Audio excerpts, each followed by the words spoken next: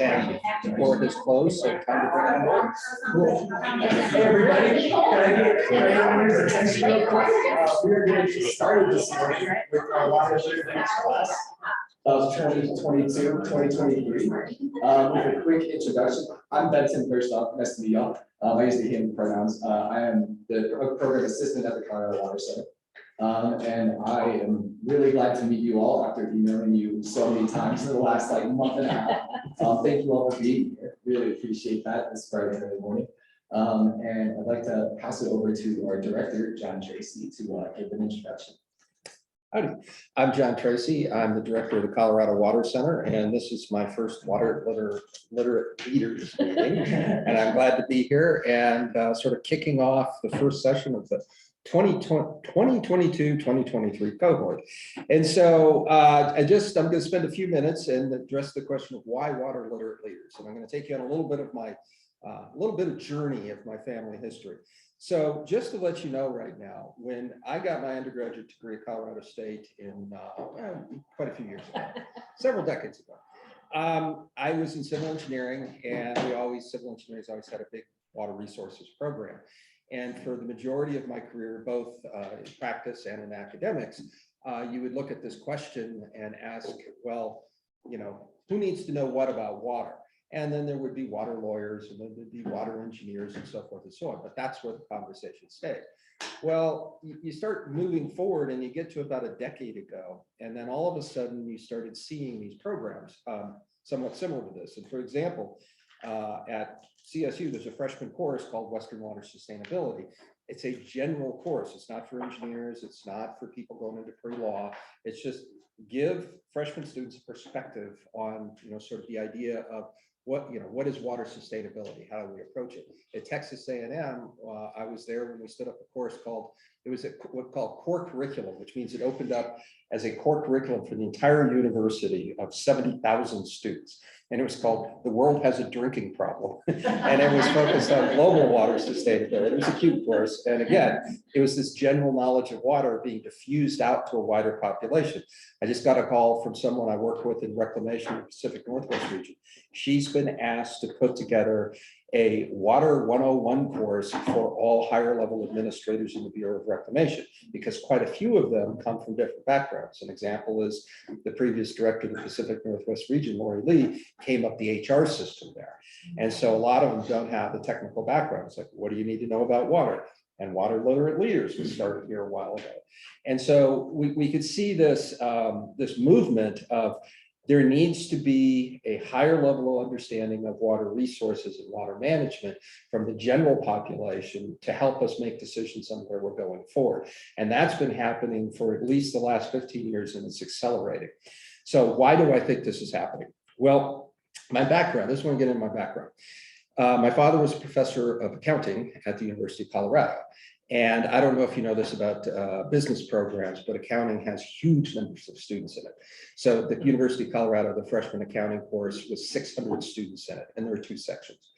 So the holy grail was writing the textbook, because if you take a couple hundred accounting programs and multiply it by that many students, if your textbook is being used, you're going to make a lot of money. So back in the 70s, he tried to write his textbook, and it was like, did okay. And then I'm not quite sure how he hit on it, but he ended up doing a lay book called How to Read a Financial Report, which was really much predicated on accounting. And that did fairly well for itself. And then the Dummies Corporation was out there, and they decided that basically accounting was something that the general population needed to know about. And so they went out and they went into the business section of bookstores, back then Barnes and Noble and Borders and whatever. And they read all of these types of books, and they contacted my dad and said, do you want to author Accounting for Dummies? His initial response was, what are you talking about? Why would an average person need to know about accounting? And then explained it to him, and he wrote that. And now my brother with him is a co-author, and it does pretty well. It generates a lot of revenue. But I asked him a question, and I said, when you were a faculty member in the 70s at the University of Colorado, could you ever envision that basically anybody in the world would go pick up this book and read it to learn about accounting? And he goes, no, it's a specialized topic. You hired accountants to do it. Well, all of a sudden, the general population needed to know about accounting. And that's where I think we are in water right now, and why these courses are going to go.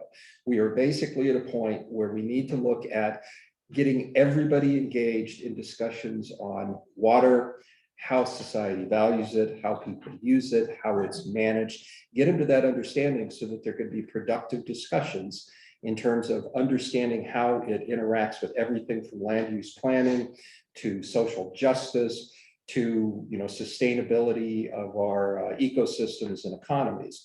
And so that's where I see sort of this program, and where we're headed with it is basically everybody needs to know, have a higher level of expertise in water resources to be engaged in discussions, no matter what types of positions they have, whether it's community leaders or somebody working in government or location, or even, for example, in financial institutions. The number of times understanding the water situation crosses into making decisions on whether a loan gets given, whether a house is in a flood risk zone, that type of thing. This is where I think the value of the course is. So basically, for the next year, or I think it's really 9 months, you're going to be learning various aspects of water, because as you're going to see, water isn't simply about water shortages on the Colorado River, or the Front Range flooding in 2013, or the mine failures on the Salinas River. It's all of these things, and sort of getting all of these different perspectives will give you a baseline understanding to hopefully help you deal with decision making as your careers move forward. So, an introduction to Western water. Well, this is another one where I got asked a question years ago. There was a Ford Foundation grant that tied in Nevada, Wyoming, and Idaho Public Radio to ask questions about water in the West. This is back like 2002, 2003. So Nevada was dealing with water shortages and how technology can help deal with them. So I was supposed to talk about desal. And this reporter who was doing the interview, we spent hours together. She finally got to this point and she says, when will the West run out of water? I hear the West is running out of water. When will the West run out of water? This is all you need to know about Western water. Everybody asks that question. And I was looking at her and I was like, well, we keep getting rain every year, and some years we get more than others. And so, yeah, there's years where we're short and we have to make decisions. And I was trying to explain to her, it's like, we'll never run out of water. And she's like, yeah, but I hear there's these entities that aren't getting water, so they're running out of water. And fortunately, I had a Landsat imagery behind me that looked at the agricultural areas in Nevada. And in this image, red showed up as where you had irrigation in the Water River and Carson River Valley and Truckee and so forth and so on. And so finally, I was just sitting there and I was like, how am I going to answer this question where she stops asking the question? And I turned to this map and I said, you see this map? She goes, yeah. And I said, okay, I want you to understand the red means this is where we're irrigating and we have crops, and these higher elevations is where we get snow and the trees are growing and everything.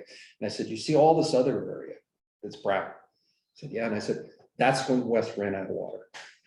And she's like, what? I said, the West has never had enough water to grow productive crops, whether they're forestry, whether they're agriculture, whether they're natural grasslands. It's never had enough precipitation to actually fill the land with vegetation. I said, if you go east, yes, but the West never has. That's when we ran out of water, and that's what we're dealing with. And she finally got it, which is like, Oh, we already ran out of water. Yes, we have already run out of water, and we've created systems to help us deal with this highly limited resource in the West. So that's pretty much my perspective on Western water. It's not a matter of the discussion of when are we going to run out, and it's referred to as the system crash. We've been there for so long, we've created our systems to deal with shortages. Now we're in a situation with growing populations, climate change changing some of the headwater flows from snowmelt to rainfall and so forth. We need to adjust our systems. But the idea that we're going to run out of water, no, we already ran out of water. We have systems in place to manage the shortages. And that's the fundamental aspect of working in water in the West. Very different than in the Eastern United States, where quite often there's too much water and you have to figure out what to do with it. In the West, that's where we're at, and that's the fundamentals of Western water. The other aspects of introduction to Western water, I did this for my freshman class when I did my lecture on Western water sustainability. It was sort of what I call the 5 principles of water. And principle 1 is a physical principle. And that principle basically says continuity. That is, water in minus water out equals change in storage. If you want an example, just look at the color. More water going out than going in, and the reservoirs keep going down. That is, it's been said by much brighter people than me, all the water in the world has been here forever. We neither create nor destroy water. Now, having worked in the nuclear Navy for a while, I will tell you, I actually saw the technology where they actually take water and split it apart to create oxygen, and then bring it back together to create water. So on these very small scales that really don't enter into the global balance of water, that's not quite a true statement. But for the most part, when you look at it, water is water, and it just goes through a cycle, hence we call it the hydrologic cycle. And so the reason this is an important principle is that if you're ever in a meeting and all of a sudden it's sort of like, well, wait a minute, they're creating water from nothing. It's like, yeah, radar should go up. It's like, yeah, that's violating physical principle. Second physical principle, water flows from high energy to low energy. Simple statement, it flows downhill. And again, I was in a meeting where I was in an argument with some USDA scientists that water flows downhill. And believe it or not, this was the whole argument. And I had to really emphasize this point, gravity wins. And it was interesting because they were sort of in this perspective that it had to do with something else. But those 2 perspectives are the physical principles. The chemical principle is that water picks up the characteristics of the medium it flows through. What does that mean? Well, if it's going through soils with high levels of iron, water's going to come out with iron in it.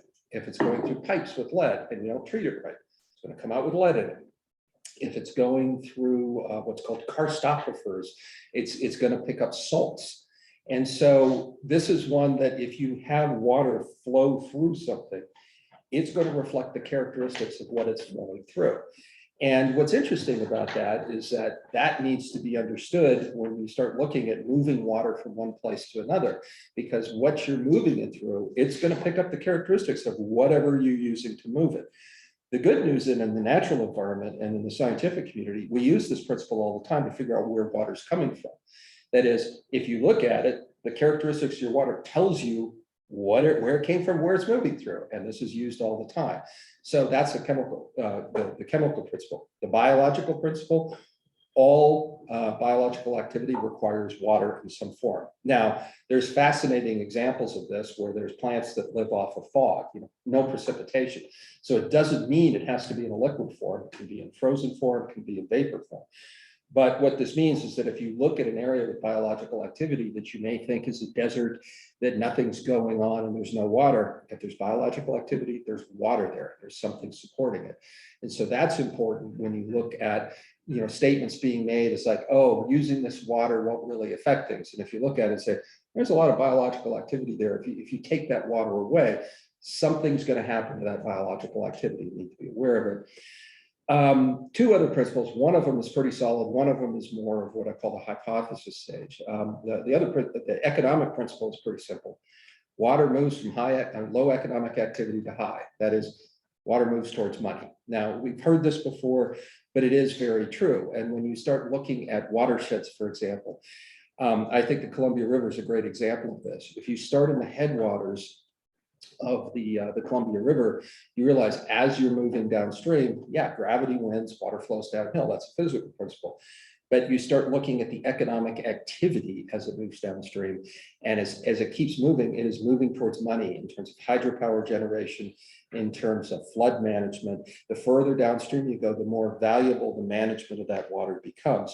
And we see this example all the time. And I think the extreme example on Colorado River is Los Angeles and Las Vegas, where water moves towards money. And that, again, becomes important to understand, is that you realize it's moving towards money, but it doesn't move towards money if the cost of moving it to that economic activity is greater than the economic activity. So that's sort of the limit of that, is that you may think, oh, there's a lot of money over there, we're going to take Mississippi water and move it to Texas. It's just like, no, because the cost of moving it has to be less than the value. And there's many, many circumstances where you could see, well, there's a ton of money there, so of course they're going to take this water, but you realize it just isn't worth it. And that's an economic principle, that basically to move the water, the value you get out of moving it has to be greater than the cost it takes to move it. And there's many, many examples where there's been huge proposals developed that seem to violate that principle. The most famous one, if you ever want to look it up, is called the Parsons Project. Now, it's not the music group in the 70s that I worked, but there was a consulting firm called Parsons Corporation, and they developed a plan, as it were, in the 1960s that plumbed the entire Western United States from Columbia down to the basin.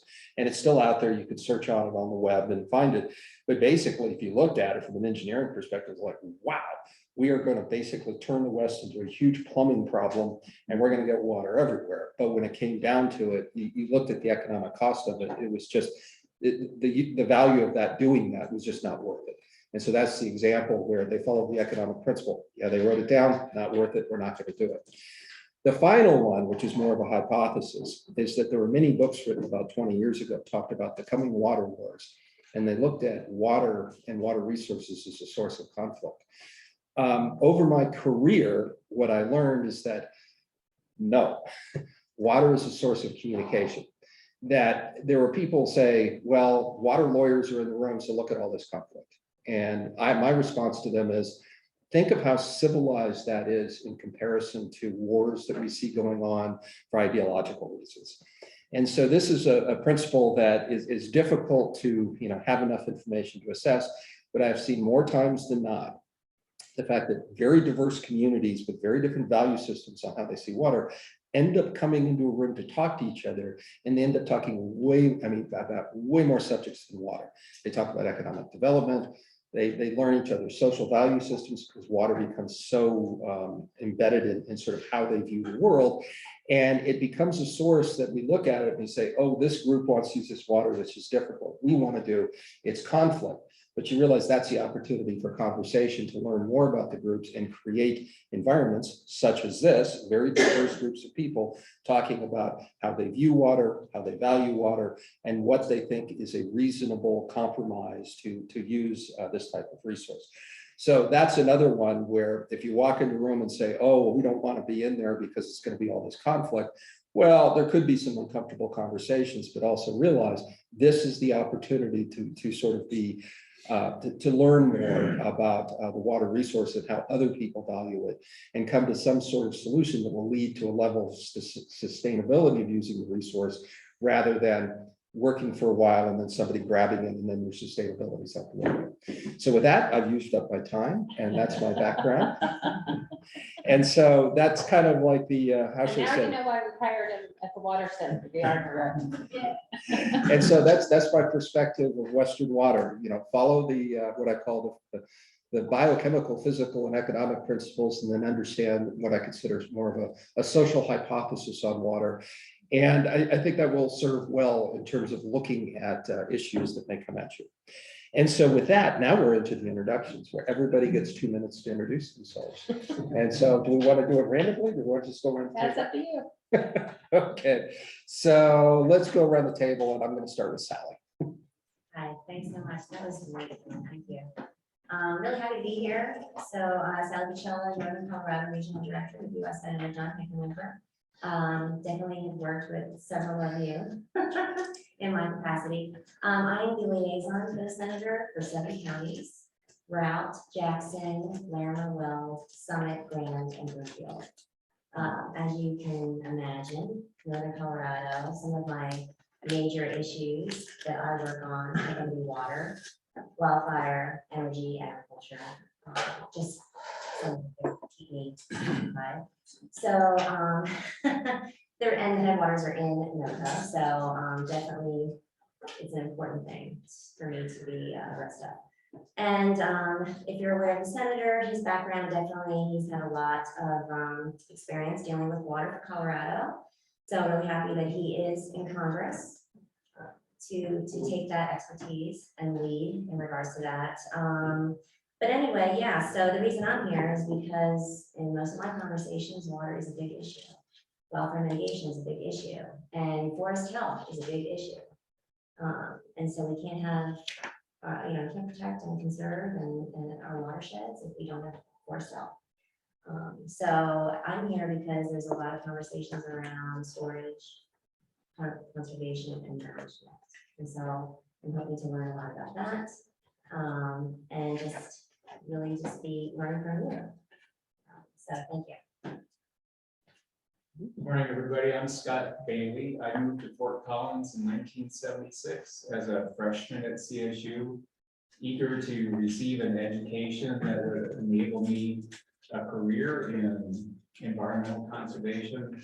I was a wildlife biology student. My attempt to work full-time in that field failed, and so I retooled and got a computer science degree from CSU. Fast forward 32 years later, retired in 2018, and trying to pick up some of my conservation and environmental kind of background. I'm a volunteer with the local chapter of Trout and Linwood, Rocky Mountain Flycasters. And I currently serve as the conservation chair there. So I'm here for a couple of reasons. One is you can't have trout fisheries without clean, cold water. And so I'm interested in that. I'm also a new grandfather, excited about that. And I want to make sure that my grandson has the same access to all the things that I enjoy about water and recreation that I had. And so it's kind of self-serving from a couple of aspects, but that's me and why I'm here. Great. I'm Sherry Brown, the Executive Director of Greeleyville Habitat for Humanity. I also serve on the City of Greeley's Water and Sewer Board, so that's an obvious reason. One of the reasons why I'm here. I'm also a lifelong Coloradoan that has the distinction of dual residency, half my life on the western slope, half my life on the Front Range. And if you've ever lived in both parts of the state, you know there's quite a distinction and a difference in the way water management is viewed and conservation is viewed. But I am just very excited about this opportunity to learn more, to help bring the ideas and the things I've learned here back into Northern Colorado and frankly the rest of the state. I was sharing with Scott here that there's quite a difference in perspective between water conservation on the western slope, for example, than some of the Front Range communities. And so I'm excited to just learn more. I believe water truly is our state's greatest, besides our people, one of our greatest resources. And look forward to deploying many of the ideas and knowledge that I learned here to better our community. I'm Betsy McCoy. I'm the Deputy Town Manager in Town of Johnston. I've not had the position for very long. I just accepted it in June. Prior to that, I worked in finance in several different small municipalities in Northern Colorado. So I've been in local government for about 13 years now. I've lived in Northern Colorado most of my life. I've lived in Fort Collins, Loveland, Greeley, Windsor, Severance, Eaton. I spent a little time everywhere. So I'm pretty familiar with the Northern Colorado area. I don't think that after having grown up here, I don't think that I realized the value of water actually. until I got to be an adult and I got into local government. To where I saw the different impacts of farms that had been dried up and water that had been moved out and moved to serve different communities and things. And I got quite intrigued with the topic at that point in time. And as my career has grown, I've dealt with everything from water conservation to how are we going to do this, to treatment, to management, to delivery, all different kinds of things. And so I think that I'm here today to broaden my scope and help understand it even more from an environmental impact perspective, and other uses, and how we properly manage this primary resource. I'm Scott Halstead, Director of Planning for the town of Windsor. My wife and I grew up in small farming communities in Iowa, and we relocated to Colorado 25 years ago. We chose Windsor because it was a small farming community. Reminded us of Colorado. Obviously, it's grown about, I think it was 9,000 people when we moved there. We're over 40,000 people now. And I've been planning field for 30 years, the last 23 with Windsor.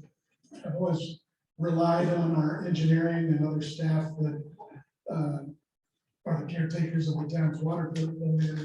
And I really need to take a larger role in that and be more proactive, and when it comes to integrating water conservation in our comprehensive plan and other codes, we've made strides in some areas with landscape standards and water conservation requirements, but we've got a lot of room for improvement, and I just want to glean all the knowledge I can from everybody else in the room. So I'm Shirley Gill, and I want to say I'm an Aggie back here. My husband went to A&M, and so there are some good things that come out of Texas. The phrase is, it's a great place to be from. So I am from Texas, but I lived here for 21 years. And I have 4 children, and when all your children leave home, you're thinking, what do I do with my life? And so you run for city council.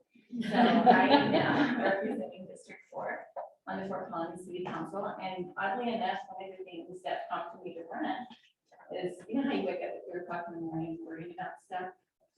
This is even before I thought about running for city council. I was worrying about water, like, you know, because I was looking at the projected growth for the Front Range, and I'm like, oh my gosh, where are we going to get water for all these people? And so that, oddly enough, that's one of the reasons that prompted me to run. And so last year I heard about the water literate class, and too late, I missed the deadline. Dang it. So, but anyway, I would be a perpetual student. If, you know, time and money allow, but that's why I'm super excited about this class, because I get to be a student and I get to learn about water and how we're gonna stop waking up at 3 o'clock in the morning worrying about water. Hi, I'm Carol Dollar, and Scott, you beat me to CSU by 2 years. I started in 1978. I'm actually an energy engineer is my title, mechanical engineer by training. Do energy and water conservation at CSU, work in facilities management. But I also come at this from the water quality perspective. I'm a licensed water operator, and I care a lot about the regulatory aspect about how clean our drinking water is. And it's interesting, that was about this much of my job pre-COVID. And then COVID hit, and I found out empty buildings have terrible water quality. And I spent the last 2 years flushing and testing buildings till my eyes glazed over, trying to keep the water quality good on campus. So that's a big part of my job. I have a couple other, from a personal perspective. Well, first of all, I joke, I moved from Alabama in 1978, and when I was coming up from the airport, very first moments in Colorado, came up here sight unseen, by the way. I was like, I've moved to the desert. Okay, for those of us that have lived in the South and back east, you're like, whoa, okay, all right. I've learned to love the climate. I go down south, I never lived with the humidity and the bugs.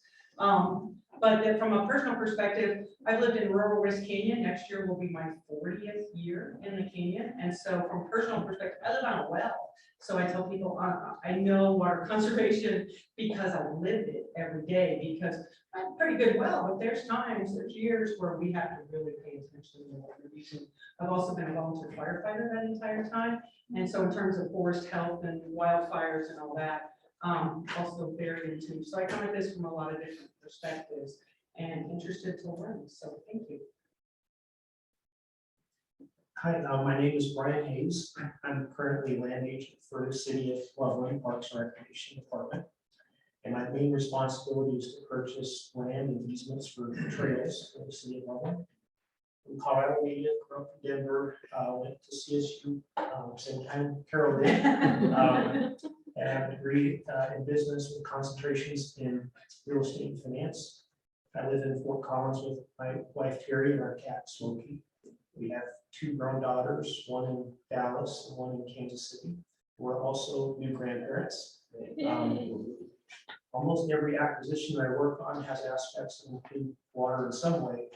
I feel I can continue to contribute to the city with my experience in water rights that will be positive for years down the road.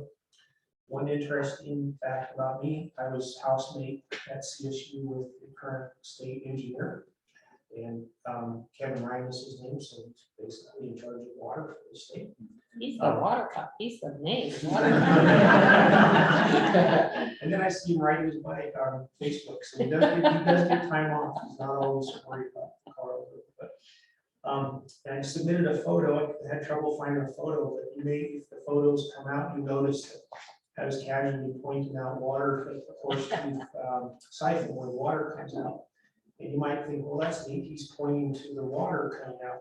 And that's not true, because my right hand was gripped on that fence, because there's not really that much barrier between the fence and the water. So I was trying to hang on to that and post for the water to look cool, but just so you know, look at that.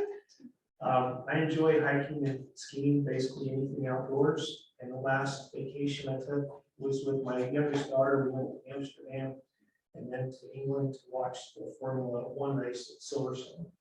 And we did the channel, so we were underwater 350 feet. And it was better than the airport. And I hope to contribute to the class with my experience in preserving land and water in northern Colorado. Good morning. My name is Heidi Pruis. I am the new climate and sustainability manager for Larimer County. So I'll contact many of you and I'm looking forward to more connections as we go along. I'm originally from Southern West Virginia and I grew up with floods. And I've lived all over the United States. Most recently, I came from North Carolina, so I'm familiar with the wet, buggy, like, there's so much water, you just don't get rid of it. Like, we talk about, can we pipe it to the west? Is that possible? Can we get rid of this water? So that's a completely different perspective. I did go to university, I went to Arizona University, and I lived in Arizona for 15 years. Working with the tribal nations, talking about water, took my classwork there, read Cadillac Desert, and my mouth just opened up. You know, that was back in the day, and I had to do it again because, again, I came from the East Coast. I had no idea about any of that. So water's always been very interesting and intriguing to me. With my role at the county, I'm hopeful that we can integrate some water discussion within how is it that we're going to address climate, our changing climate and sustainability overall. You know, I think that there's no shortage of, we know this program works, we know that program works, or our entity's doing this project or that project. But often we don't do a very good job of connecting those dots, connecting those programs, connecting the projects, figuring out how we can take the next step going forward. So that's what I'm working on at the county. I'm very excited about this class so that it will help me have a more intelligent conversation, I hope, going forward. So thank you very much. Hi, everybody. I'm Claire Bouchard, and I'm the Director of Community Engagement and Communications here at the Community Foundation. And it does fit on my business card. All of those words. And I guess I'll start at the very beginning. I'm from back east in England, where there was water everywhere. I grew up on a pond, creek, or brook, we call them brooks back there, and didn't realize there were water issues in other parts of the country, because I also live in the southeast as well. Came to Colorado and realized it was so dry and there was limited water, and conservation was a big priority, and professionally started working for the city of Fort Collins, and implemented quite a few programs for them from a communication standpoint. So I had to take scientific information and distill it for public consumption, and did a lot on Fort Zed. I want to met you for Fort Zed tour or something. So I had to do that work, which was lovely. And then I became the communications director for the town of Berthoud on a contract for a couple of years, and they had some serious water quality issues back in 2015, 2016. And so I was the spokesperson for the town on their water quality issues, and talking to the state's public health department every week about bleaching chemicals, and learned a lot. And I also did a contract with the National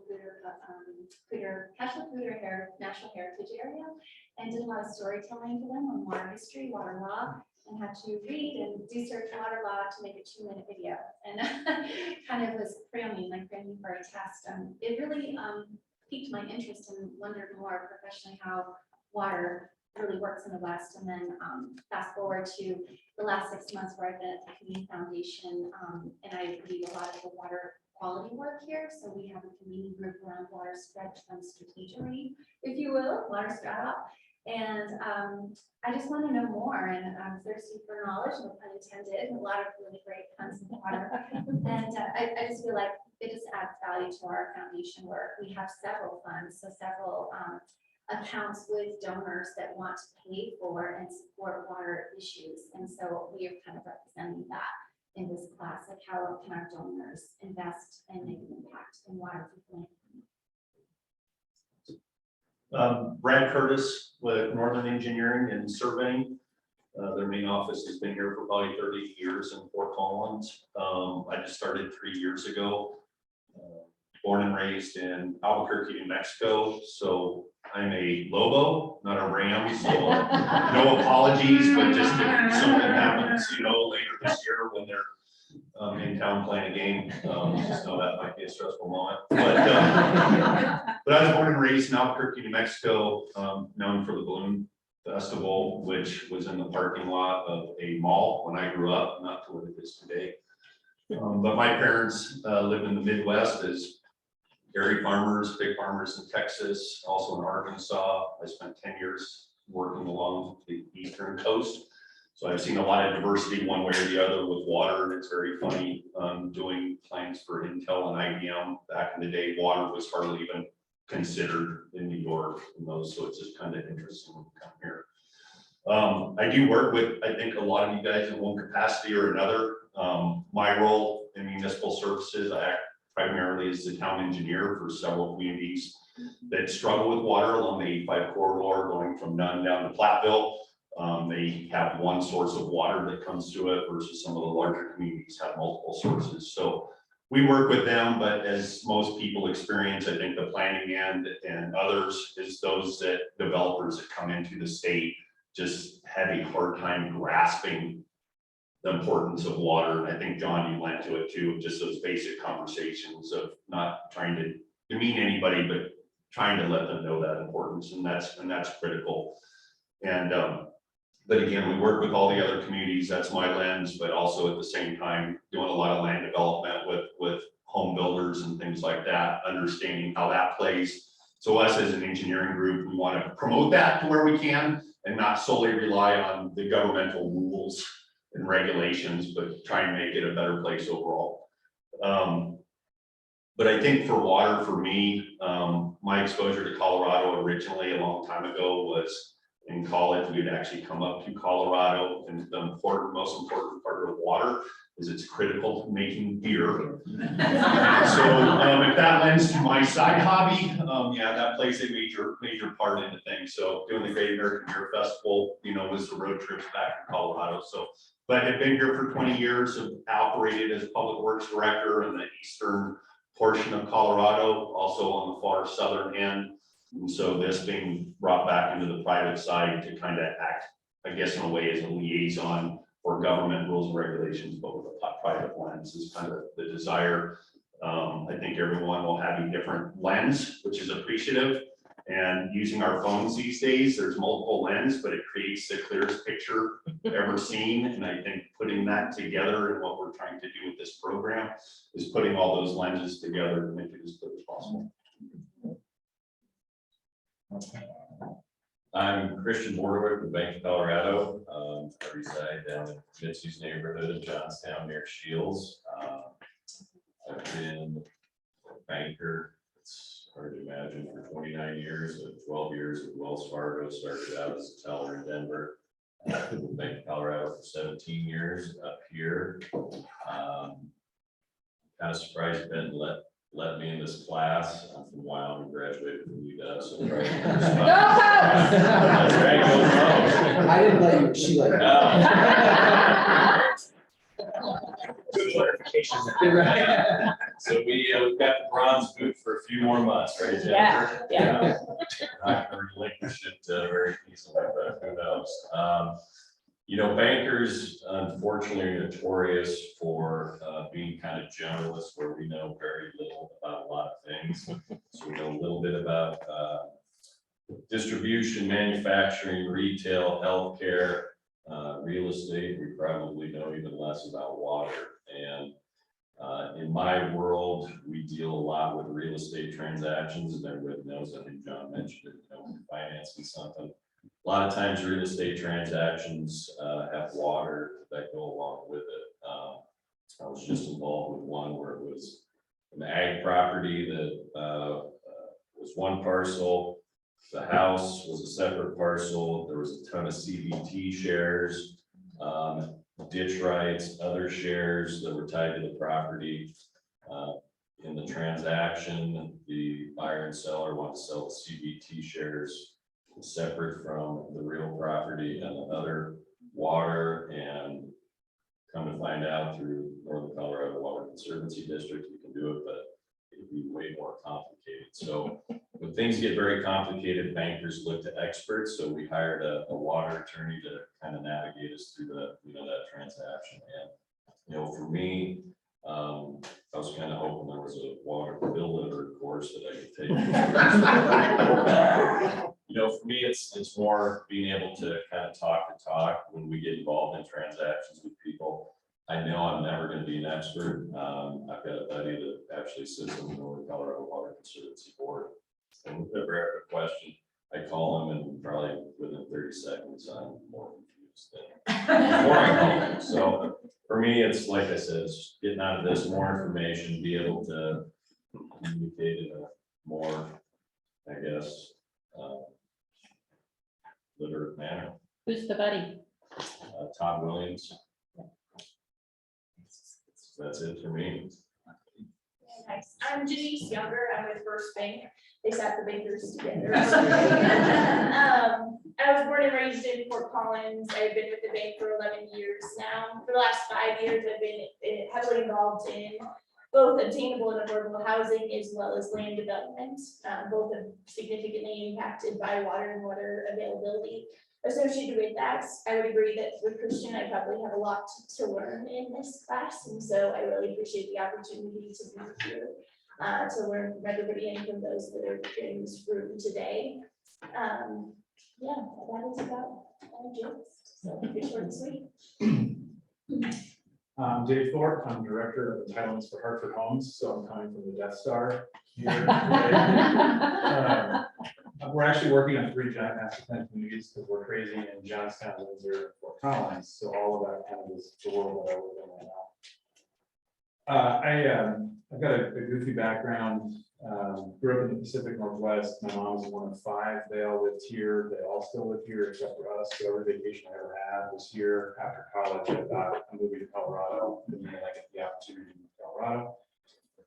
My uncle is a water rights broker and shares the Arkansas Basin Roundtable. And so I have for many years gotten an earful about water. And was through the Cadillac Desert years ago. It blew my mind. I started working as a commercial illustrator, trying to build a business in Colorado Springs years ago, and got really interested in why regions grew the way they grew, which led me to questions about public policy, which led me to graduate school. And then I worked for a design firm for quite a while doing land use planning and master plan. So that's kind of how I got into the land use world. I worked with Scott on some projects in Radiance. And then a number of years ago, a couple years ago, Pat Lane tracked me down and asked if I would be interested in working for effort. So I joined Hartford and continue to kind of do entitlements, sheepdog work there. Got 2 kids. I love to be in the wilderness whenever I can. My side hustle is painting. I like oil paintings. There's a guy who painted Colorado from 1880 to 1920, Charles Parker Jones. I didn't know his work.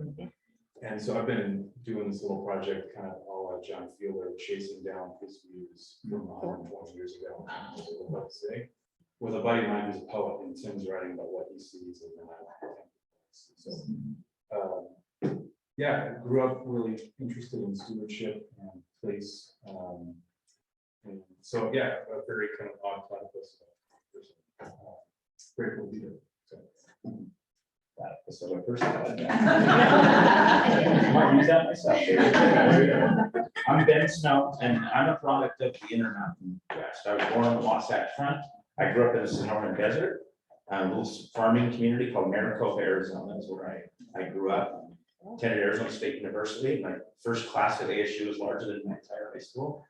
So, but it was actually a great experience. Phoenix was our big city that we would go to. Never thought too much about water, except for around my birthday in the summertime when the monsoons would come in. We'd get the deluge of water for the monsoons.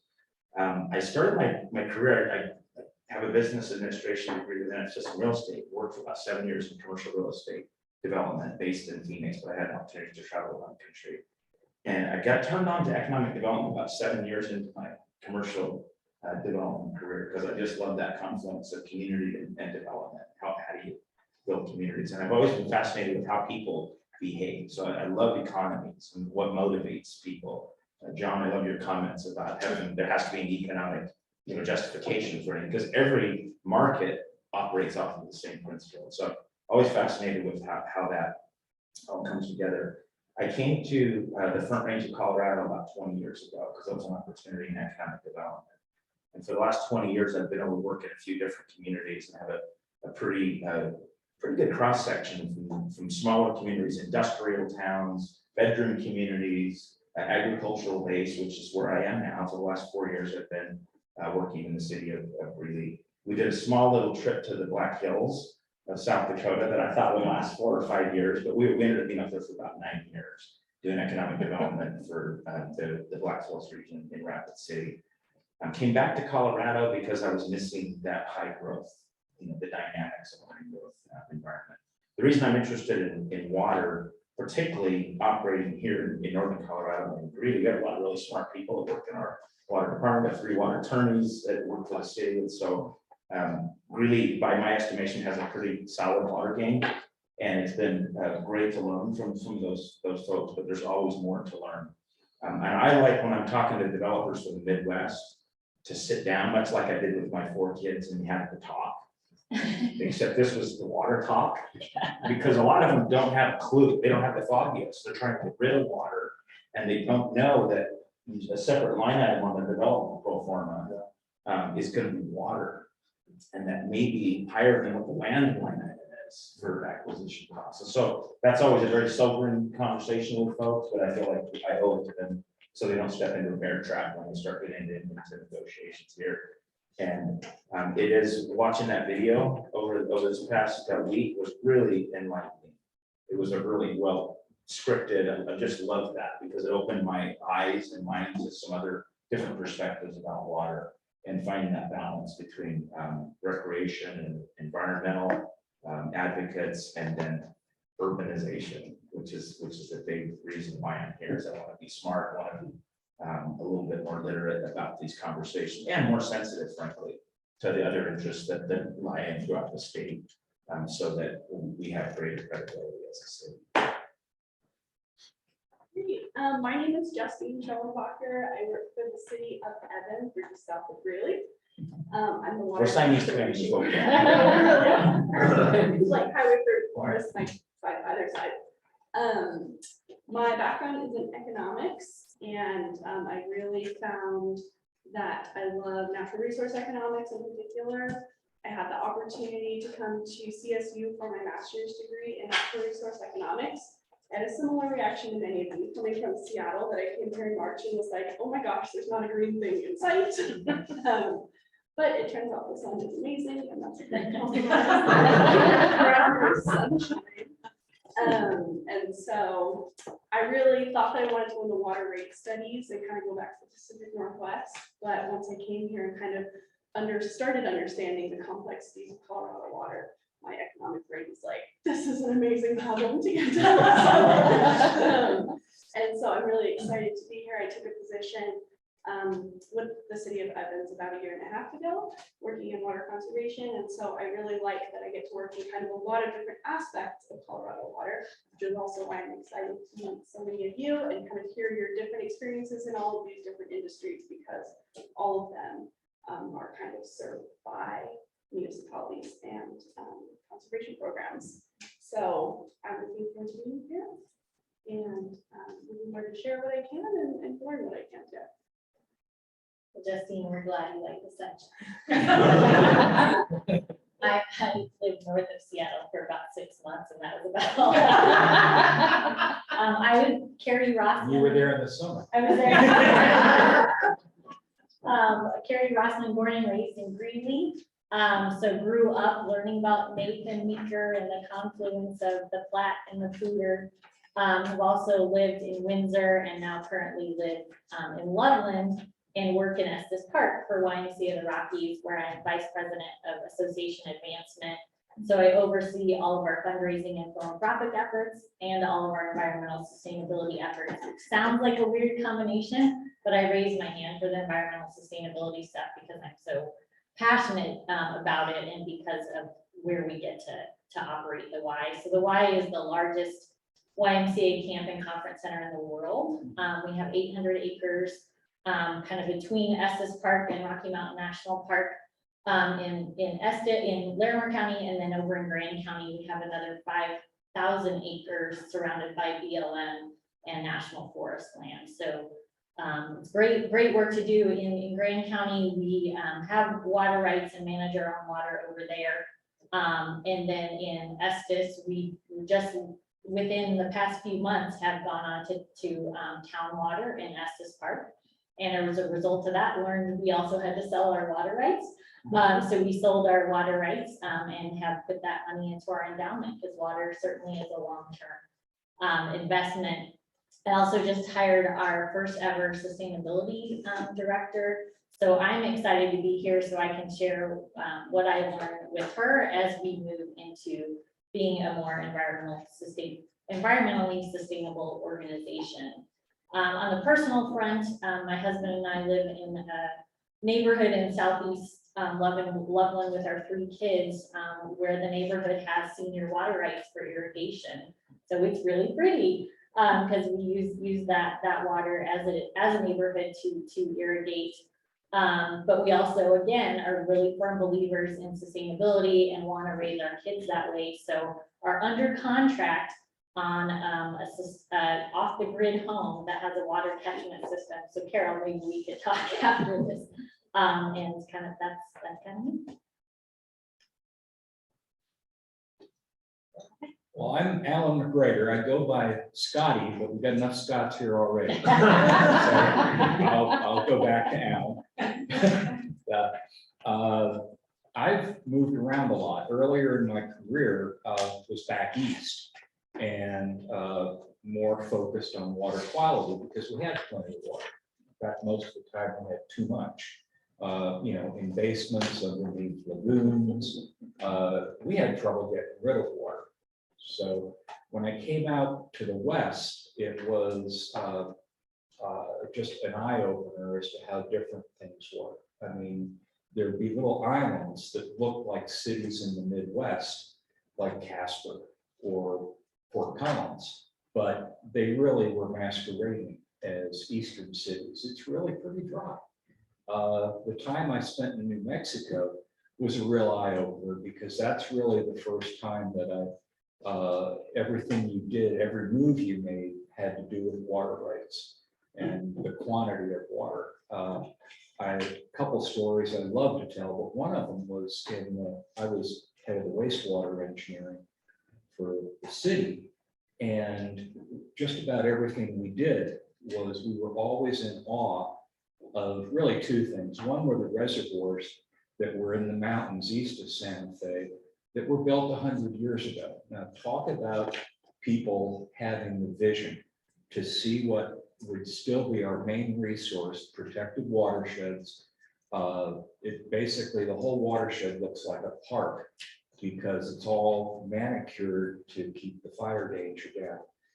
The city of Santa Fe also had shallow 500-foot urban wells, 2,000-foot wells up in a very good aquifer heading to Los Alamos. And then we also had water coming down from Colorado. So we had a lot of different pieces working together, and we still had trouble, with the water. So it's like a necessary condition, but it's not sufficient. Working at Los Alamos, one of the first things we came out to on a water reclamation project was the water rights. Well, who owns them? Well, we had to start tracing them back, and pretty soon we got to the Atomic Energy Commission, and they got it from the Los Alamos Boys School. And so you start thinking about where are these people now? Well, they're gone, but the water rights are still here. And the DOE gave part of them to the county, and the county gave them back, and that was in meeting minutes from 1950. And it's like, how are we ever going to figure this out? But it was also a lesson. The easiest way to do it was return all the water, deep water injection, and basically had one of the first aquifer storage and recovery projects in New Mexico out of necessity. When I retired 2 years ago, we decided to move back to Colorado. One of the reasons we had family here, but we also, the area has a pulse. Stuff is going on. I'm an engineer. I like to build things. And even if I'm not employed as one anymore, I can still enjoy it, somewhat solicitously watching all of the development around me. But it also brings problems. We're planning for water for 50 years, for 100 years from now.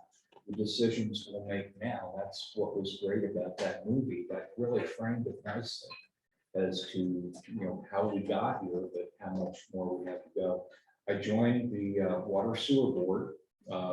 Even actually, I started going to meetings even before we moved up here during COVID. And so all remotely, it was just get on Zoom in New Mexico, and here I am. But in between, one of the first things I did for the water board was say, you're from Santa Fe, it looks really different down there. Why don't you do a comparison for us as to what the differences are in terms of water use? Pretty quickly, I just got on Google Earth and started taking pictures and said, see how it's real green up here? There's large green circles, and then there's little squares around each house. Yeah, and it's completely different from what it is in New Mexico. There's a ribbon along the Rio Grande, and that's about it. That's the extent of green until you get up to 10,000, 8,000 feet or so. I joined I'm on the water board for Rain Dance, one of the Planet Master communities there.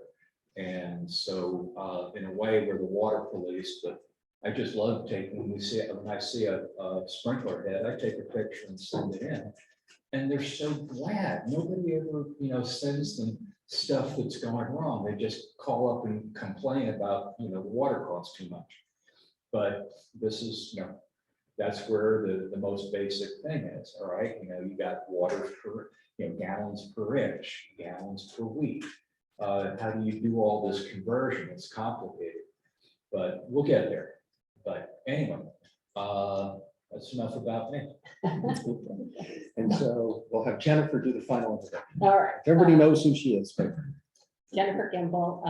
I've had an interesting career. I tell people an interesting career in the retirement plan. I hop around a lot. I have 2 degrees from the University of Wyoming. I'm a water lawyer by trade. I've worked for the Attorney General's office in Wyoming and Colorado. I went into policy work and worked for the Bureau of Reclamation and the Department of Interior. 2 different stints. I was in Washington, D.C. under the Obama administration. I have been the director of the Colorado Water Conservation Board, which is the state agency that looks at water policy for the governor. I came back from Washington and had the opportunity to join the Water Center. I worked with the Water Centers for so many years in so many different capacities. It was an honor for me to work there. This is my favorite part about working with the Water Center, is getting to know people. My other favorite part is I have a class every fall. It's a graduate seminar, and we talk about water issues. Anybody can join on Zoom. All you have to do is register. This fall, we're talking about the Colorado River. And so, you know, if you're sitting at your desk and you want to listen to something while you're multitasking, please look at it. So go to the Water Center website, go to education, and go to grad 592. And then there'll be a place to register. Is that just to convert more people to the grand world? No, it's, I'll tell you what happened was COVID. I used to, these seminars used to be just on campus, but the public was invited. I mostly professors that showed up, retired, and some community folks were on our mailing list. With COVID, it got real popular real fast. And I had, you know, nearly 60 or 70 people joining every class. So that then those people said, can we keep doing this in a hybrid mode? So I've gone back now to students have to be on campus, but anybody in the public can either come into the classroom or they can join on Zoom. That's nice. What day is that? It's Mondays at 4 o'clock. Mondays at 4. From 4 to 5. So you're just welcome. And if you can't find it, just send Devin an email or me and we'll make sure you get there. Grandparenting, congratulations to grandparents. My grandkids are in college. And I tell people that being a grandparent is the most wonderful blessing and the best revenge.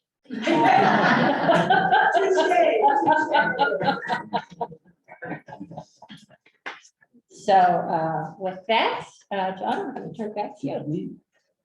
Miss, Kristen, do you want to introduce yourself? yes, I just realized I go right by. Good morning. My name is Kristen Todd, and I have the honor of serving as the president and CEO of the Community Foundation of Northern Colorado. So I wanted to welcome all of you here today. Nice to see some familiar faces in the room, and just wanted to also thank you for taking the time out of what I know is everybody's busy schedule to do something like this. And we really believe at the Community Foundation that the more educated we become, the royal we, about water and really about any complex issue that impacts us all, the better off we will be. And that's really the reason why the Community Foundation is involved in this work. You may wonder why the Community Foundation is a partner for Water Literate Leaders, and that is precisely why. One of the roles over the years that the Community Foundation has taken on is trying to be a neutral, independent convener around really important, hard issues. And I would argue that water is probably one of, if not the hardest issue that we are facing as a community. And so The Community Foundation has been engaged in water conversations for many years, and one of the areas that we have, that we've done that work is to work in partnership with the Colorado Water Center to bring water literate leaders together. And so just wanted to thank you again for being here and welcome you from the Community Foundation. My colleague Claire Bouchard, you'll get to know her and hear more about perhaps some of the work that we're doing in the water space, but I'll let that come up organically through your class. And Jennifer, you and I haven't had a chance to talk about this, but in another role that you are playing, which I'm sure will come up with the Common Sense Institute, I think there will be another opportunity for us to partner for some important water dialogue this fall and some work that Jennifer's doing, which I'm sure she will share with you at some point. So really just wanted to welcome you and thank you for being here. Any questions? Anything that you Any all. Any questions for Kristen while we got her here? I know she has a really busy Yeah, schedule. questions so. for me, or again, just anything with logistics, please feel free to, to our staff, Benton. Francine's usually at the front desk. I'm sure you found questions already, but anything we can do to help facilitate and make things smooth, let us know. I know one thing Robin wanted was a group photo when you were present, if that's possible. Sure. So. You all want to do that We now? definitely have Yeah, time. let me just now. go get Yeah, it. we do. Where So- shall we do a group? That's a good question. Outside? Outside. That was the outside. Nice.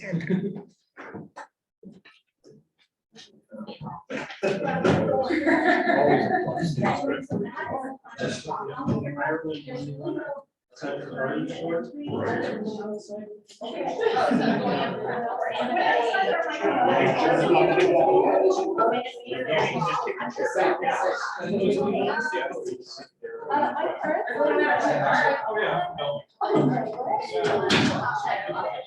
Oh, the HVAC engineers. They do not, I know, they don't like that. They know the system's on.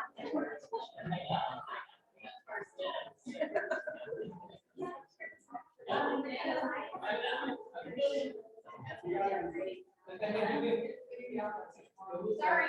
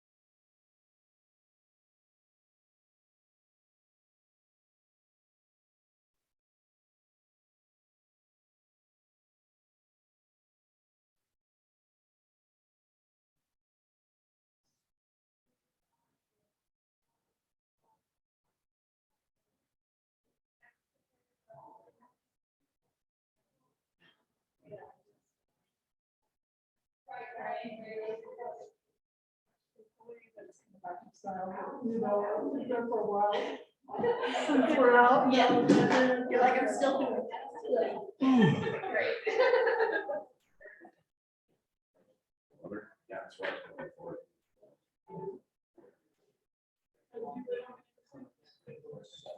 On the clear other side. So how long have you been with the town of Windsor? That's how long I've been at CSU. And before that, I didn't have a job longer than 3 years. It was just like before. But CSU doesn't have.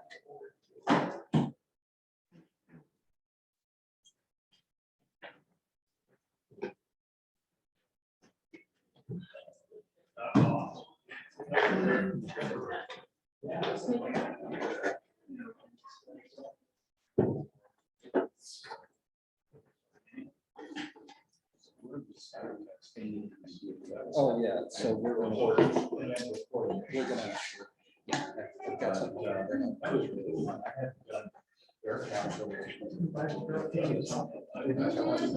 Right, right. Yeah, well, Some stuff gets- right, right. That's right. Yeah. We're not really down, and then we'll go. Because we had a couple show up today. Yeah, I noticed that. Well, one was, I mean, yeah. the other one was on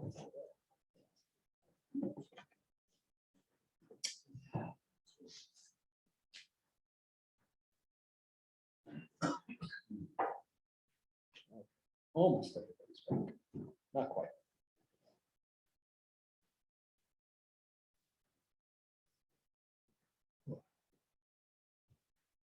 Yeah, I looked at the calendar.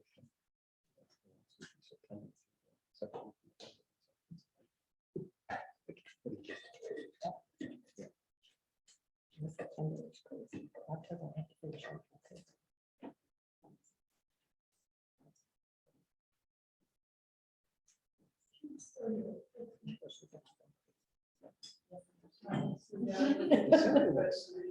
Did you? I'm not actually really HEU this year. Are you?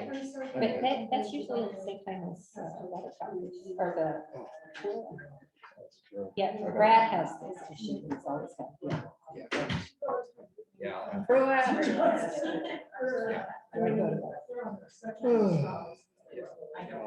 Depends on where HEU is. Because the movie- Now, when it's been in the convention center, when under construction, they moved it to New Orleans, and now it's actually like every other year. Okay, so for a meeting of this size, we're in a highly unique situation. We're ahead of schedule. By about 15 minutes. So the options are a quick game of pickup soccer, or actually, this would be a good time to sort of start a discussion that we're going to end up finishing up on at the end of today, which is what do you think about the movie? Great divide. And, so the homework had 3 questions to deal with, but I think just starting off with kind of the general impressions would be a good way to go. And so I've spent the last 20 years being kind of more on what I call outside the academic side of higher education institutions. And so I don't lecture in classes too often. So I've developed this really bad habit that if I ask a question and I want a high level of engagement in what we refer to as Socratic dialogue, I start picking on people. And so please, if you have something to say, just jump in and say it. And if we have a lot of discussion, I guess we'll do it by raising hands, and then we'll keep track and point to people. But just in general, does anybody want to give kind of an initial impression? We've got about, I don't know, about 15 minutes. We can start the discussion and then put it on hold. Yep, Sally? Yeah, so I guess I was really surprised to learn how Colorado really is at the center of water. I mean, I thought it was Literally just and the center of figuratively. water for Colorado, mostly, but, and then, obviously our surrounding states, but I had no idea the impact of our decisions will also, it affects 18 states and Mexico. So that was very profound. The other things I thought was really amazing was the innovation. of our history of water in Colorado. So I think we've got some really smart people, here in Colorado, thank goodness, working on this issue. So that was some of the things, but I guess it really resonated with a lot of, some of the quotes that were mentioned in there, just regular stakeholders, right? And people who are not in water, this is not their daily thing. But yet they utilize water every day and they don't know where it comes from and they don't know how important it is. And I guess for me, especially in this position, I have really learned the value of the significance of our watersheds. The city really took me up to see Camera Peak. That is 7 watersheds where burn scars are literally up against it. I mean, it is significant. So to try and talk about the scale and how and the importance of funding for these kind of things, and then talking to people who actually utilize that drinking water, it does affect them because when they see the embers are gone and the fire is gone and we're done, we're good. But it's like, no, we're not good because that water is still your water. And so people in Denver and people all the way down. So it really was significant to me. And then the other one was, I forget who it was, but she mentioned about how in the past, she's an environmentalist. And so in the past, she didn't want any kind of, anybody messing around with nature or any of that. But then she's also understanding too, the importance of storage. And I think, so those are the major conversations that I've been having with people, is trying to really message that and really elevate that narrative with people. So anyway, that's just a couple things, but. Okay. Well, one thing I'd like to tear off on that in terms of thinking about, what you were saying about, the environmentalists saying she didn't want to mess, but understood the importance of storage. My area that I started in is years ago when I got my master's and PhD, is really called water systems engineering. And then that sort of morphed into more water resource systems planning and management. And the one thing that I've had to try to emphasize with people is that we focus a lot talking about the value of water. But actually, if you look at it anywhere, water just sitting there has no value. It's how we decide to manage it that has value. That becomes an important distinction. It's a management question. And there's this attitude that, that if we don't do anything with the river, we're not managing it. Doing nothing is a management choice. I mean, that's something that is clearly in not just in the water resources literature, in all management literature. Choosing to do nothing. It's actually, if you do an EIS, the no change option is a management choice or a planning choice. And so that's one that's sort of like getting out there, realizing your perspective of you wishing to do nothing is the same as someone wishing to build a reservoir. Now, how it's going to settle out, that's different. But doing nothing is a management choice, and it's all about the decision of managing the resource, not in essence something that we're just never going to use. So that is one thing I hope everybody gets out of the discussions here, is realizing that maybe doing nothing is the best choice, but it is a management choice. It's not just avoiding a choice. So yeah, and I want to touch on that because one of the comments I made, my husband and I, we used to backpack, but we're older, and so now we canoe out into the wilderness, so we don't. So the weight always floating down on the back. So I spent days on the Yampa, the kind of in the color. And my thought was, as I'm watching this movie, that I was happy that there was folks ahead of me that had the forethought to choose to do nothing on some of these rivers, so I can float the green for 5 days and basically not see civilization. So there are advantages to doing that as well. Yeah.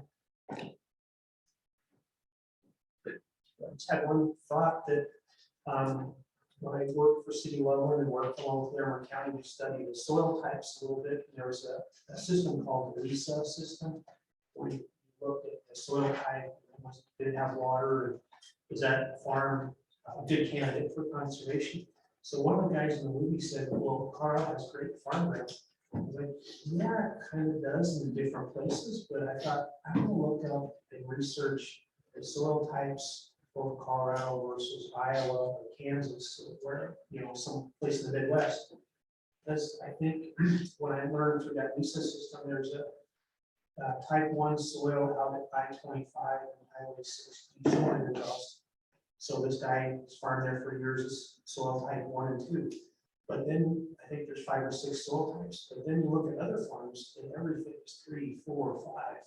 And I think if you go to these Midwest states, I think you have really good soils compared to Colorado. So I thought maybe that's a possible thing to look at in the future. Are we really growing food or using land in Colorado that isn't really that as productive as it is in other places?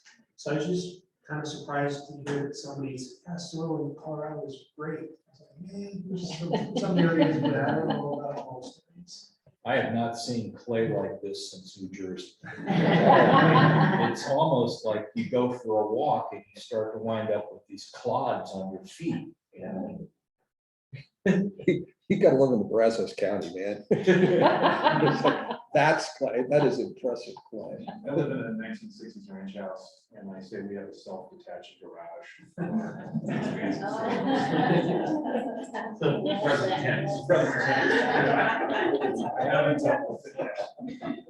in the building industry, we know how the soil Yes. impact everything we do with the water. One thing for me was, that was eye-opening, and this is, you know, coming from a farming family that has watched out the water forever, that we can rely on a 35% reduction of water conservation to meet our future needs. And I thought 35%, when you think about that overall, for us on water and sewer boards that are looking at, you know, all the way from fire mitigation and protecting water, and protecting the quality of water, but also how do we continue to push that very obvious solution, you know? So that was one thing that really resonated with me. The good news on that, and okay, this wasn't in the movie, but having worked around in a lot of communities of the West, actually not just the Western United States, but that have faced this issue of, well, wait a minute, our future growth needs are going to require either finding new water sources, which honestly really don't exist in the Western United States, or some level of conservation. What's interesting is that it's not as dire as people. I mean, people think, well, geez, we need to have a 35% reduction. Well, just go look into the city of San Antonio. And it's like they got on top of this, you know, a couple decades ago, and their per capita water consumption has gone from 160, 170 down below 100, and they think they can get it down to 80. And it's happened while that city has just exploded in growth and economic activity. The city of Seattle, most people don't know the success story up there, is that you think Seattle, oh, they got plenty of water. What do they have to do? Well, the problem with expanding their water supplies with the growing population was infrastructure. You have to tear up all the streets. And so they presented a very simple option. It's like, we're going to change our pricing structure for water, and we're going to, you know, go aggressive so people use less water per capita. They doubled the population, and overall, the utility delivered less water to people. And nobody felt any pain on that. And so the thing is that when it's presented as you get 35% less, everybody's like, oh, I'm going to suffer. But if you really think through it, what you begin to realize is that 35% people are using, they're probably not getting much value out of it right now.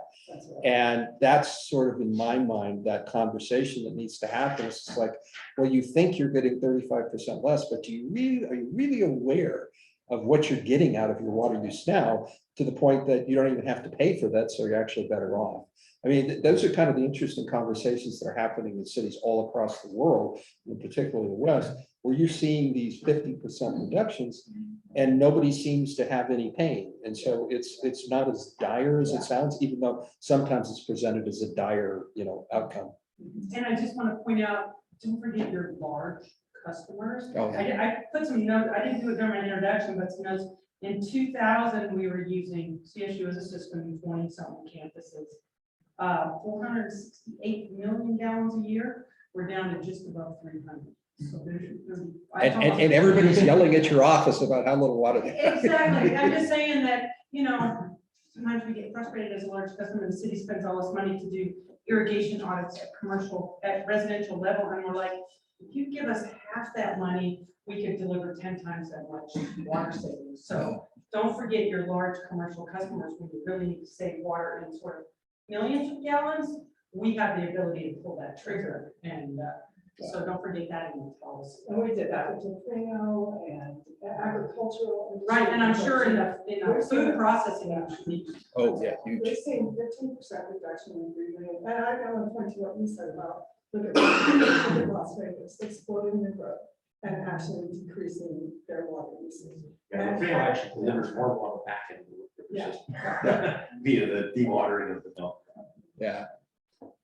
One quick note on growth that I thought of, and again, I'm kind of signing myself up to do more research and stuff, but back in 2017, I was on the Colorado Conservation Commission, and so I asked the guys there what the state figures are as far as growth, as far as new housing, because right now you ask everybody in the room, and oh man, growth is crazy, and interest rates were low, and we're doing all these houses. So I'm not sure what the figures are the last few years, but it was really 1972 and 1971 were the largest number of housing units built in Colorado.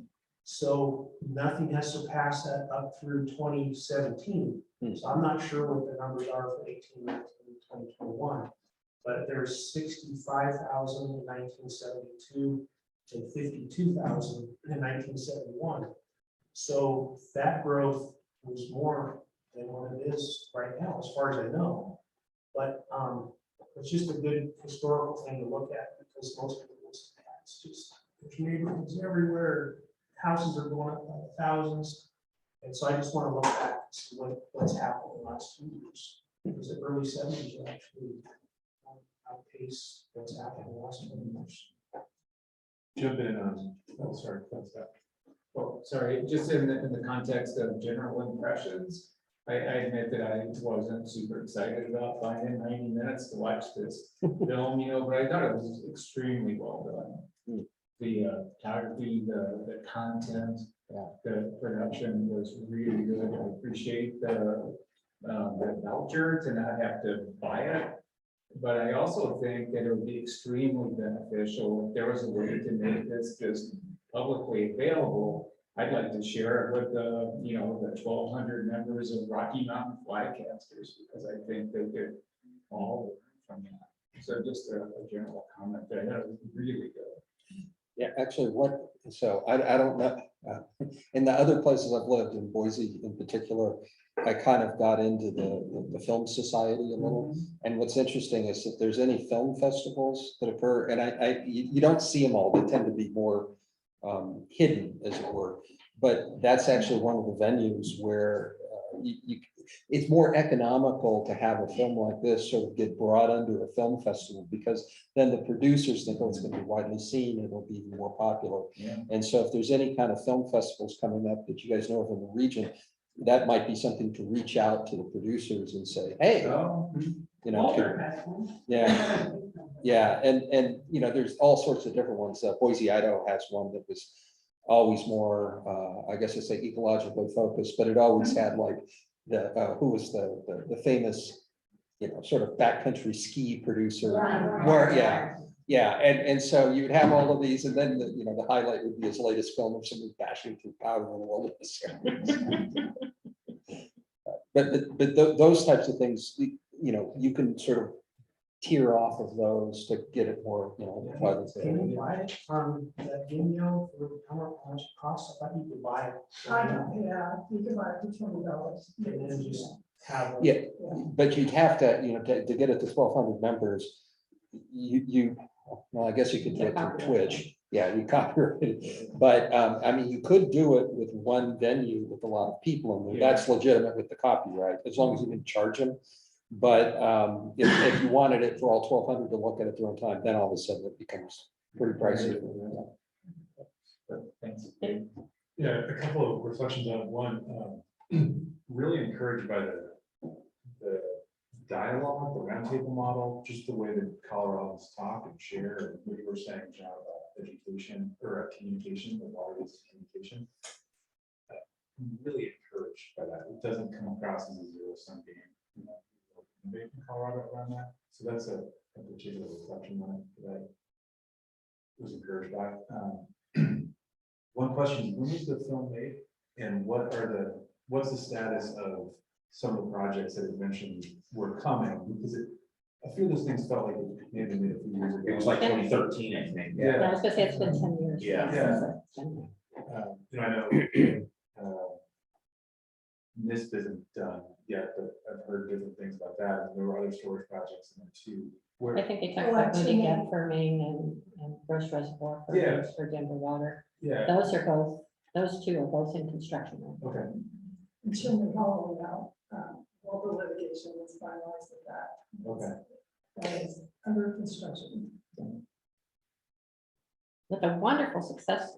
Okay, I forgot to disclose, I am a Northern Water Board member also. But the Oh my wonderful gosh. story Chimney Hollow is that there was a need, an environmental need that had to be met.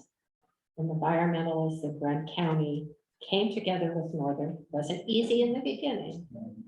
And they broke ground on the wind or the connectivity channel, which is where they're reconnecting the Colorado River around the original Windy Gap Reservoir.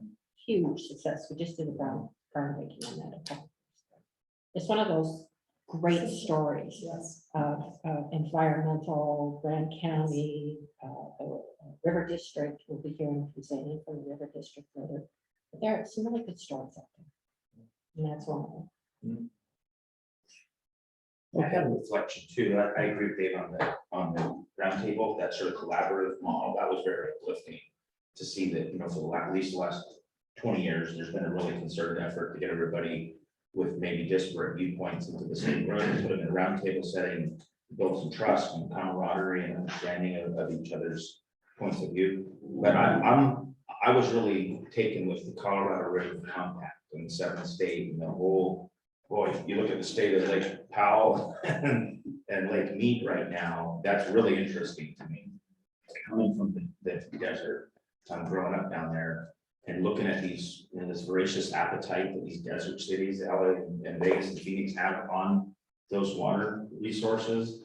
And what is that tension? How does that shape out with the northern states, keeping our water?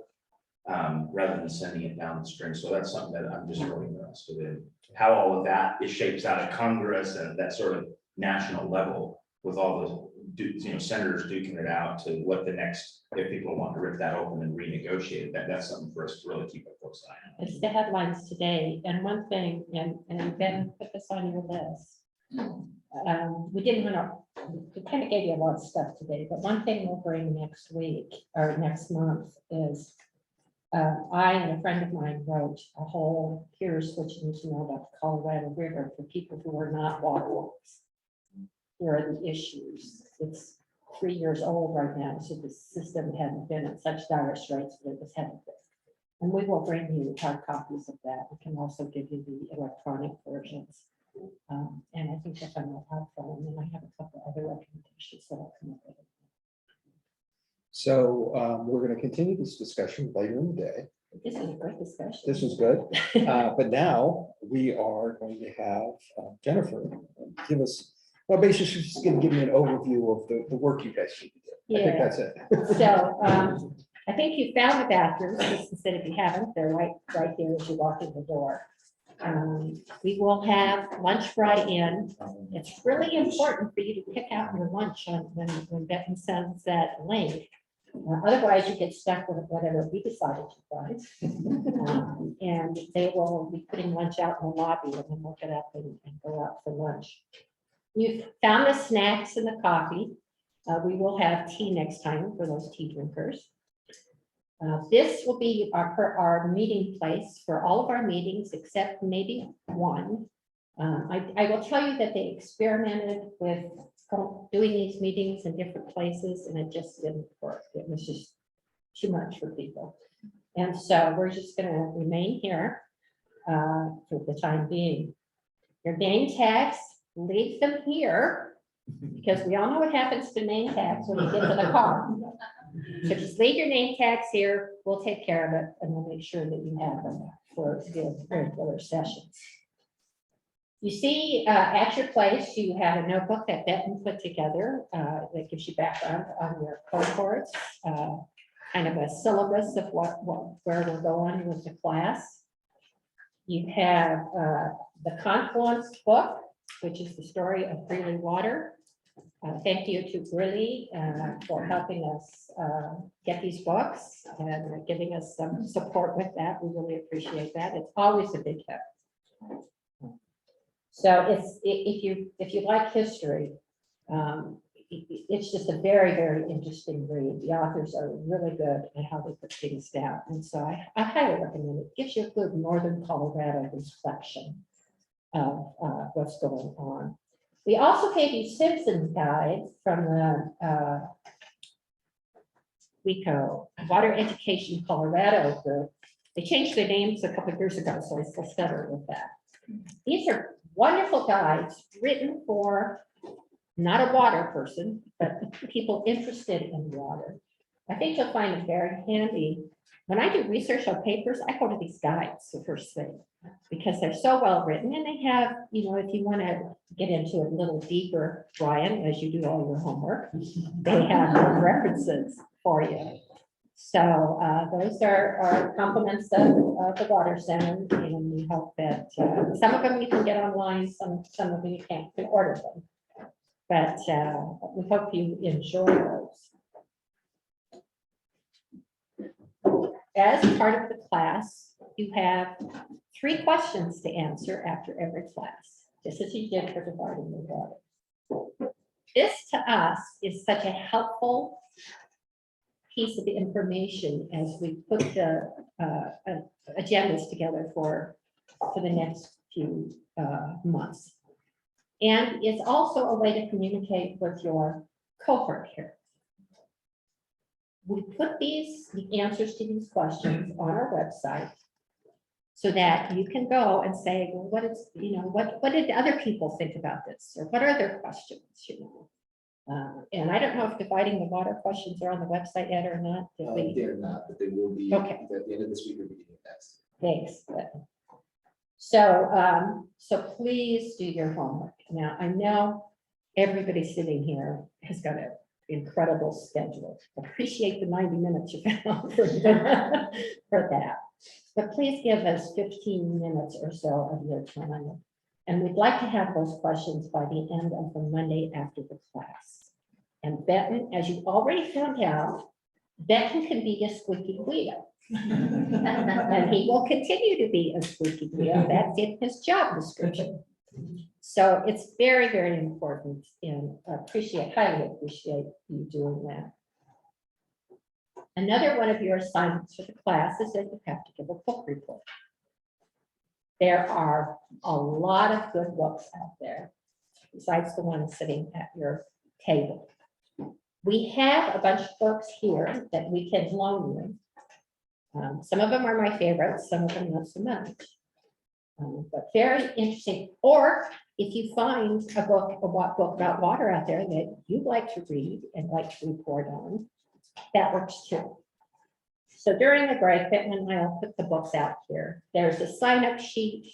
So we ask 2 things. First, that you sign out the book. And second, then that you sign up to give a book report. I need 2 of you to do that by October. All right, so if you've already read Confluence, you might be ahead of the game. Sherry. So one other thing is, fortunately, with our first speaker today, she's head of the Water Resources Archives. So if there's a specific topic, especially on Colorado water, that you're interested in, just pull her aside and say, do you have something in the archives I could do my book report on? Yeah. And she will know, and she will direct you in the right place. So a lot of those are more, like say, report oriented, but there's a lot of material there that if there's something you're very specifically interested in, please pull Patty aside and say, is there something in the archives I could read? And that should count. That counts. So another piece of your assignment is to attend a water event. And oh, have we got water events going on this fall. So those could be a Northern Colorado board meeting. Those could be the Northern Colorado Northern Water puts on a fall meeting. I think it's November 15th, it'll be on your calendar. And a spring meeting, those you could attend. There are, we on campus are putting on a Colorado River Symposium for a day. It is September 26th. Everyone's invited, you just need to register. There is no registration fee. There is Water in the West Symposium for the first part of November. November 2nd and 3rd. For that September 26th symposium, everybody should in your book have a little slip that talks about that and says where to go register. Right. I don't think us three have Okay. that. Right there, you have it, okay, yeah. Oh, yeah, Everybody else it's should have in the. It's in the front. That's great. Thank you. We want to do the same with Water in the West for next class. And it's concentrating this year. It's put on by the Spur campus for CSU. It's in Denver. And it's focusing on international water issues. And we'll look at how cities, agriculture, etc., on an international scale. And John is one of our moderators for that. We also have the Colorado Water Congress has an annual meeting the end of every January. It's always in Denver. And so that's another opportunity to learn about water issues. And finally, and I think, I think it was you that mentioned the roundtables. There are basin roundtables. Here we have the South Platte River Roundtable. We also have Metro Roundtable. And those meet once a month. Sometimes they do Zoom. I don't know if they're back to hybrids or what, but those are another meeting that you can attend to kind of get a sense of what the water community is talking about. Anything else you can think of? I know that there will be more meetings coming up in the spring. A lot of them, I don't have enough information to know the definitive dates, and registration sites aren't up yet. But I know that there's going to be a series of meetings from March through May. And so as those become more set. Yeah, we'll have been collecting this information. Those are for the procrastinators. Quick question for the Denver-based ones. Do you know if there's any local opportunities? If attending in person often spends a lot more than trying to participate. You know, I think if you wanted to let them know that you're seeking, if any of the cohort would want to drive to Denver. And I don't know if there's a possibility, but I know the Water in the West has a virtual registration. Water in the West is virtual. Yeah. Yeah. So that one I know could be done. virtually. Also, the Colorado River Symposium, you can attend virtually. So, Much as I despise I-25, you know. yeah, I don't remember the I-25 at all. Sometimes it's just better either. Well, there is the bus that goes from the Costco straight down to Union Station, and most of these meetings are really close to Union Station. I know that. They've been holding them at Denver Water.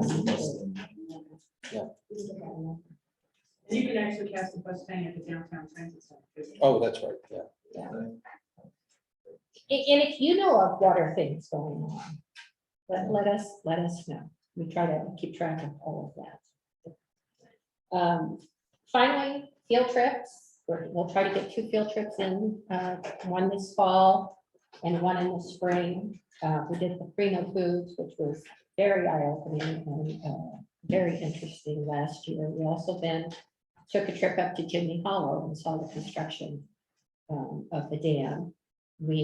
Those of you talked about CBT shares. You'll hear a lot about that with different speakers, and we're going to have some folks from Northern Colorado talking to you at one time to get more in depth on that.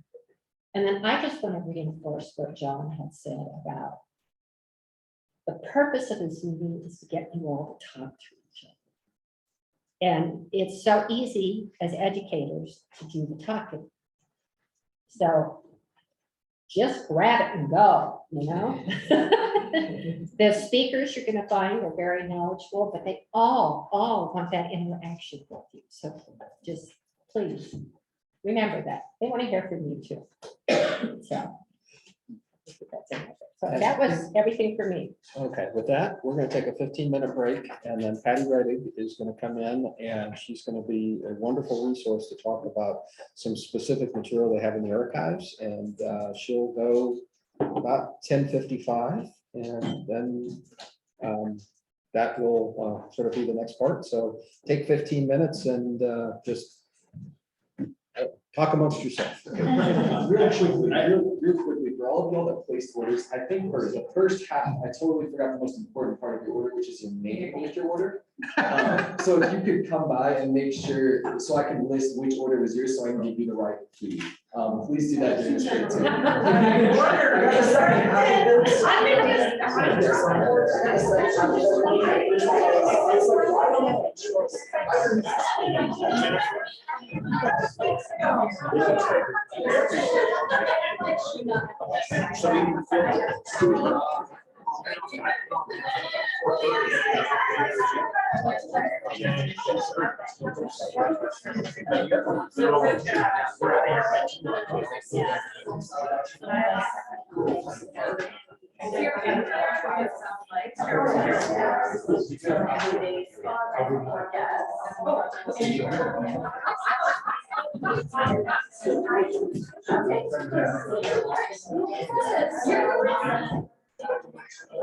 Yeah,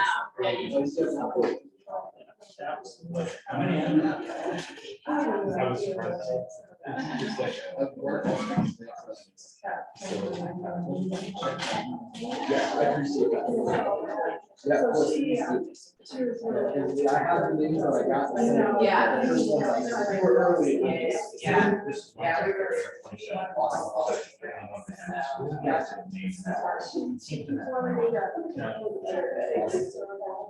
So my question this is.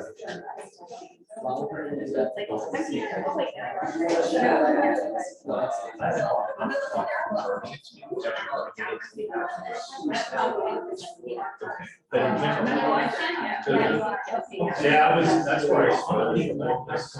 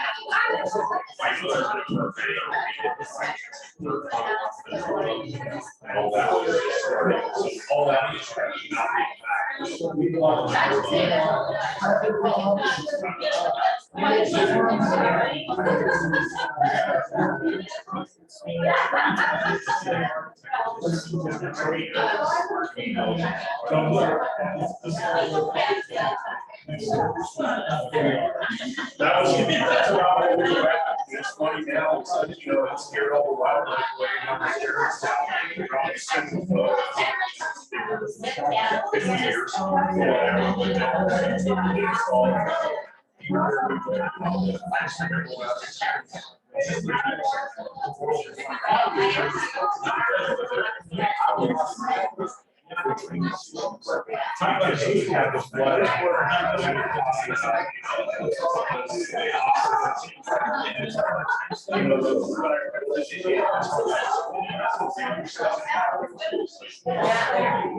But that seemed to be more important than the stuff that I was doing.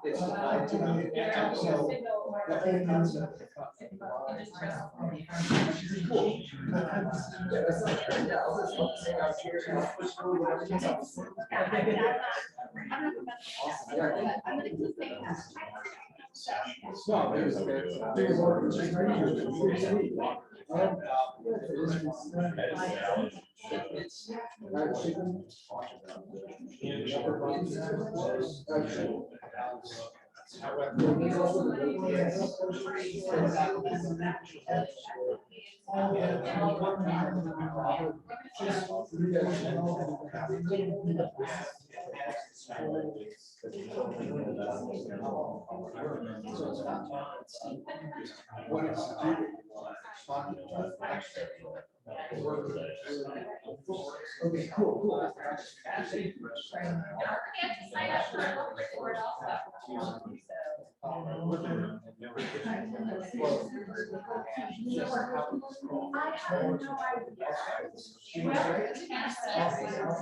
Nice to meet you.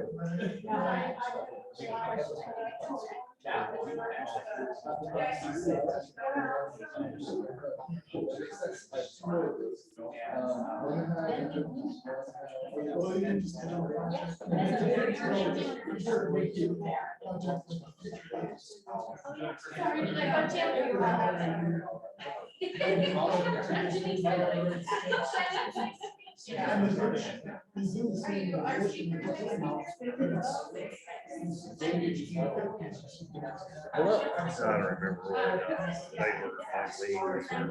Way early. Okay, gotcha. So they do one of the misnames out. It would definitely be a misname. We have the Caesar still. We have one Caesar. I know it didn't have an apple.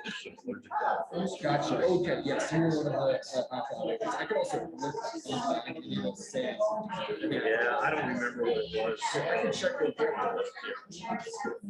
I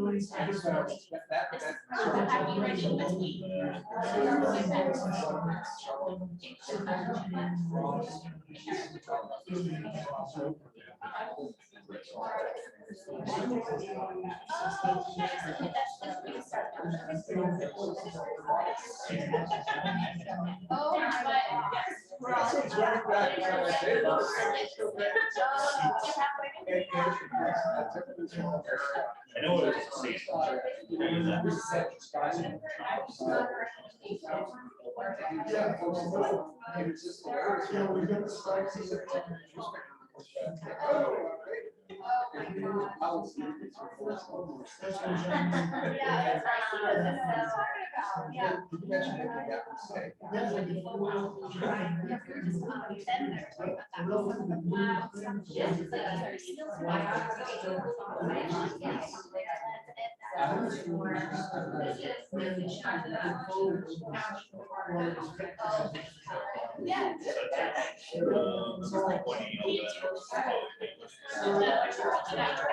Awesome.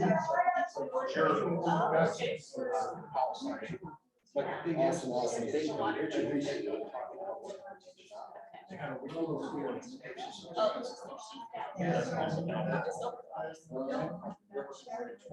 you. Cool, awesome. Thank you.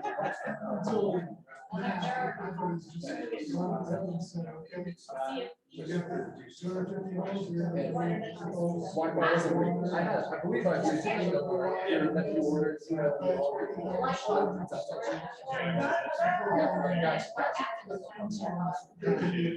Of course, thank you. Yeah, I wasn't doing the thing for you.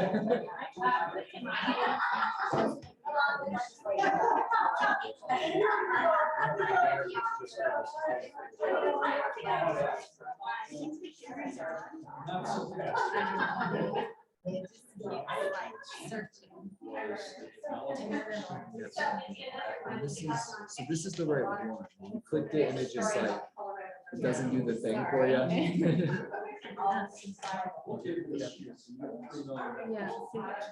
Right, it's still searching.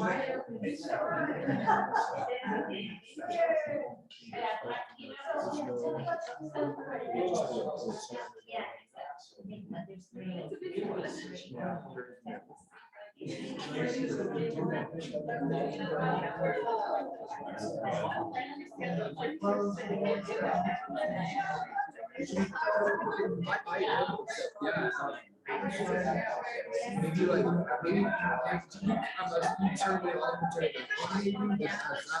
that's the day old trick. The age old trick.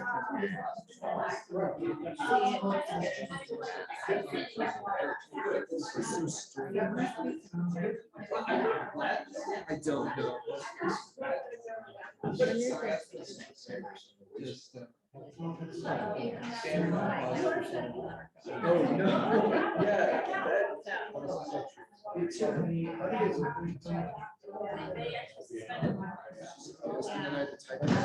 Yeah. It's odd that it's not giving me the password option. Well, it's, yeah. Oh, really? Yeah,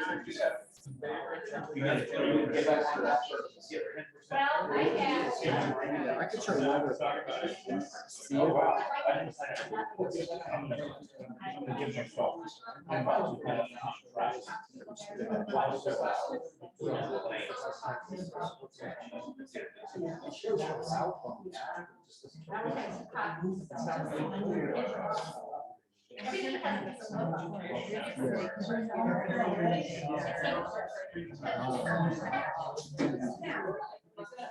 Yeah, that'd be interesting. Yeah, that was the issue I had with you sending the homework, because it was saying it was like I needed a city email account. I was like, that's not gonna work.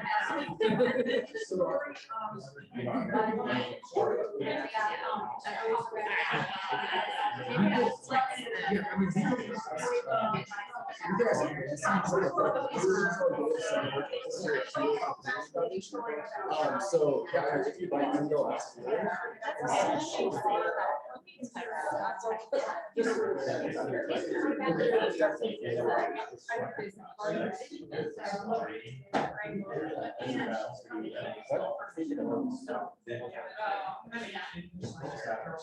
Oh, we have to sign up.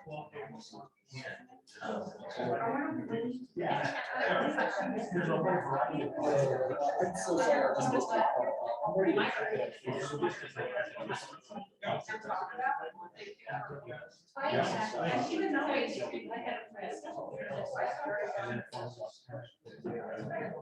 But I'll sign up. If I don't, I got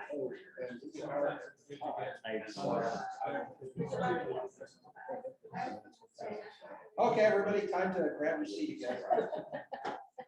They're checking out.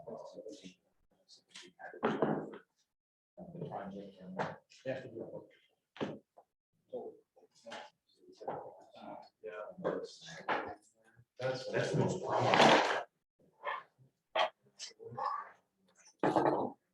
That's right, by the school. Yeah. What kind of, you know, that's actually not me, which had.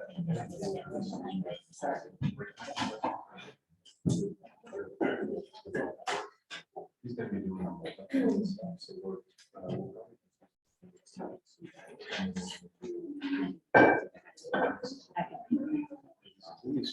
Oh, almost done with the sign out. So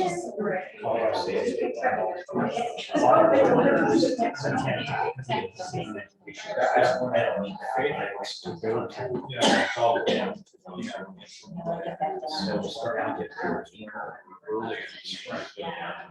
So we didn't, winter camp and winter camp. It was always good to someplace to go where it was a whole session. Yeah. They could be. People like, oh, all good. Yeah, all good. Thank you so much.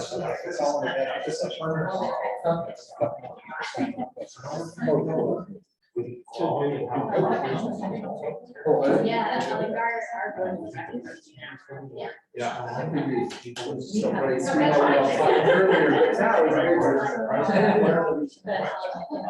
Everything should go. The red light means it's a good thing. Normally it's not. Right, right, just this means.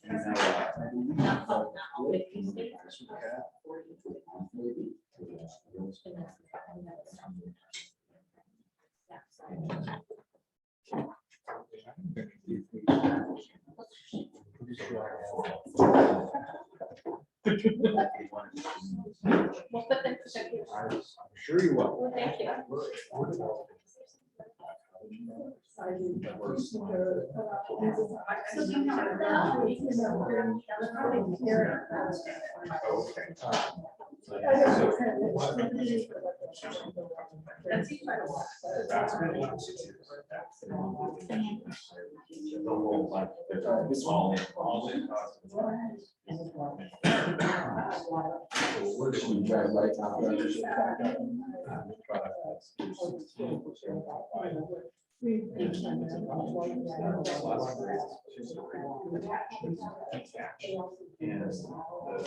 That's it.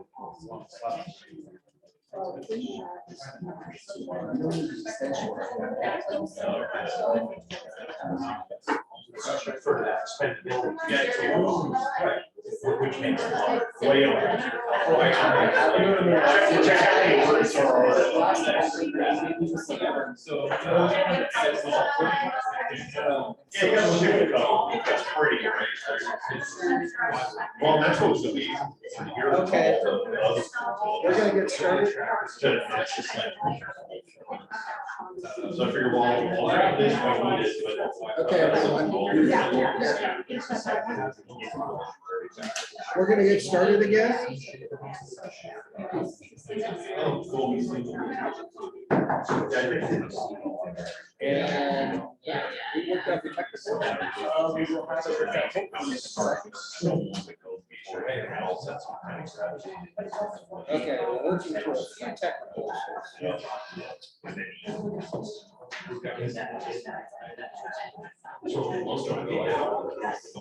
All right. I'm using my outside voice. Nobody signed up for October.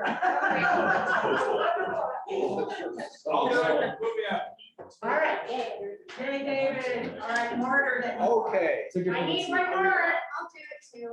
All right, Claire. David and Claire. Thank you. What were your slots you did have? Did you have a slot? No. January. Oh, January yourself, yeah? Yeah, just volunteer for January. Oh, okay, the book report's usually about 7 to 10 minutes. Okay. Some people put presentations, do PowerPoints, some people just talk. One person brought the author of the book. So.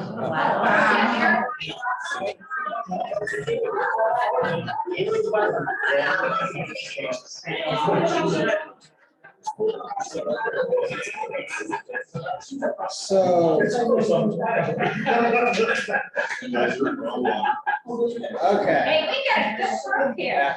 So we're going to start the presentation, and we're still working through some technical issues, so Patty's going to have to go to Son's PowerPoint for the start of it. We have with us Patty Reddick. She is the archivist for the Water Resources Collection at the Colorado State Library. She has gotten her undergraduate degree in English from Wittenberg University. I'm not sure where that is. It's in Springfield, Ohio. Springfield, Ohio. Okay, I know where Ohio is, so I know where Springfield, Ohio is. And a master's in library science from the University of Maryland. She began working with CSU, I believe, with the archive since it started in 2001. And she has received a Friends of the South Platte Award. And she is sort of the, I have to say, she is the source of knowledge for where a tremendous amount of Colorado's water history is in our archives. So if you have any questions on where documents are for any water resource issue in Colorado, just ask Patty. She'll know right off the top of her head. Almost. And so Patty's here, and she's going to be giving a presentation. Hopefully it's a PowerPoint presentation. Hopefully it is a PowerPoint, and we're almost there. Hopefully. We have a lot of fun. Oh, yeah, exactly. Okay, and with that, I'll let Patty start off, and then we'll catch up with PowerPoint. And I can do it without visuals, but I'd rather not. Right. Yeah. So, I'll let Ben work on that. Okay. Are you comfortable doing charades for us? In lieu of the. Well, I actually could go through and like pick up some of your books and tell you the things I was going to talk about. But I'll just start.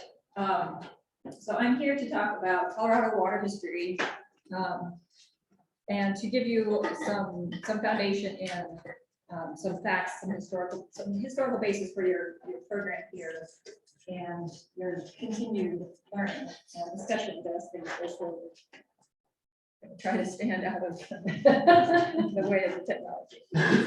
So we are going to talk about water history statewide. I'm not going to just focus on the northern Colorado area, the Poudre, the Big Thompson, the Platte Rivers. I'm going to talk about statewide water history and link it to this area, because things that happen statewide are also important here. Things that happen here are important statewide. And so we're going to talk about those linkages. When we talk about history, we're typically talking about change. We're talking about things that happen, changes that happen that make a difference. Not every change, but every historically important change that has an impact on what we do. In terms of water history in Colorado, it's often change related to the limited water supply. Not always, there are other things that happen, but that's what we're going to focus on mainly today. And you may know from living in this area that our limited water supply often causes conflict. And so that's where a lot of the change comes from. But I also like to point out that that conflict that happens also enables cooperation. And so hopefully you will see that in what we're talking about today. May or may not get visual, so we'll see how it goes. And so I also like to highlight that it's often people in Colorado that see the conflict and are either involved in working it out or are taking steps to proactively prevent that conflict from happening, to mitigate it, to just have it not drive the change. And so you'll see that, you'll see, I'll talk about different people involved. And I'm not gonna get my hopes up. Turn it off, turn it on again, that's the basic IT. We've tried it a few times. We can maybe try it. And so at this point, I would be showing a map of Colorado. And keep talking about geography briefly, I will assume you know what the Colorado map looks like. And go ahead and say that Colorado has 5 major watersheds that arise in the state and primarily flow out of the state. You've probably heard the nickname the headwater state for Colorado. That's because our precipitation, our snowpack falls in the mountains, resides there, melts, flows out of the state in large part. So that drives a lot of what Colorado does and what neighboring states are doing and looking at. So 5 major watersheds, of course, the one here is the South Platte Basin. That geography, those watersheds are fed by snowpack, and we also have 4 major aquifers in the state. That again, you could be seeing on a map. What are those? What are the 4? The 4 major aquifers, we've got the Colorado Plateau on the west slope, the Denver Basin aquifer in the Denver region, the San Luis Valley aquifer, and then the High Plains aquifer, also called the Wall. Yep. Okay, and so like I said, we're going to talk about statewide water history without visuals. And we're going to do this more or less in a timeline fashion. We're not going to stick to dates and strictly, but that's where we're going to go with this. So we're going to start 1852. And if we were looking at a map, we'd be looking at the San Luis Valley. So in 1852, Hispanic settlers in the San Luis Valley established what is now considered the oldest continuous water right in the state. A lot of people think of the settlement of Colorado as the Anglo-Europeans coming west, the westward settlement. I always like to remind people that the Hispanics actually came up from Mexico. The Spanish settlers and their descendants came up into what is now New Mexico and Colorado before the Anglo-American or Anglo-European settlement really got going. So that area in the San Luis Valley, you may know San Luis, the oldest town in Colorado, there they have the oldest water right. And that matters to this region in particular, because there was a man named Ben Eaton. And I know one of you picked up the book Written in Water on Benjamin Eaton.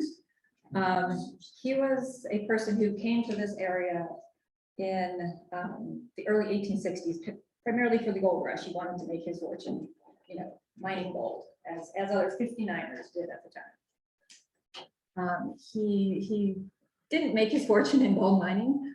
He ended up in the San Luis Valley briefly, saw their irrigation systems called the Sapias, which were based on Spanish practices that had been received from the Moorish peoples in Spain and had come to the Americas. So Ben Eaton saw their practices with irrigation, and by 1864, he ended up in the Poudre Valley settling here, and he brought those irrigation ideas with him to this area. There was some irrigation already happening, but Ben Eaton saw the big picture, and he really got large irrigation projects going in this area. He was involved in a number of things, and by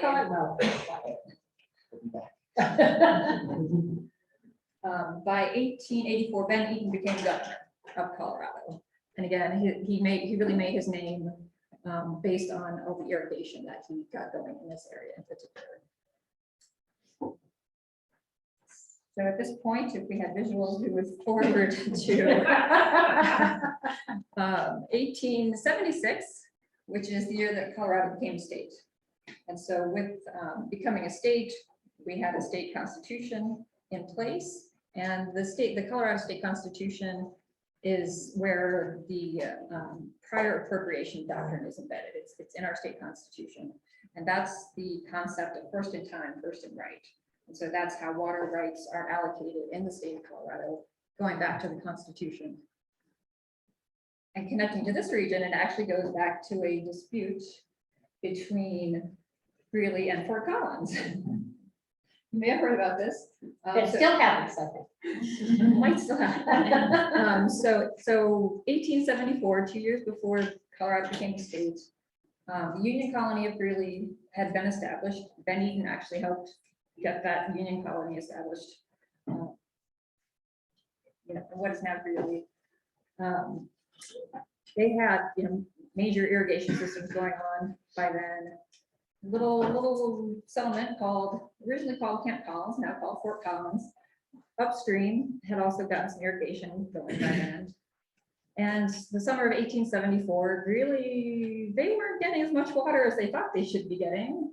So they came upstream to investigate and discover how much irrigation was happening. And it was a dry summer. And so the Greeley folks weren't very happy with the Fort Collins folks. And they said, we were here first. We built our ditches first, we should get the water. And they actually, there were two groups that came together and had a meeting and discussed this.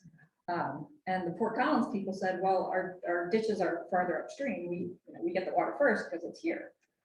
And really countered and said, well, we could go build ditches further upstream and take the water out first. And so they discussed things, and it rained, and they didn't really resolve anything because it rained. No shots fired? There were guns involved, but no reports of shots fired. But that concept, and it also came from the mining that was happening in the mountains of, who set up their claim first, who was getting water first. And so it wasn't a new concept, but it was new to embed in state law, that concept of prior appropriation. So the Greeley Fort Collins area had something to do with that being in our state constitution. Okay, so by then, 1870s, we've got the system or the concept of water rights and priority of water rights going, but there was no system to manage it, to run it. So 1881, we have the State Engineer's Office established in Colorado, and that was the first state organization in the U.S. set up to manage water. That you can see my presentation. I'm trying to follow the presentation as best as I can, so if it happens, we'll And so that was an important movement to really help things be managed more accurately in the state. And part of what the State Engineer's Office did and does is manage the water. So when you want to get a water right, you need to have a quantity of water you want to divert. Well, the State Engineer's Office needs to know about that and also needs to know how much water is available in the stream. So back in the 1880s, they didn't know. They were starting all this. And so part of what they were doing was setting up stream gauges in the rivers. And here I want to connect it to this area with a young man at the time named Elwood Mead. So Mead came from the east to this area and was hired as a professor at what is now Colorado State University. He was hired as a mathematics professor, even though he had an engineering background. And he was a young man, new to the area, and basically during the summers, he got a second job working as the assistant state engineer. And he was the person who set up some of the earliest stream gauges on the Cougar River in this area. He was at what's now CSU for a few years, and he ended up teaching. He saw the need in the area, and he ended up teaching the first irrigation engineering classes in the United States. So he really set that up, got that going. Again, he saw the need in the area, the need for the education and the actual application. And just to finish off Mead's story, he was at CSU for a while. Then Wyoming basically poached him to come to their state as territorial engineer in 1888. So when they became a state in 1890, he had set up the water laws, helped contribute to their state constitution, based on Colorado, but with some improvements, or what to me were improvements. And so he took that to Wyoming. He did a number of other things and ended his career as commissioner of the Bureau of Reclamation. And so he died in 1936, more or less at his desk, apparently. But it was 4 months after the completion of Hoover Dam. And so Lake Mead, which is the reservoir at Hoover Dam, is named for Elwood Mead, who got his start right here with Western Water, right here in Fort Collins. So a lot of really important and influential people come out of this area. And we're still going without Very Patty. Well, so I guess the good news is that the whole presentation is online, so you can see it yourself. You can scroll through it yourself. On your own time, I guess. Okay, so now we're up to what in my presentation is 1903, where we've got the Uncompahgre project, which was the first Bureau of Reclamation project built in Colorado. So the Bureau of Reclamation was started in 1902 as a federal way, to get the federal government support, meaning funding, to build major water projects in the western states. I didn't mention how things got started with irrigation, especially in the area, but it was basically the small limited irrigation ditches that could be built, that individuals could build. They moved on to mutual ditch companies, where there were multiple shareholders to cooperatively do that and build the ditches and move water. The Benjamin Eatons and folks like him building bigger projects. Then they decided they needed reservoirs to store water, so they were building reservoirs. And then they had these concepts of trans-mountain diversions, of going across the mountains and bringing water, especially onto the Front Range. So the Uncompahgre project is on the western slope. It's bringing water from the Gunnison River into the Uncompahgre. Again, that was started in 1903 with the Bureau of Reclamation. It was not the first trans-mountain diversion. And the earliest one in this area, or one of the earlier ones in this area, was called the Grand River Ditch. That got going in the 1890s. That was bringing water from the Grand River, which is now called the Colorado River, from the Grand River into the Poudre River Basin. And so these concepts of trans-mountain diversions are really quite old as well. They're not new. By the way, you can still see that ditch coming up. Yes. When you're coming out of Estes Park going down, you see the ditch on the side of the mountain. And when did they change their name?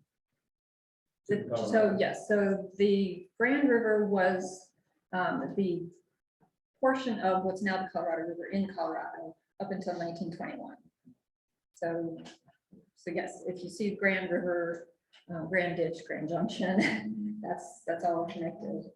They changed it in 1921, basically as a part of people in Colorado, especially legislators in Colorado, wanting to exert sort of ownership of the river because they saw some of the actions wanting to be taken. So yeah, 1921 on that. Okay. Are there any vestiges of the Grand River that still exist as the Grand River, or is it gone? It's all been swallowed up as Colorado? Yeah, the whole segment. It's basically two. Earlier, it was considered two tributaries to the Colorado, so the Green River and the Grand River connecting to make the Colorado River. And Colorado again wanted to exert some ownership All the way back up. all the way to what's considered the headwaters. It's still the Grand Ditch though, right? It is Yes. still the Grand Ditch. Yes. Okay, so now we are up to 1907. And the highlight this year is, it was the year that the court case, Kansas versus Colorado, was decided. So this case was brought in 1901 by Kansas against Colorado concerning the Arkansas River. It was the first court case, Supreme Court case, that concerned interstate river conflicts. It was not the last. So again, that was 1901, resolved by 1907. 1911, Wyoming sued Colorado. And that was because of the Greeley Poudre Irrigation District. So that was a group that wanted to divert water from the Laramie River into the Poudre River.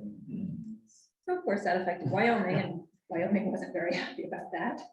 And so the state sued to stop that from happening. The lawyer for the Greeley Poudre Irrigation District was a man named Delph Carpenter. I know somebody has Silver Fox of the Rockies, all about Delph Carpenter. And so Delph Carpenter was the Colorado water lawyer. He was actually a state senator at the time in 1911. He was the person who argued the case twice before the US Supreme Court. Again, trying to defend Colorado's water rights. That case, again, started in 1911, and Delph Carpenter was involved. 1916, it wasn't exactly Nebraska versus Colorado, but it was a group of Nebraska irrigators who were suing a group of Colorado irrigators on the South Platte River. So Carpenter was involved in that one. Then 1916, 1919, Nebraska was going to sue Colorado over the La Plata River. 1920, and earlier, but certainly by 1920, California and other downstream states were really looking to develop the Colorado River. And there was some possibility that other states would sue again because they thought that Colorado was using too much water. They wanted what they thought they deserved naturally flowing in the basin. And so Carpenter was getting this idea that this was going to keep happening, that states were going to keep suing Colorado as the headwater state. And so he, and I guess I should say that this main case, the Wyoming versus Colorado, started in 1911, wasn't resolved until 1922. So these cases take a long time. They impede development, they impede the progress that people want to take, by using the water. And so Carpenter was like, we need to find a way to limit this because Colorado is going to keep having this happen. And so by 1922, we have the Colorado River Compact happening. And this idea of an interstate river compact was Carpenter's idea. Carpenter was from Greeley, Colorado. He got his law degree at DU and wanted to make a career in water law. He didn't quite plan on having this prominent of career, I don't think, but he definitely made an impact on the entire Western United States.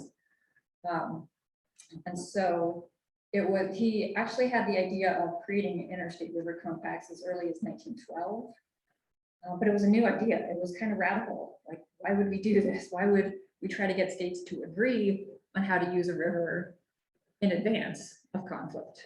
Like, this doesn't happen. But he kept at it. He kept with the idea, and at a meeting of it was Colorado River Basin states. Carpenter was able to be there at that meeting that was held in Denver, and people agreed they wanted to develop the river. They wanted to build dams. They wanted flood control. They wanted hydropower. They didn't know how to agree on how to approach it. Carpenter was able to bring up his idea of interstate river compacts. He was actually trying on the South Platte River first, because that was just Colorado and Nebraska. And the two states had agreed to work it out. But the more urgent, the bigger issue was the Colorado River by 1920. And so they agreed to adopt his idea, work toward it. 1921, they needed legislation to happen to allow it.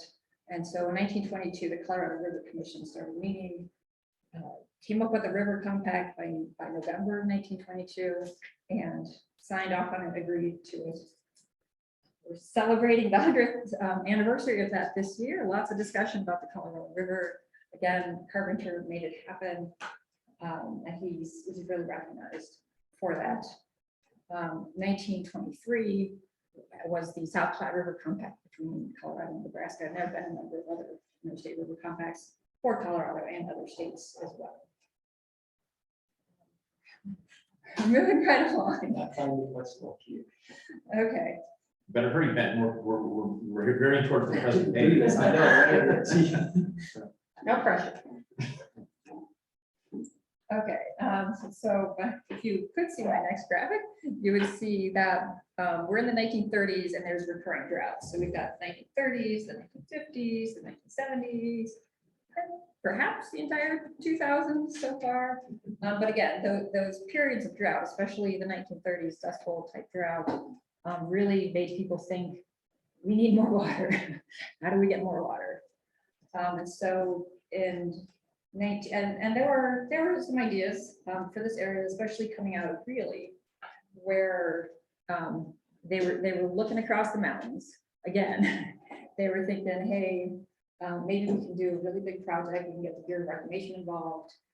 They needed some legislation to happen first, and so in 1937, we have legislation that enabled conservancy districts and conservation districts to be formed, as well as legislation that established the Colorado Water Conservation Board.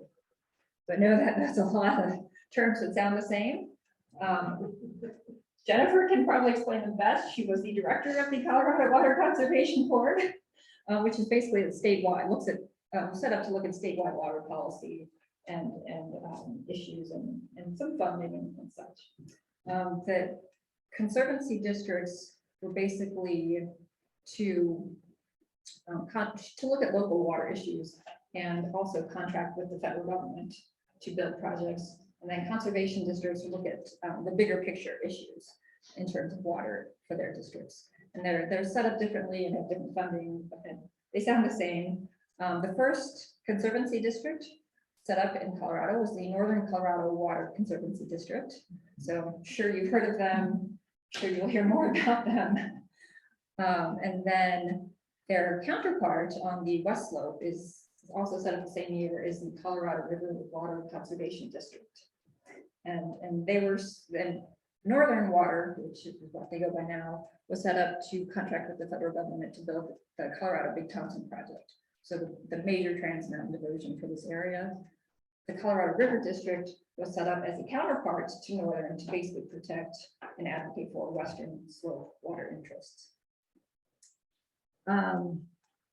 So I mentioned the Colorado Big Thompson project, or CBT, that got going with the establishment of Northern Water in 1937. They weren't, and then there was a war, and so they weren't able to start delivering water until 1957 out of that project. So as you're getting the sense, in conflicts, court cases, water projects, these things take time. Was it completely halted during the war, or did it just slow down really dramatically? I know it slowed down. I can't remember if it was actually halted because of workers and supply issues and things, but certainly slowed down significantly. Yeah, and so, but that being able to deliver water, originally mainly for agriculture, now I believe it's about 50% municipal use of Northern Water. Actually, it's greater than that. Greater than that, okay. Don't forget Jennifer, she's on the board. So they're About also 85% now. 85% municipal use. Okay, yep, so again, people are looking for more water. Just open the ship light. That's progress. Okay, so into the 1950s, we had a couple of things happening, again, sort of counterparts. In 1949, Wayne Aspinall was elected congressman from the West Slope of Colorado. And he was in Congress for a number of years, and he was a huge influence within Congress, but also on water projects for the state of Colorado. He was mainly involved, best known for supporting what's called CRISP, the CRSP Colorado River Storage Project on the West Slope. So that includes the Blue Mesa Reservoir, Morro Point, and Crystal River dams, called the Aspinall Unit. So he was able to get those projects passed in the legislature and then built. The counterpart to that was, as this was happening in the 1950s, we had the post-World War II prosperity happening with people having more funds, more free time, more leisure time, the increased ability to travel for recreation and tourism, and paying more attention to the outdoors and environmental issues. And not that pollution was new, not that building dams and reservoirs and destroying environments was new, but by the 1950s, people started doing something about it. People, there were grassroots organizations being formed, and in particular in Colorado, in relation to the Colorado River Storage Project. There was a proposed dam that was part of that project called Echo Park Dam. I don't know if you've heard of that dam. It was never built. It was proposed for the Green River in what's now Dinosaur National Monument. And people in that area didn't want it to happen, fought against it, got it taken out of the CRISP project or the CRISP Act. And so it was never built. But that was really one of the earliest coalitions that was built to advocate for environmental issues.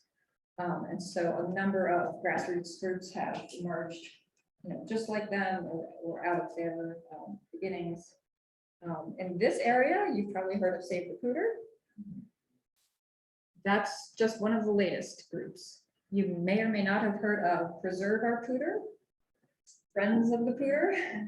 Those are earlier groups that were in the area, and there have been others. And again, it's one of these things where they all kind of sound the same. But some of these earlier groups, especially here in the 1980s, have major impacts.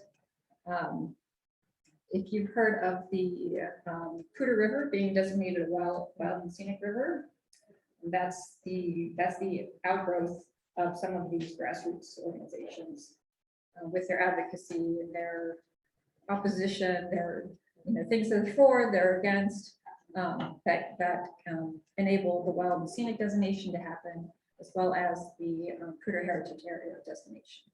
That's the only one in the state, right? Yes, as of now, the Pooter River is our only wild and scenic river in the state. And that actually came out of a compromise that is less known. But again, you've heard of Save the Pooter, putting up opposition to some of Northern Waters projects, or maybe all of Northern Waters projects. But actually in the 1980s, there was a proposal from Northern Water to build an on-stream dam and reservoir on the Pooter River. So it's straight on the Pooter River, dam it up, have a reservoir, water storage. Some of these grassroots groups were quite against that and worked out a compromise that Northern Water would build an off-stream reservoir and they would support the designation of the wild and scenic area. So hence we've got the still proposed, some 30 plus years later, Glade Reservoir, which Northern Water is still working on. And a lot of people don't realize that's the outcome of a compromise to protect the river. So still controversial, still worth discussing. Water history is rarely boring, rarely dry. That being said, how are we doing on time? You're doing fine. Okay. So, we've got another 20 minutes here. Okay, great. I'll take another 5 or 10. Did you have a? So of the reservoirs in Colorado that have been constructed or approved, is the timeline from kind of start to finish 30 years, 20 years, 15 years? I mean, I'm sure it's different across the board, but Basically, since the environmental era, yes. So at the federal level into the 1960s, we started getting those that legislation passed, the Clean Water Act, the Environmental Protection Agency established, a number of other federal legislation that requires studies, requires permits, requires being able to protect the natural environment to some extent, at least, which previous to that, you could just build a reservoir and call it good. So now you have to do a lot of permitting, a lot of studies to make that happen. So in part, at this time, that's what slows a lot of things down. It takes, 20, 30 years to have things happen. Part of it too is as a result of the NEPA process is that you don't do it after the project, you do it as you go along. So that as you design and configure the project, it could have been half as long if they went with the off-river reservoir. And there's a lot of other places that couldn't do that. And those dams, they fell through. Probably from the 70s, almost into the 90s, it was almost impossible until the designers figured out, look, why don't we just start with this, that we're going to have a lot of environmental regulations. Let's get them on board ahead of time. And whether it's community outreach or, the Glade Reservoir will be one of the largest in Colorado. And to have that come online within the next 10 years is just phenomenal. So the off-river, I'm trying to get this right in my head, I don't know much about the Glade Reservoir, but is there sort of the compromise as a diversion dam that takes a portion of the river and takes it and diverts it over to a new dam structure over here, while preserving the ongoing They'll flow? have to pump into the reservoir. The water that they will want to. It's an uphill pumping operation to pull water out of the river. Chemical engineers love to pump downhill, but that's not the situation. We have to pump uphill to do it, and then it'll flow out by gravity. But then as soon as you get into the pipelines, there'll be more pump stations. The water will go all the way down to Erie. So it's Glade pretty much a done deal. It's a matter of not enough land now. That's a great question that we're going to ask Northern Water. That's very good. Thank you. The final approval is in front of the Corps of Engineers, and they have to approve the permit to allow development across. Basically, there is water up there. There's a stream that goes through there that very, very little water will contribute to it. So they'll need, it's called the 404 permit, the dredging fill type of a permit. Kind of unglamorous for a $2 billion project, but that's the last thing we need. And it's been 2 years that they've been sitting up. Things are. That's a very negative statement. They've been working out the details. Okay. And One of the things I want is I want the exchange of information, but I want us to be careful about opinions. And make sure that we're listening to people and as you're talking. I think you probably weren't going there, but I wanted to stop you if you were. And so the whole idea is to bring in all these different aspects of these projects. And I don't want to stop the conversation, but I do want to let Patty finish her presentation. Quick question, one you didn't bring up, which is big in the local history, I used to work for the city of Fort Collins, and they talk a lot about how the Michigan ditch was built and how they, is it true, they applied for water rights after they dug it?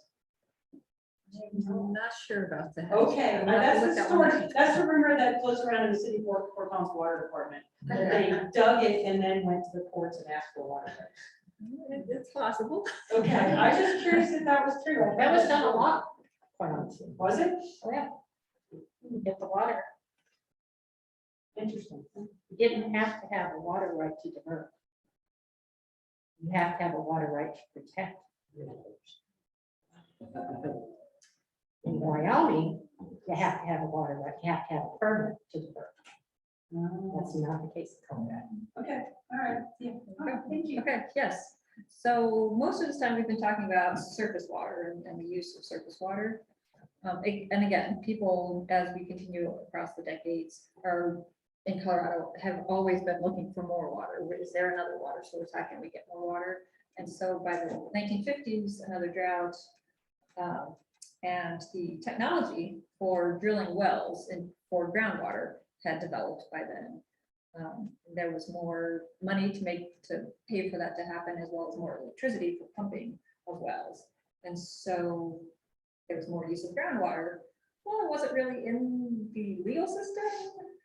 So that was a problem. And so they actually wrote some groundwater laws in the 1950s. By the 1960s, they thought of some improvements. And so we have the Groundwater Management Act of 1965 that integrated groundwater and surface water into the same system. Highly complicated. Somebody has the water law for non-lawyers book.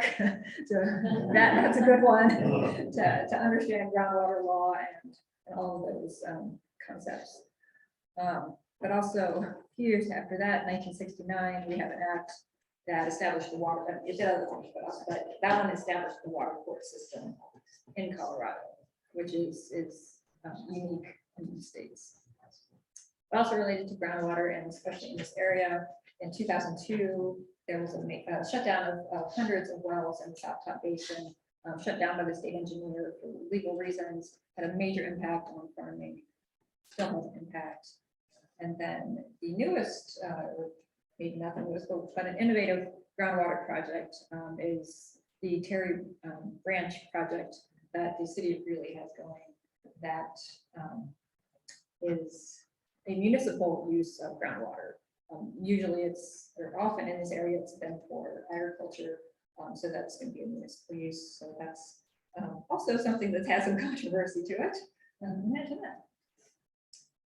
So in 1976, anybody know what happened in the Big Thompson Canyon significantly? Maybe some of you were around for that or know the story. July 31st, 1976, massive flood in the Big Thompson Canyon. 144 people were killed in that flood. And it had a major impact, not only on lives and the environment, but also on how to prevent that from happening again. So if you've seen the signs that say, in case of flood, climb to safety, those came out of the Big Thompson flood. If you were around in Fort Collins for the 1997 Spring Creek flood or the 2013 floods that hit a lot of northern Colorado, some of those floods were not as bad as they could have been, which is not a great thing to say, but not as bad as they could have been because of lessons learned in 1976. So different mitigation techniques, ways of building, ways of protecting from floods had been implemented. So we do learn things from some of these natural events. Okay. I guess We're giving up on it. We're giving up. So do you need your slides though to remember what you're going to say? No. So I do have a bullet point in here for 1988, which was the Colorado Indian Water Rights Settlement for our Native American friends, the two tribes in southwestern Colorado. Not a huge impact in this area, but a good reminder that Native knowledge, of course, the Native Americans were here before any of us, and Native knowledge still exists in the area and still is important to understanding our land and our water. And then endangered species, we got to talk about some wildlife issues here, because as rivers were being polluted and depleted, we began to have endangered species issues across the state. In this area, it was more the Nebraska side of the Platte River, but because of endangered species issues in Nebraska, the three states of Colorado, Nebraska, and Wyoming got together, starting in 1994, to form an agreement of how to protect those species. They call them 3 birds and a fish. And so they came up with ways of timing the amounts of river flows, or the timing of the flows, the amounts of the flows to support that habitat and keep these 3 birds and a fish from being endangered or being extinct. So again, that started in 1994, discussions among the 3 states. Took a dozen or so years to actually get an agreement. The program was put in place in 2007, And I think it was authorized for a dozen or so years, and then it was reauthorized a few years ago. So even when it's not a project trying to be built, but how do we save things? How do we prevent worse damage? Takes years of discussion. So what are the three birds that fit? I know it's the pooping cranes, Least turn, the least turn, the pallid Pallid sturgeon, sturgeon. fish, and I don't remember the others. No, it's a river.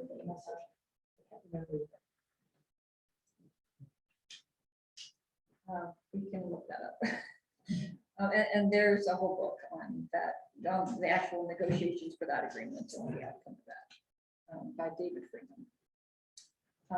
piping culvert. Piping. Oh. There you go. What's- oh, Piping culvert. I Um, can see it now. And so there are also endangered species issues in other river basins in Colorado. And I personally applaud the Colorado Water Congress, who started a special project in the mid-1980s to not wait for endangered species declarations to happen and these fish to be literally endangered. They saw the issue coming and worked to get ahead of it, because they knew that if there were endangered species in the river, all of the diverters, the irrigators, and municipalities would be affected. So they got ahead of the issue to keep water in the river, keep these species from being endangered, and had projects to address that. So another one of those collaborative, cooperative projects I'd like to highlight. So we're approaching the present. The last bullet on my timeline that I got is 2005.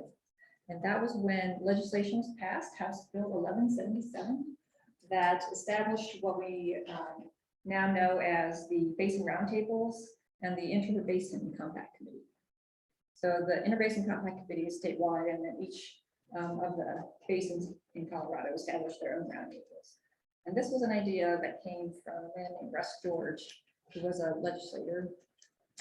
And he basically learned about Delph Carpenter and interstate river compacts, and he thought, well, maybe we could do this in Colorado or a local level, get basins, people within basins talking to each other, and then basins, across the state talking to each other to really understand their local issues, state issues, and get to know each other on a personal level, as well as what needs are, what problems are in terms of water locally and across basins.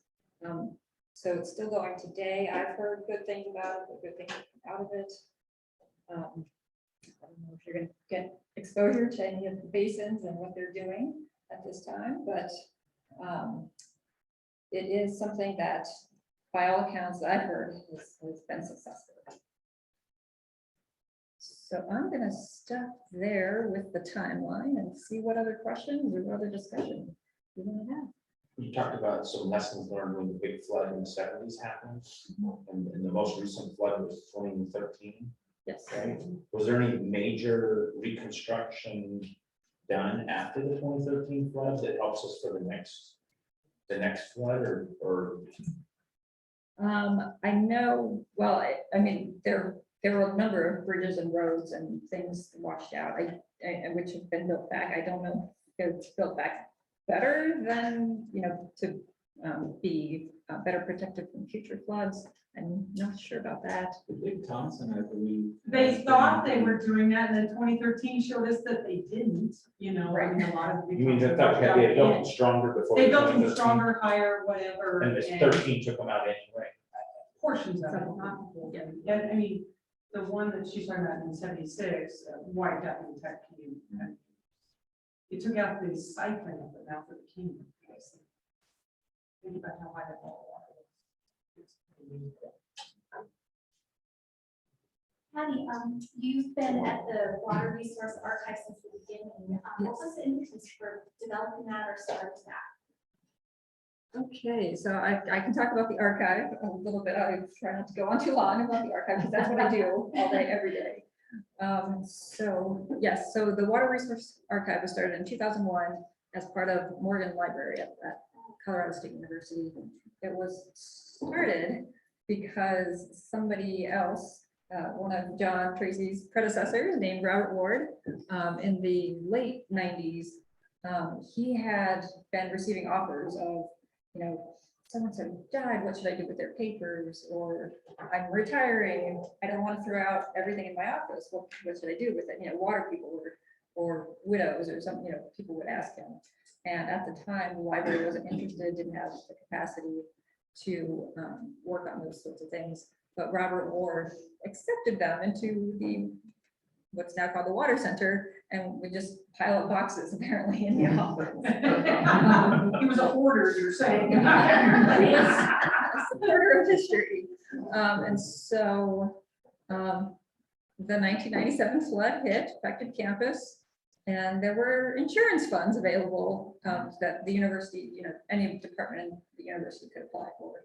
So Robert and some others talked to the library, applied for those funds. And so it was actually flood funding that enabled the beginning of the Water Resources Archive. Great question. But it was really because Robert recognized the history and so much that had come not only out of CSU, but even beyond, that he knew was historically important and materials that should be saved. And so the collections, day one when we started, we were cleaning out Robert's office, we were cleaning out other spaces on campus. And, we kind of had instant archives because stuff had already been squirreled away in various places. But now we have more than 130 different collections documenting water across the state and beyond. We have the papers of Delph Carpenter, who I talked about. We have papers from a number of different CSU, especially engineering professors. And I didn't talk about Ralph Partial. I didn't talk about the partial form. Yeah. I can talk about Ralph Partial if you want me to. And as well as we have records from ditch companies across the state.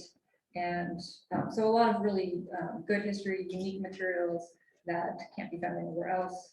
A small portion of those have been digitized and we can find them online. A lot, obviously, any of it is available in the reading room, at the library. Happy to help anybody access those materials and use them for any purposes. Stuff there's talking about more.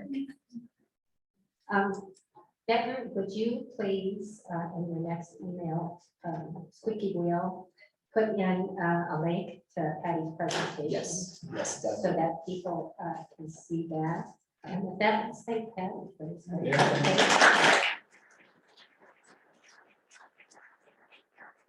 Thank you for doing it. Yeah. That's great. Very impressive. You did fine. Thank you. You would be seen. Amen. Ben, how do you want to handle lunch? Lunch is all ready, so I can just run out to the table. Everything's numbered in order, so I will have your names and the orders that you have. If I don't, we'll figure out which one was yours. But yeah, I'll just stand over there and you just get them out like that. And Y'all then can just walk on out. once you grab your lunches, we're going to have some tech guys come in and see if we can Come back and eat it right here. bring your lunch in here. Yeah, they're figuring out how to, I think they're replacing this one with one from the other room, but it wasn't configured to this computer, to this TV. So they're configuring it now, hopefully for future sessions. That won't be a concern. Thank you so much for doing that without the visual aids on the screen. That was really appreciated.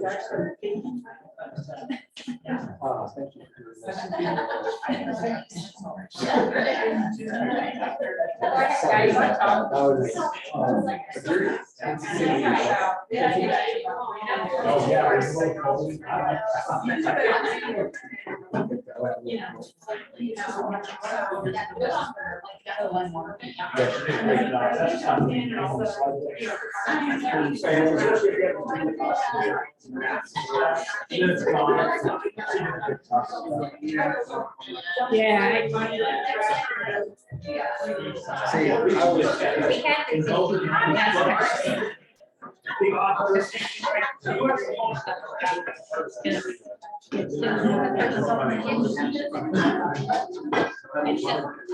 As they say, everybody should.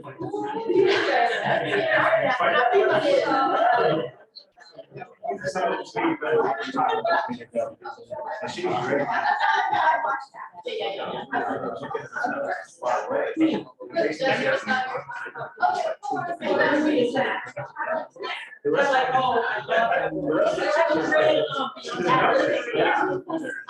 That's the one that have you, I, got beyond the 100 meridian. You were criticizing. That's the all. Filming. John was. So, and I apologize. It's gonna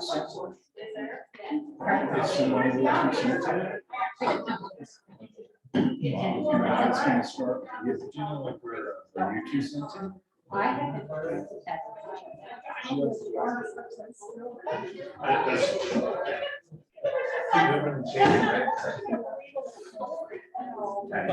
Thank you. You did awesome.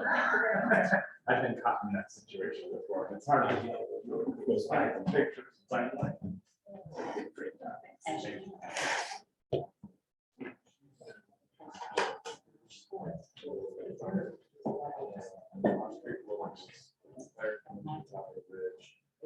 And so,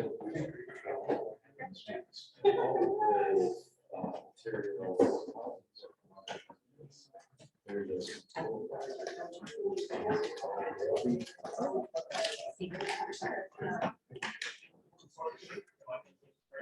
Do they have fish in there that are endangered? I haven't heard it. I was looked up a company just for that reason. Because being in the ministry, you know, it's like, what are we gonna do next? What's the next part? And usually,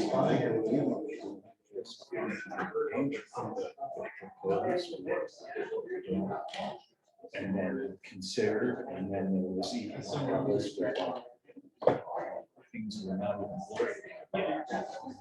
Put those here. I was on this in Mexico, and so and it came up again this, it's like you're taking all the water. We're not. And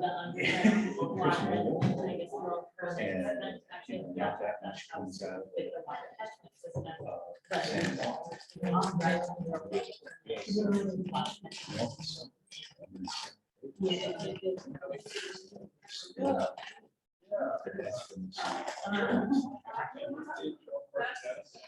Yeah, no, I spent 2008, 2000.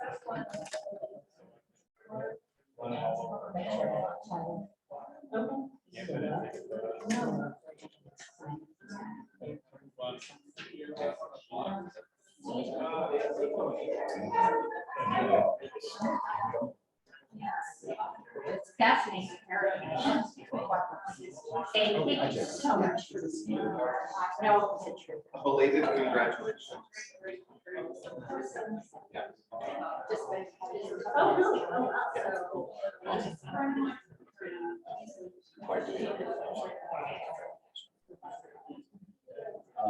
Tell me a little bit about this. Sure. Yeah. John? This is our new director. John, Oh, Colorado. Community. Some of them are. We have.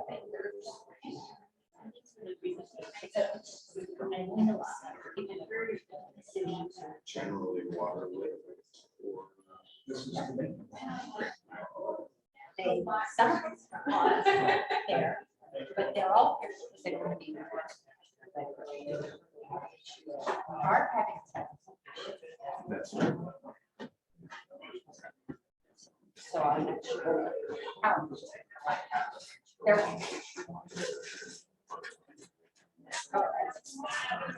Well, they're working on it. Would be the first time.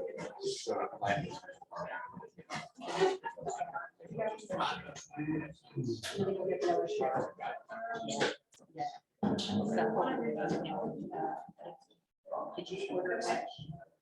I saw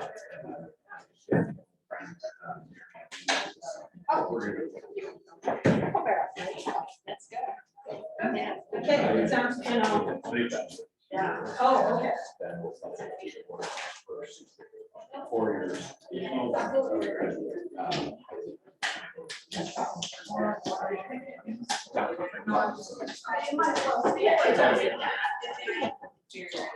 I forgot to mention that there is iced tea and water in the refrigerator. If you want something else to drink, it looks like some of you found it.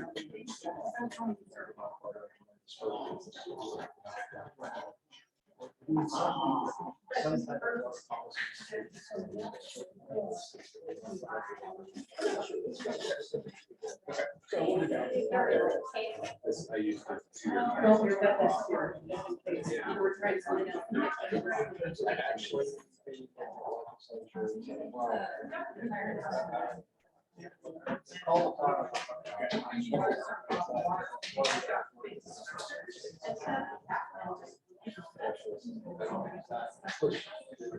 Yeah.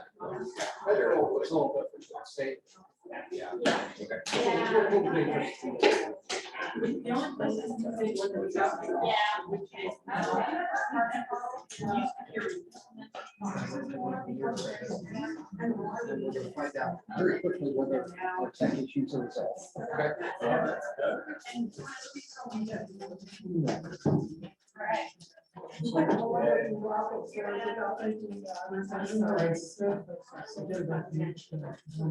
you work on both the federal and state side? I do. State and federal policy, and then I do a lot, I oversee our external affairs division, so a lot of the outreach and work with municipalities and counties. It works. It works. Is it the new one? Everything from the small local politics all the way up to the bigger. I used to do that a whole lot more, but the only position it was like being a water director, you always have a special. So when I was a research I spent a lot of time with Senator Enstein's and Senator Reed's office. And to the point that I got to know the chiefs of staff way too well. Yeah. And it was one of those, it was like, I could have gone in that direction, and I was like, yeah, I don't like getting yelled at from chiefs. Yeah. I got briefing folders thrown at me on a couple of occasions. I got to know a lot of Terry staff. Yeah. They were there. His staff.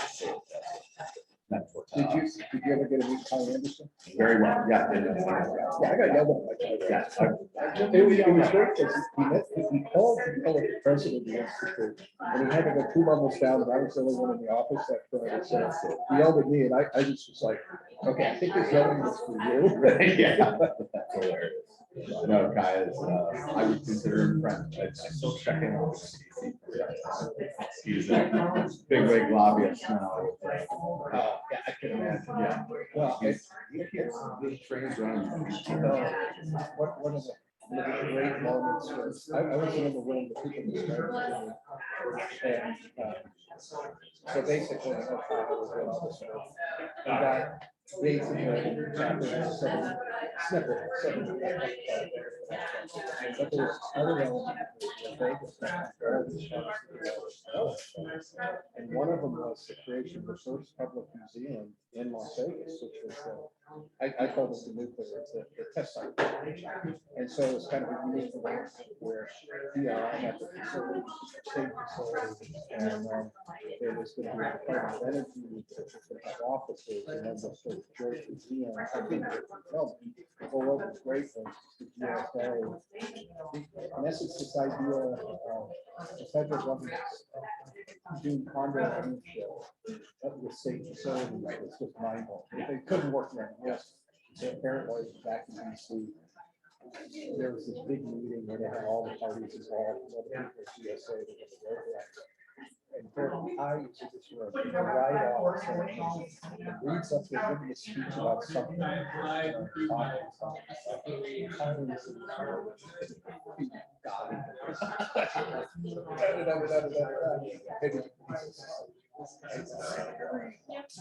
Or comes in this room, he expects, sort of agreement of the path forward, not more roadblocks.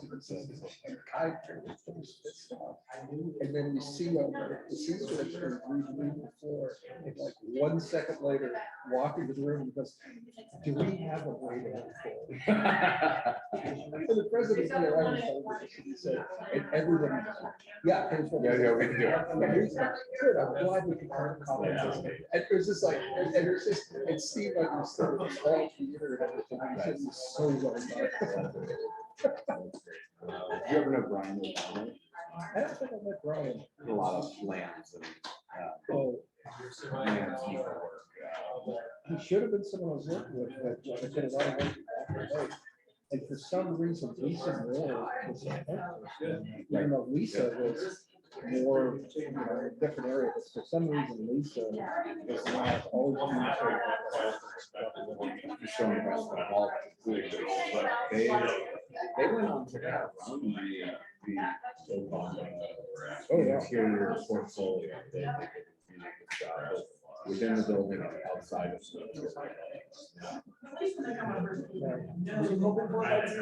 Extra meals.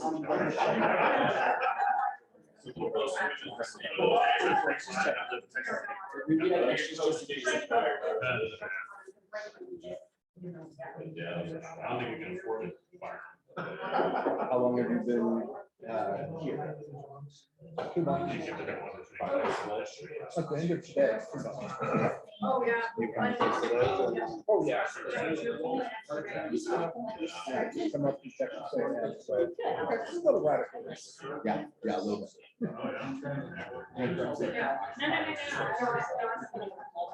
They'll have Jonathan at the end of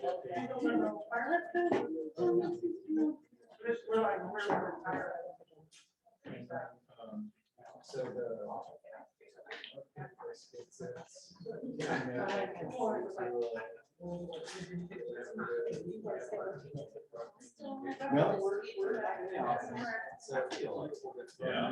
Most of that.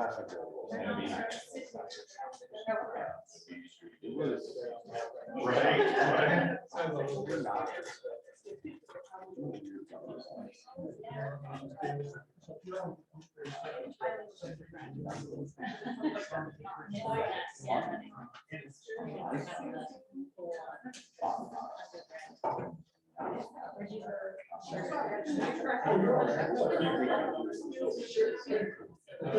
Yeah, no, that's, I was wondering.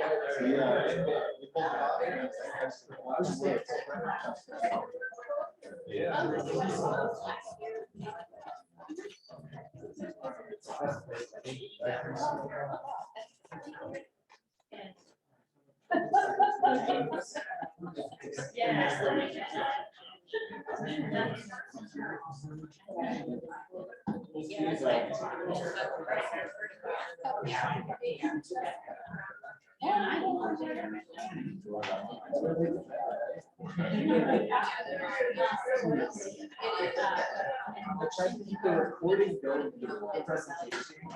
So the recording might actually look like.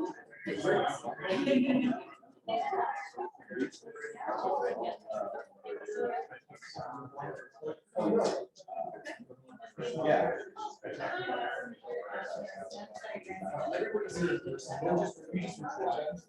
So they're missing some.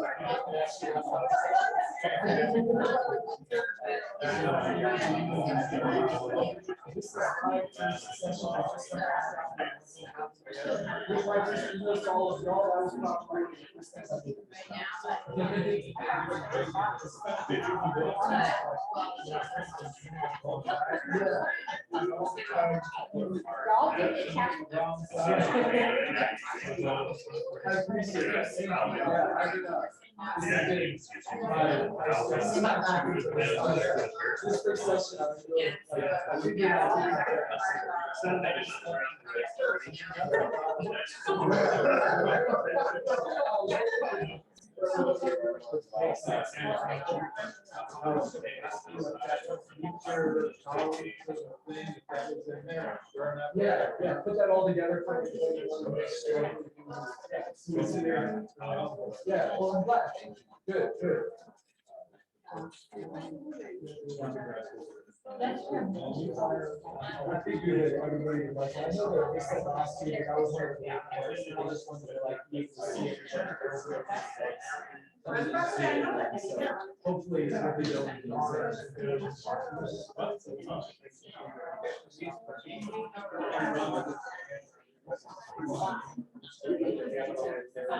Good, good. So I'm glad. Let's get through this.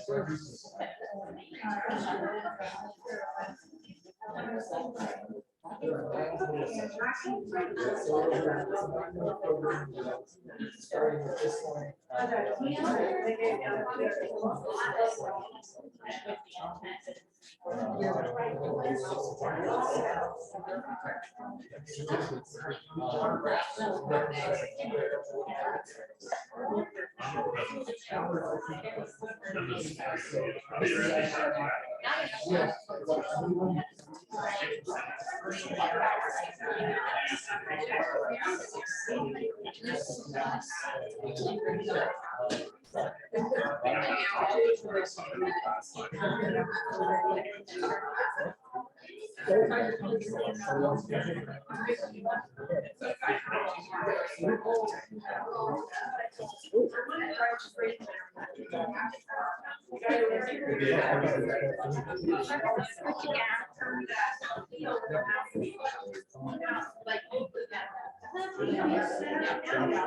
Okay. Hello.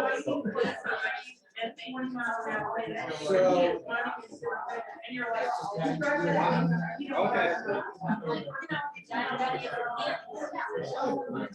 Refuge my dad voice. Okay. While you're enjoying your lunches, you're going to have a presentation to enjoy. We're going to have Zane Kessler. He's the Director of Government Relations for the Colorado River District. Zane manages the district, state, and federal policy efforts in coordinates the organization work with partners, municipalities, and counties. So Zane is pretty much the external face. Oh, are we getting the technology to work? We are. I would just don't have to. Oh, PowerPoint is fine. Okay.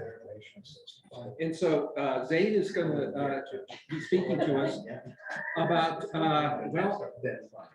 he's going to be speaking to us about Western Slope water management, how it relates to Northern Colorado, which obviously with the transfers across the Continental Divide, it has. So Zane, why don't you take it away? Thank you, John. Appreciate it.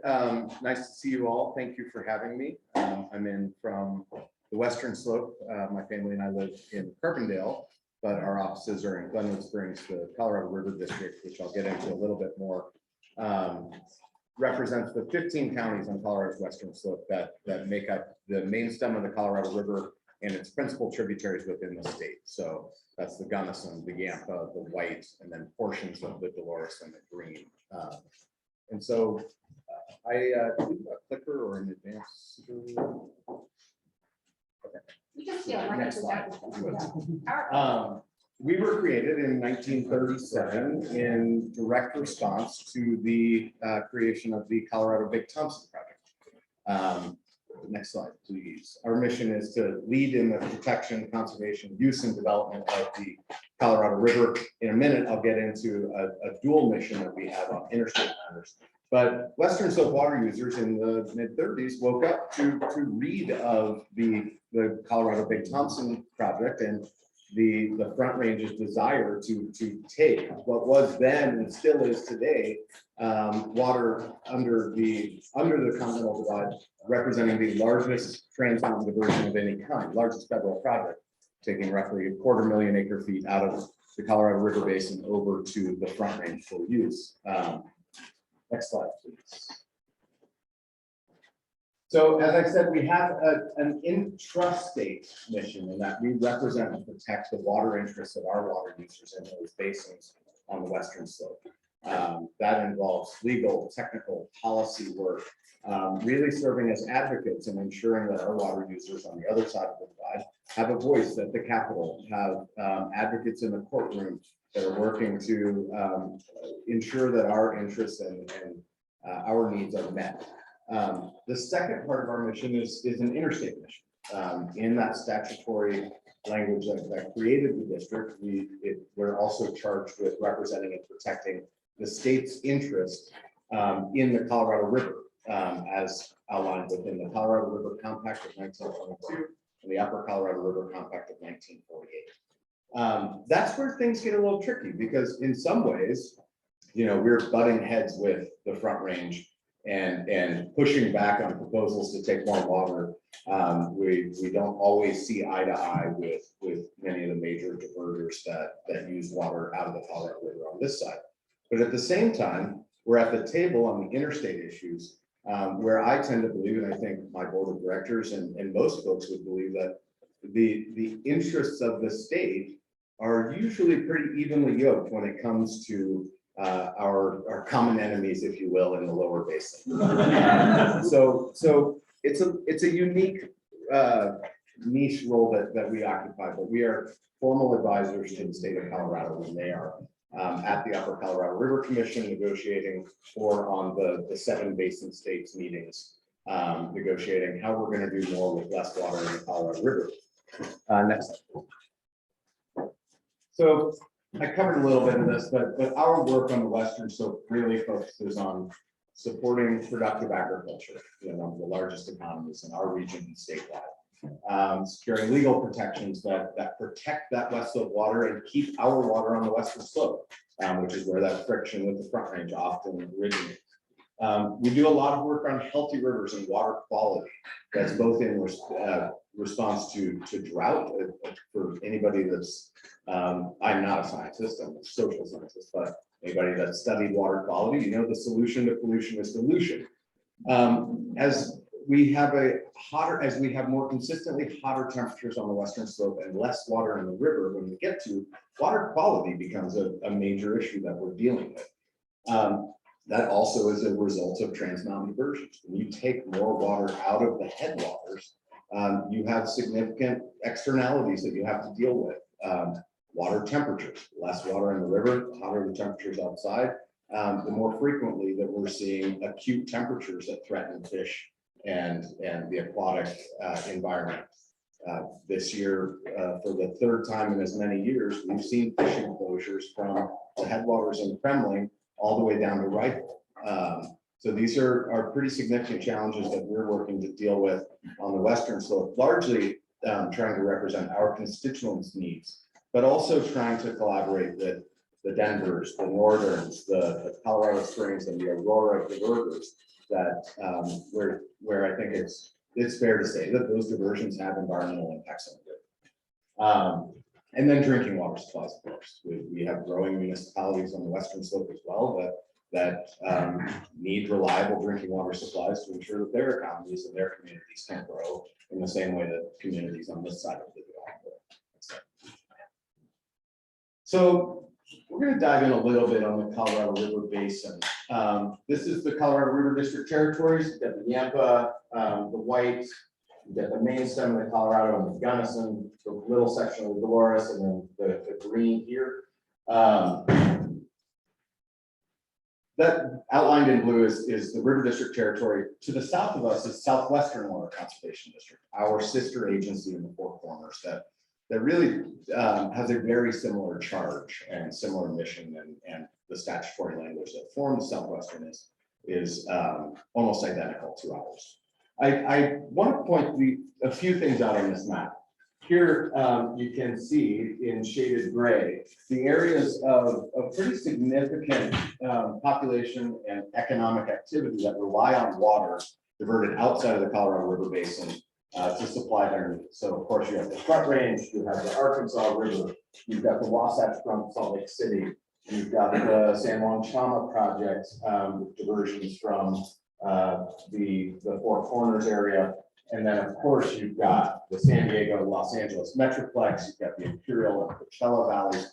All of those are significant from an economic and political and environmental perspective in that they're taking significant amounts of water out of the basin for beneficial use elsewhere. Next, sorry.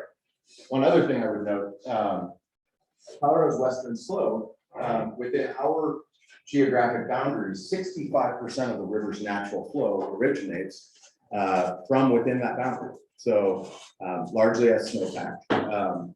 If you add in southwestern, that's 75% of the Colorado River's natural flow comes from snowpack on Colorado's western slope. That's a significant burden for many of us on the western slope to bear, primarily because it's not just our needs and the needs of the Front Range that we're trying to balance. We're trying to balance the needs of 40 million people, 7 states, 30 sovereign tribes, and the nation of Mexico as well. So what happens on Colorado's western slope in a hotter, drier future is going to have significant repercussions throughout the basin. Next slide, please. We're going to dive in a little bit on what the Colorado River Compact is. Signed in 1922. This is the 100-year anniversary. There are a number of historic quotes I could throw at you, but we'll just jump into the numbers. There's going to be a few clicks here. Advance, please. Why don't we just advance full? So there you go. So when the Compact Commission met in Santa Fe in 1922, the conversations that led up to the signing of that agreement were contentious. There had never been an interstate water agreement of this kind and of this scale. Colorado's representative to the Compact Commission was a man by the name of Delph Carpenter. Delph came there largely with the intent of ensuring that Colorado's long-term interests were protected. Have you all learned about the doctrine of prior appropriation at this point? Doctrine of prior appropriation, first in time, first in right. If you think about the way that water was developed along the Big River, California had most of the senior rights. They were growing at a rate that was exponentially greater than we were at that time. If the river were to be managed as a whole on doctrine of prior appropriation or along those lines, Colorado would have been left with nothing. So Delph and many of the commissioners came to that meeting in Santa Fe with the idea of equitable apportionment. How do we ensure that California gets what it needs, lower basin and upper basin states as a whole get what they need, proportionate? So they cut it in half. They said 7.5 to the lower basin states of California, Arizona, and Nevada, 7.5 to the upper basin states of Wyoming, Utah, Colorado, and New Mexico. In addition to that, California has some pretty significant tributaries in the lower basin that meet up with the river down there. They got to take that, so another 1 million acre feet in tributary use. And then ultimately, we got 1.5 million acre feet to the country of Mexico. So in total, you've got 17.5 million acre feet allocated on paper using the Colorado River Compact and a series of other agreements that we collectively refer to as the law of the river. Next slide. Let's look at what we're actually using. In the upper basin, we are using on average year before last, we used about 4.5 million acre feet. On average, somewhere between 4 and 4.5. Lower basin is using their 7.5 million acre foot entitlement. Next slide. Their 1.5 million acre feet going to the country of Mexico. That's generally split. 3/4 million acre foot is charged to the upper basin. 3/4 million acre feet are charged to the lower basin. Next slide. You've got, remember they were guaranteed 1 million acre feet out of tributary use, but in all actuality, the lower basin is using somewhere between 2 to 2.5 million acre feet out of the tributaries.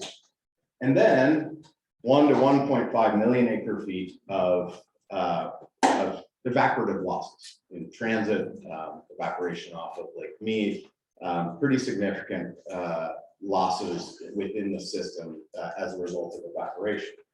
So in total, we had 17.5 million acre feet on paper.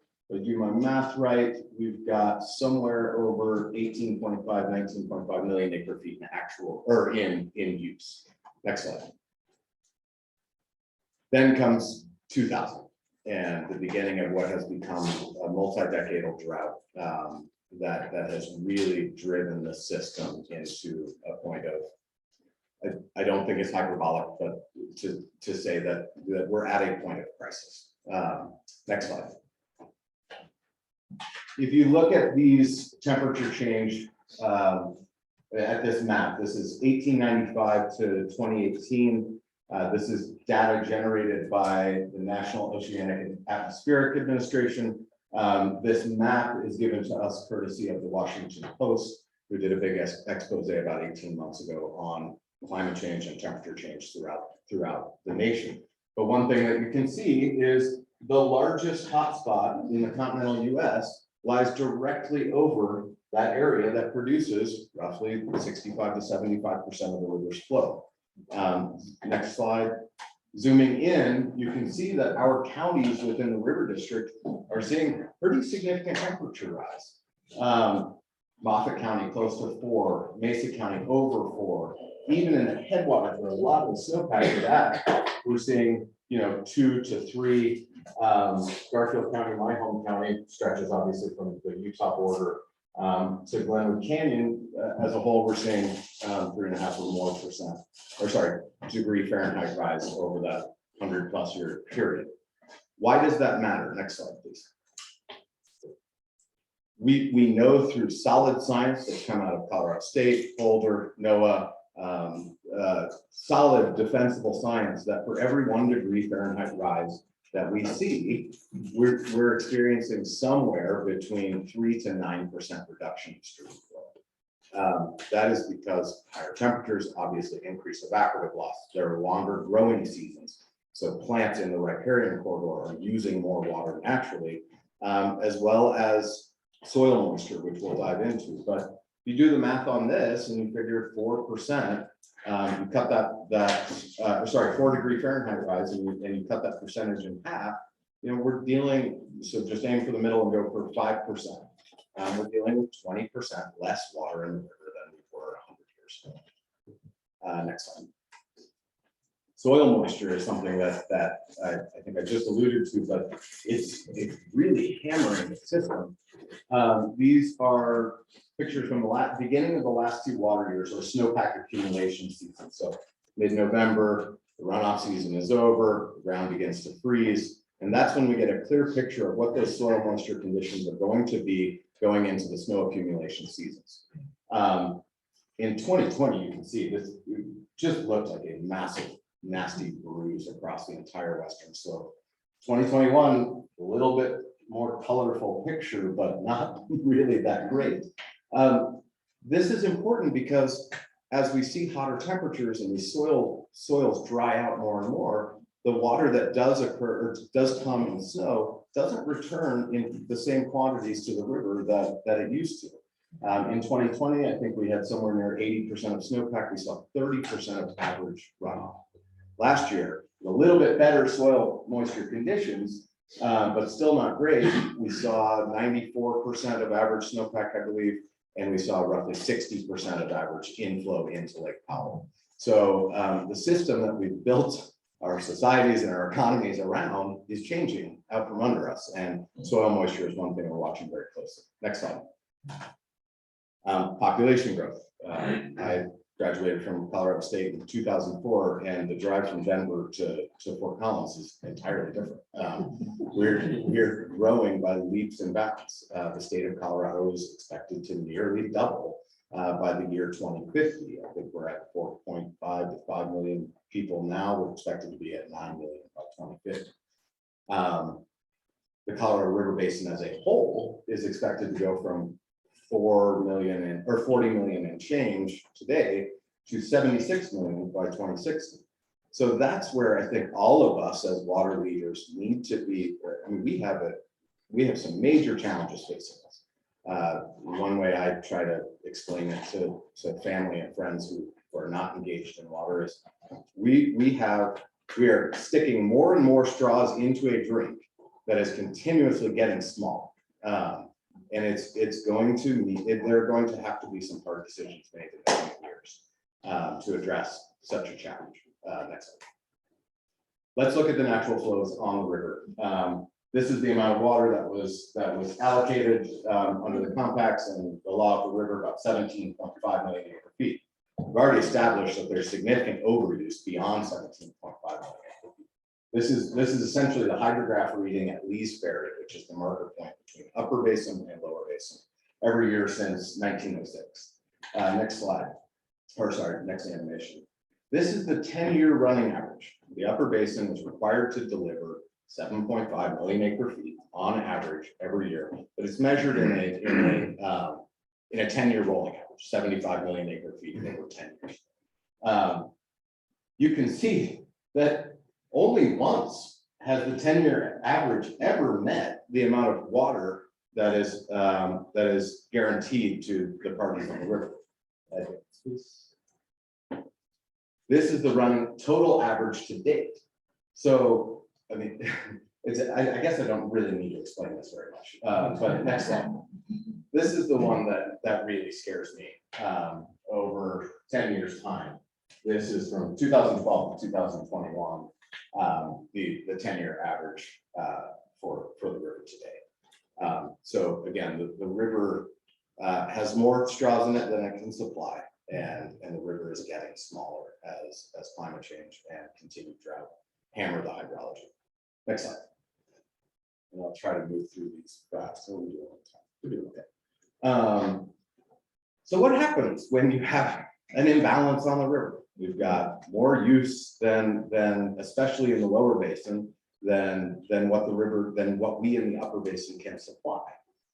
You see a pretty rapid decline over 15 to 20 years in the two biggest buckets on the river. This is Lake Mead, the largest reservoir in the nation, Lake Powell, a close second. These were full in the year 2000. Flaming Gorge, Blue Mesa in Gunnison County, and Navajo, New Mexico are also what we call CRISP units, Colorado River Storage Project units. They're intended to help supply the Colorado River system with what they need. They're really kind of our last option, and they're not very big buckets by comparison to the 50 million acre feet that are stored collectively between Mead and Powell. There's a lot more I can say, but we'll move. Next slide, please. That's one. There you go. So we're seeing it in the headlines. My office oversees external affairs for the Colorado River District. My poor communications director, the phone is ringing off the hook every day, and it's becoming a story because of the potential negative externalities. If this river fails, we've got tens and tens of millions of people that rely on water out there. How are we going to approach this? And that really is the subject of a lot of the negotiations going on right now. Earlier this summer, the Bureau of Reclamation Commissioner Camille Touton announced that the Department of Interior was going to try and require the states to collectively reduce use by somewhere between 2 to 4 million acre feet. They set a timeline on that didn't really end up being a hard timeline, but they are working to bring the states together to try and figure out how are we going to reduce uses without drastically altering the communities and the economies along the river that depend on its waters. Next slide, I guess. Yeah. On the western slope, and I assume most of you are in government or chambers of commerce, and you're aware of Colorado's requirements for tax increases. They're not popular in Colorado. You have to go through Tabor and you have to go to the voters to get permission to raise taxes.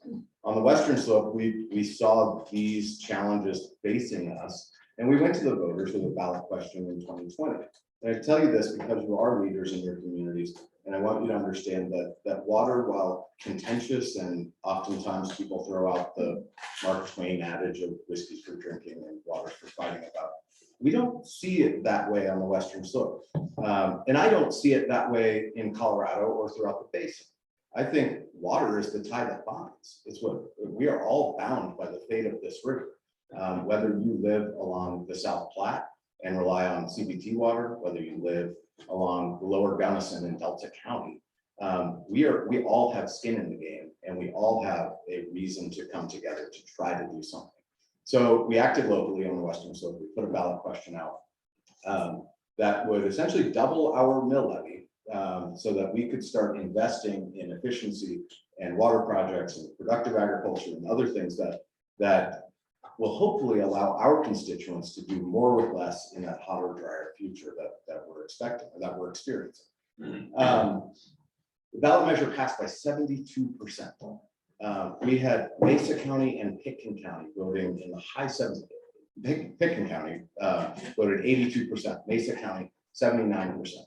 That's, I don't know if you guys understand the politics of Western Colorado, but that's insane.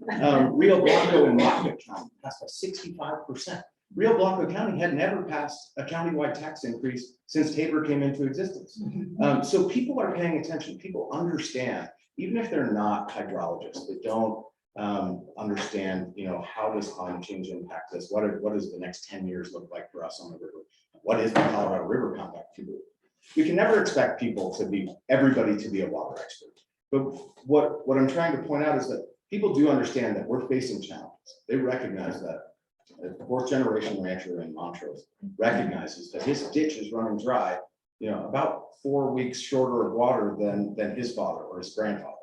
On the Front Range, the water managers here recognize that the amount of water they're diverting is there's less water in the point of origin than there was when a lot of these systems were built. So I just wanted to point that out, that we are acting locally. We're investing on average about $4 to 4.5 million $4.5 million in local projects, lining and piping of ditches, converting to more efficient sprinkler systems, trying to rehabilitate our rivers that are drying up. And it's I think a good example of how people, strange bedfellows, can come together to support their long-term interests, and all of our long-term interests are tied in some way, shape, or form to our water resources. Next slide. This is my last one, I think. Moving forward, what's going on across all these various areas of policy and negotiation? Interstate, we are actively at the table with the state and with others, council from Northern Colorado, CEO of Denver Water. The state leaders are really, I think, working very well right now with our state representatives on the interstate matters to ensure that Colorado's best interests are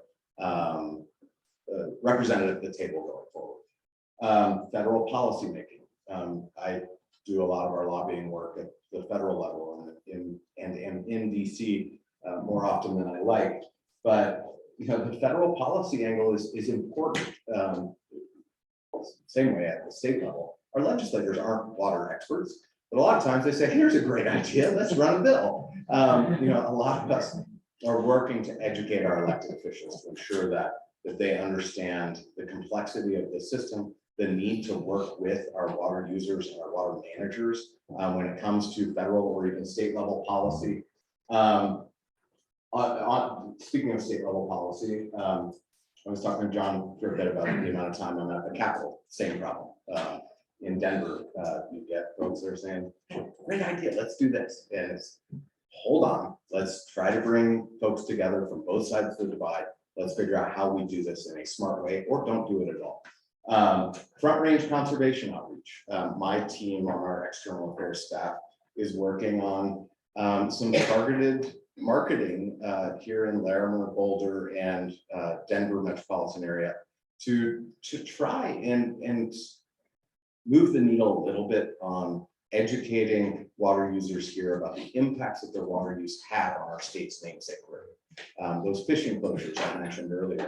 I think we should all recognize that our water use, whether it's a lawn in Carbondale where I live, or whether it's a lawn in Weld County, it's using Colorado River water. How do we make smarter decisions that take into account our needs, our environment, and the future of this river?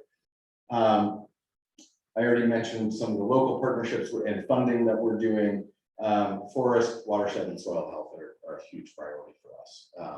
You know, our forested lands, our public lands are our largest reservoir. The snowpack that falls on our forests needs to be prioritized within our policy decision making. And forest health is a major part of the work we do. With that, I think we've got 15 or so minutes for questions. Maybe I'll shut up and see where you guys want to go from there. So one quick question Yeah, about evaporation. So we had that 17.5 million square feet, and then you showed how much is being used in evaporation figured into that slide. So was there evaporation figured into the compact originally off of those big? They're not figured into the compact for as a whole. It gets a little tricky. In Colorado, we're charged for our evaporative loss. The upper basin states are charged for our evaporative loss to the tune of about 800,000 acre feet is charged in transit and evaporative losses. That's included in our 4.5 million acre foot number. In the lower basin, for some reason, it is not. The reason is Jennifer, please. a case, a United States Supreme Court case called Arizona v. California. And the court directed, and this is probably a sentence in the decree that people are arguing about now. But it's read that the Bureau of Reclamation charges the consumptive use at the delivery point. So they don't get charged evaporation and transit losses. Thank you. So I hope that answers your question. One observation I'll add is last year, because we don't have the luxury in the upper basin of living below 50 million acre feet of storage, the two largest reservoirs in the US.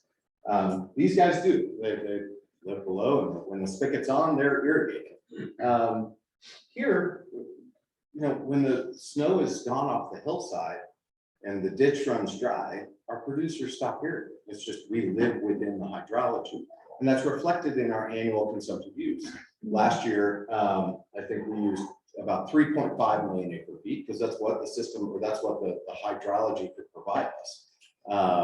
Year prior, we used somewhere between 4 and 4.2, but it's variable for us because we go with the amount of snow on the hillside and water in the river. So. I can't imagine having your job and, you know, with all these competing everything coming at you. What's your philosophy for survival? How do you manage? I learned early on, actually at CSU in the poli-sci class, that politics is the art of assembling strange bedfellows. And I really do think that the broader the coalitions we build, the more people we bring to the table, the easier it is. We're never going to get everything we want.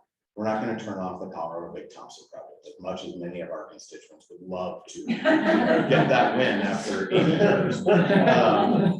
But it's not going to happen. We all need to recognize that skin in the game that we all share, and the fact that we are bound by the hydrology of this river, and its fate will determine our own. And so I guess in some ways, there's another political philosophy of never waste a good crisis. So using the challenges that are facing all of us as water users as an opportunity to seek action. But It's not easy, and it's not just me. I mean, it takes a village. There are organizations throughout the state that work to bring us together, like the Water Center. That it really does take a village, and we've got a lot of very smart people, much smarter than myself, that are working to try to address the issue.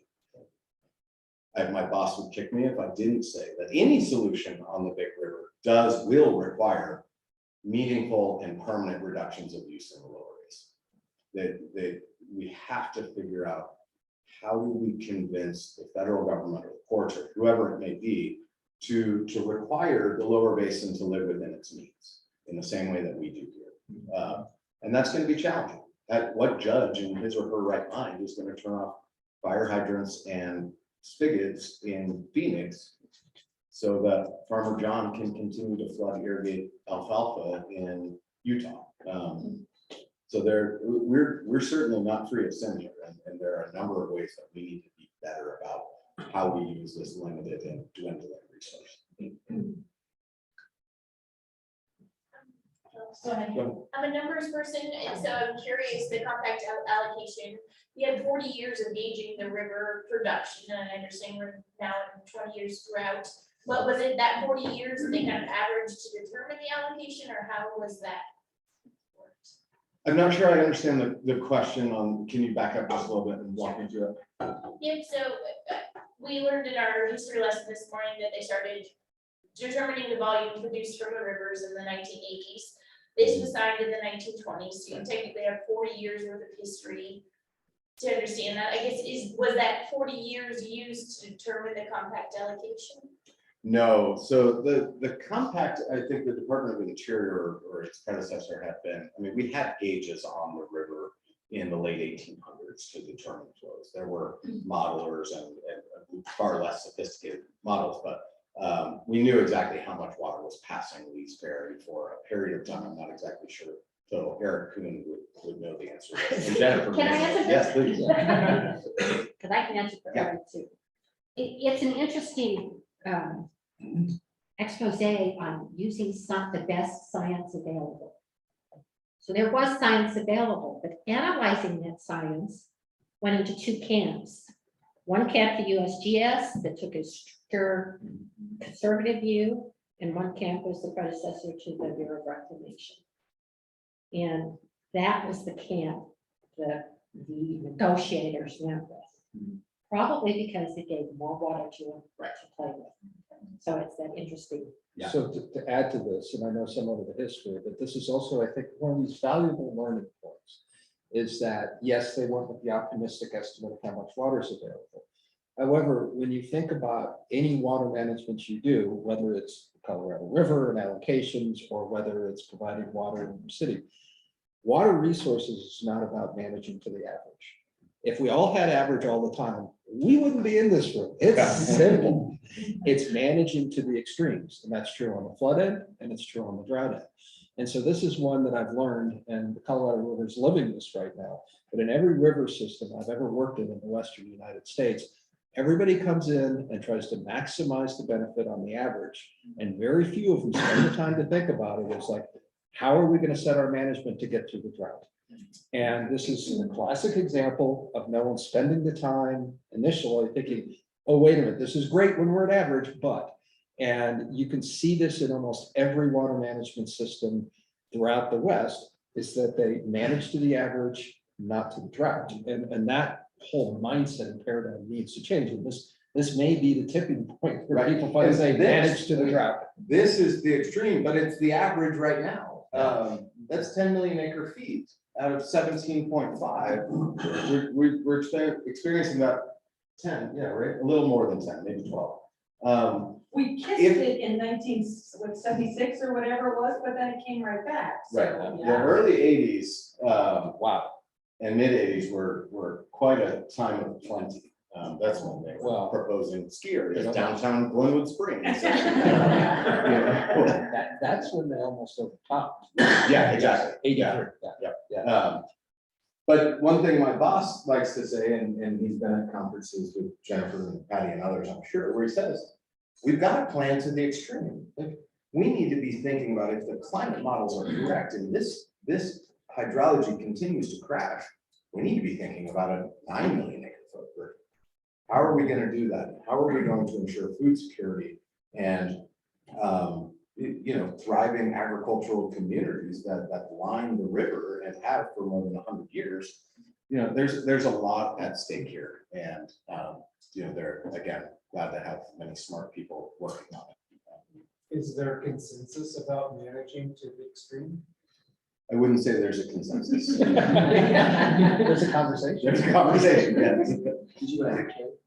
Yeah, well, I appreciated your analogy of more straws in the cup with shrinking amounts to drink. We all have an interest in water here. We're also all water consumers. And then we have friends and family in these 7 different states, I'm sure. And just a quick example, and we'd love just your recommendation, again, for us as water leaders and water consumers, is I have relatives with a home on a golf course in Palm Springs, and they love how beautiful and pretty and green it is. And then I'll point out something like desert scaping on a golf course to reduce water use.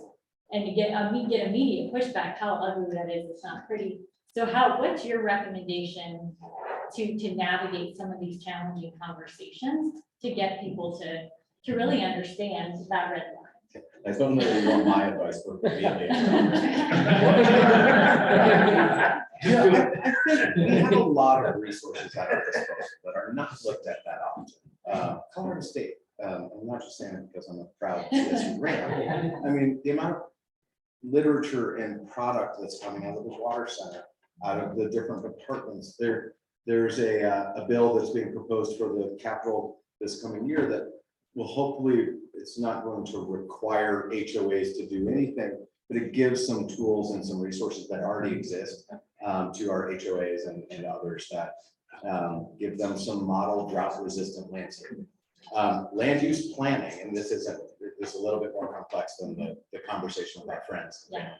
but talking about that at the community level. And you know, one thing that chaps a lot of my constituents' hides on the Western Slope is when we're dealing with these fishing closures from Kremling to Rifle, which is a huge stretch of the river. You know, I think there are maybe 2 municipalities within the northern subdistrict that have mandatory water restrictions in place. Many of the communities here have water-wise policies and are working to advance that, but you know, we've got to figure out what the highest best use of this limited resource is. And I think trying to incorporate that theme into conversations is maybe my best advice.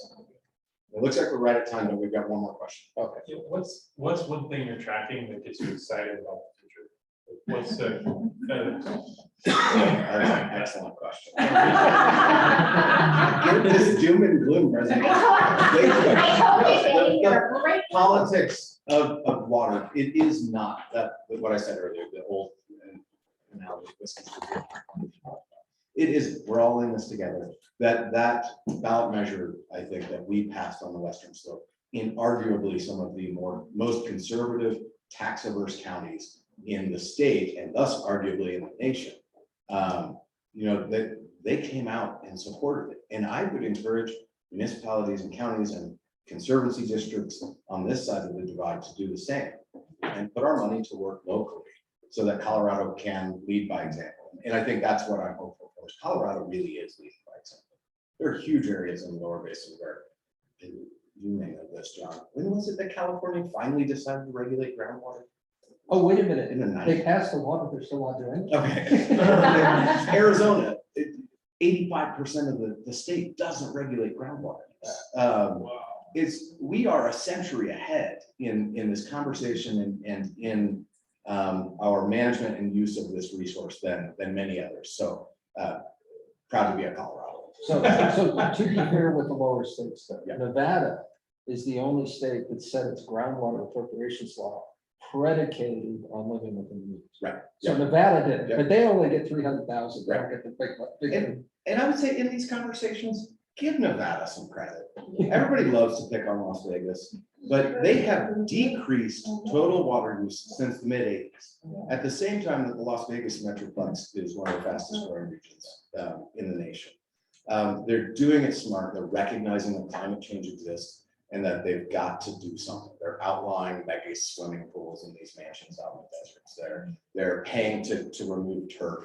Nevada recently in these interstate negotiations, we've started calling them the middle basin. I don't know if that was engineer, if he self-described as that, but they don't want to be seen as a lower basin. They're not the upper basin, so we're calling them the middle basin. And maybe it's their middle ground approach that might actually save the day.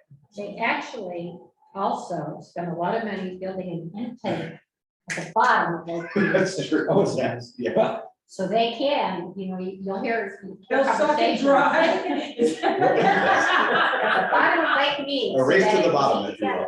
that. Well, before that happened, I worked at the same. Part of the reason that they were moving the intake location is that when Lake Mead started going down, they realized that there was a flow path between their outlet of the wastewater going into the lake and their intake. So it was driven by a couple of factors. Do you think that it's the fact that we have to live within our means in Colorado that drives us to be a century ahead of creativity? I think that's a major contributor for sure. Yeah, we don't have the luxuries of overuse that others on the big river do. But yet we look out the window here at Kansas City green lawns. Yeah, true. Nice green lawn. And those of you that are in local government, I think using some of those resources to push a conversation at the very least on land use planning and how can we do this, recognizing that our communities are going to grow. The people aren't going to stop coming to Colorado anytime soon. How do we accommodate that growth with water conservation in mind? With that, Thank you all very much.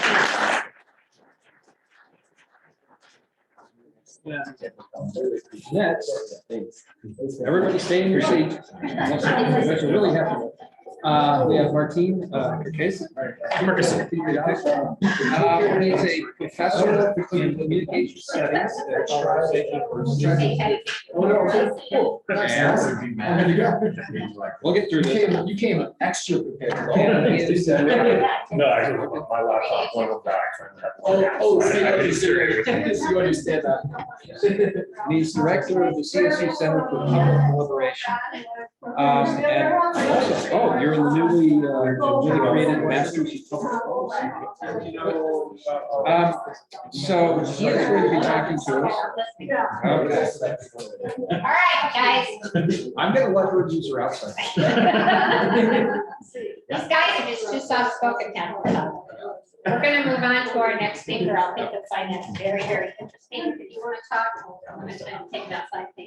Thank you all very much. And so Martine is going to be discussing leadership challenge. And basically, what she said, I'm gonna let you have the presentation, but it's gonna be talking about, as a leader, how are you going to basically facilitate convening these conversations to start tackling the difficult problems, or what we like to refer to in academics as the wicked problems. Yes. Okay, I appreciate that. So I'll pass out.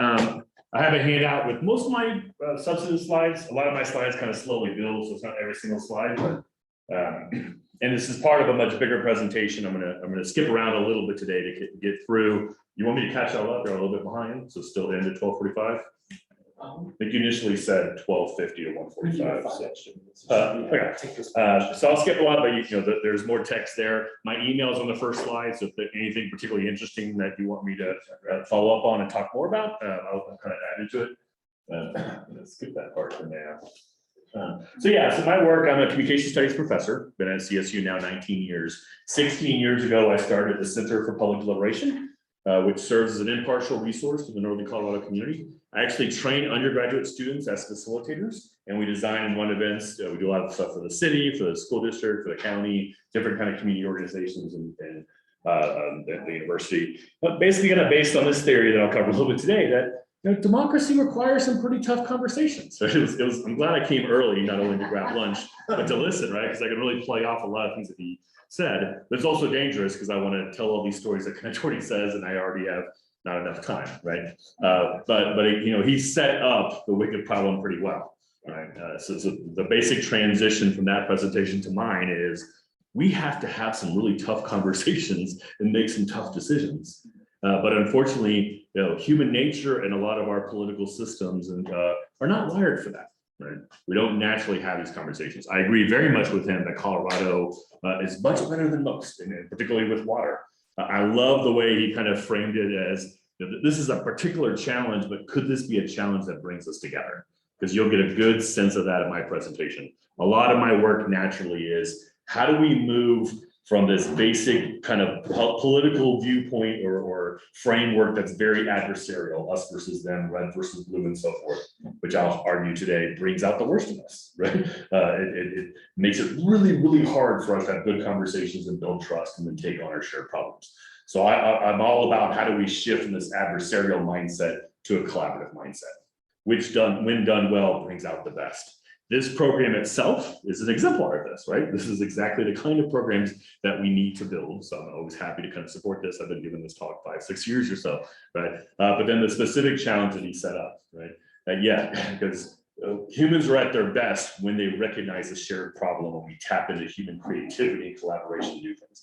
I was just at a conference last week, a new program called the Climate Democracy Initiative, started by a few different people, bringing a lot of universities together. And it was this interesting kind of questions, like we have this dual challenge or crisis in democracy and in climate, and which one goes first? And I walked into that thinking, well, we have to figure out democracy first.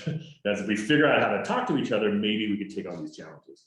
I was actually convinced over 2 days that maybe it is the other way around, just like with water. Maybe climate is the challenge. That's so much of a challenge to all of us. We figure out how to do democracy again while taking on climate or while taking on kind of water issues. Again, particularly in Colorado, where we do have more of a pragmatic tradition of solving problems together. And not as much of the kind of red-blue kind of dominance, right? So it took up a few minutes already, not even getting into my presentation, right? But this is just a quick slide. These are some of the projects. Again, I'm more of a process person, not specific to topics. We'll try to kind of connect it as much as possible specifically to this. But these are all the issues.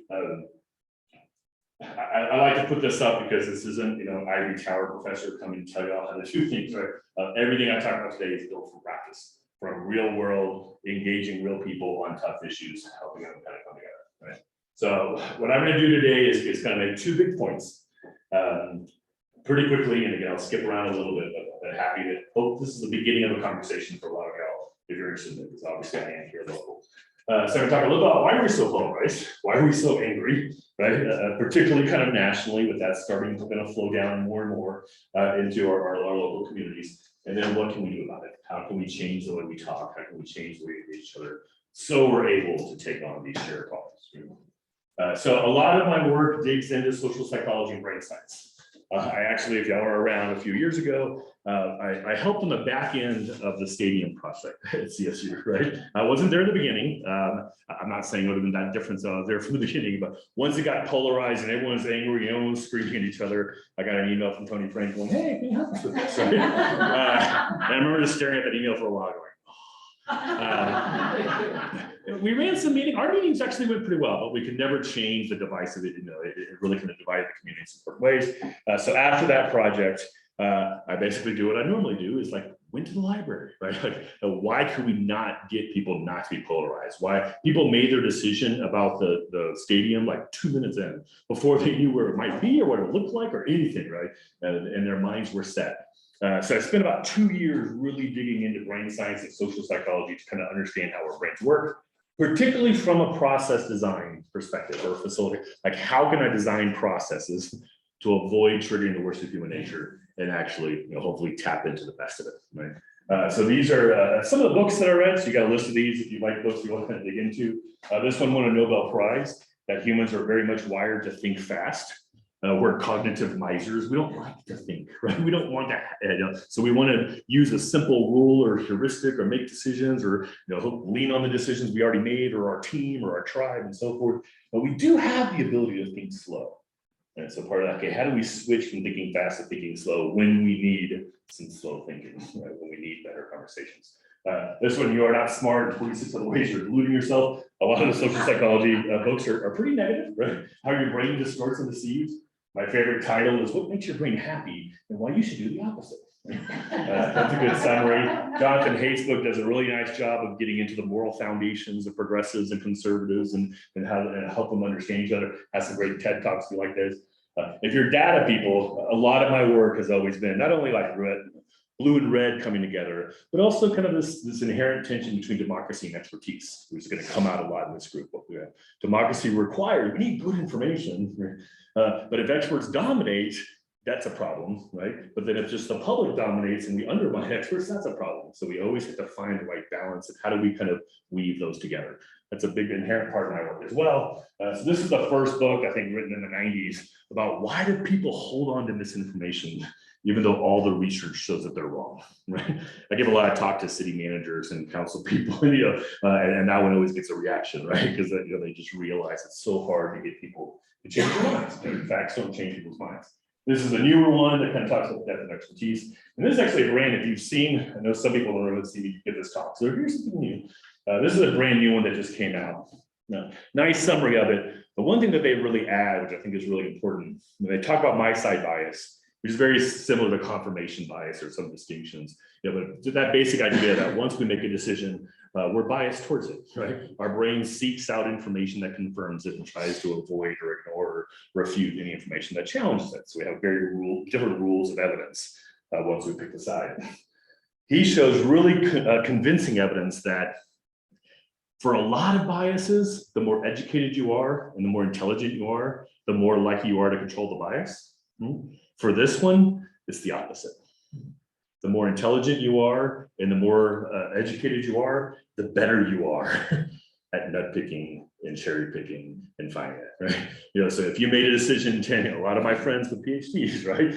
You made a decision 20 years ago that you decided what was right, and you spent 20 years piling on and reading things and seeing through that lens, right? So this isn't unintelligent, uneducated people are biased. Sometimes the smartest people are even more biased. My dad. Our brains are wired.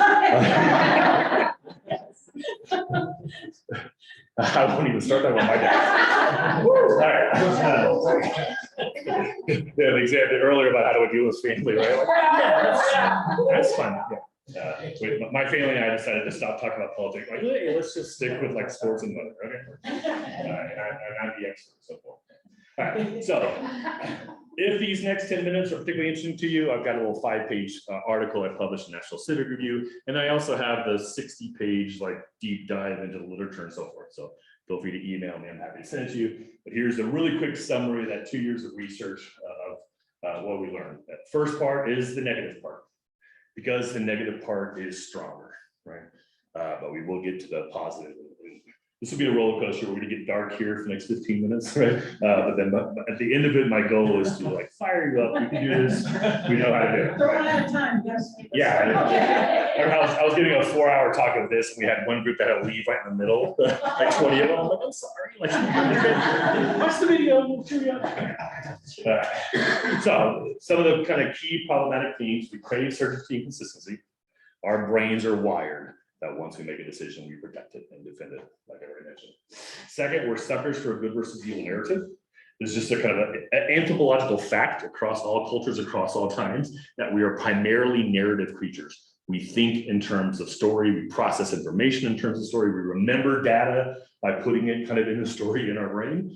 Now, personally and professionally, some people kind of shift from that, right? But again, the basic human wiring is we think in terms of story. And our favorite story is a simple good versus evil story with a hero and a victim and a villain. And once we decide who's playing what role, our brain works overtime to confirm that, right? And there's really powerful narratives with that, right? Yeah, there's a whole bunch of Disney villains, right? I won't tell the full story here, but one reason Disney makes a lot of money, right? Because it gives us exactly what we want, right? We're teaching our kids from a young age, if there's ever a tough issue, just look for the villain. That's what's causing problems. All we have to do to solve our toughest problems is to find the villain and vanquish the villain. Also reliance on a hero then. Also reliance on a hero then. Oh yeah, waiting for the hero to kind of thing. Third, we're groupish.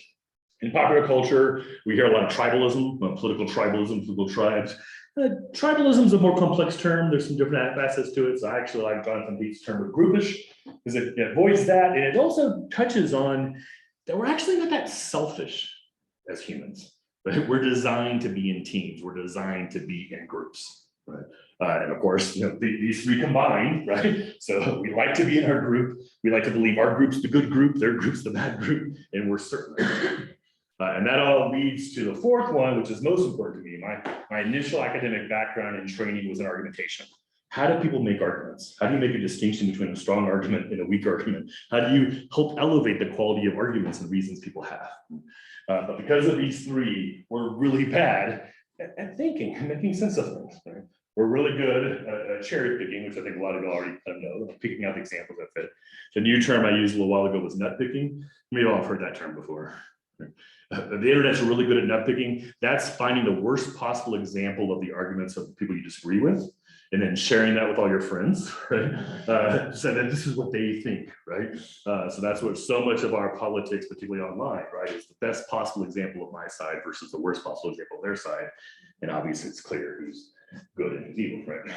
So this one is particularly important to me. So I spent a lot more time in my research. I'm gonna do it really quick here to kind of get to good news, but if you look at stages of the term motivated reasoning, is this idea that we're motivated to think in a certain way. We like to think that we're motivated for truth or for accuracy, but the way our brains are wired, we're mainly motivated to protect our team, right? To defend the decisions that we've already made. So these stages are chronological, they all kind of build on each other. The terms on the right, when I started this work 5 years ago, were all brand new. I imagine you'll recognize a lot of these now as we go through, but we're biased on what even information gets to us, right?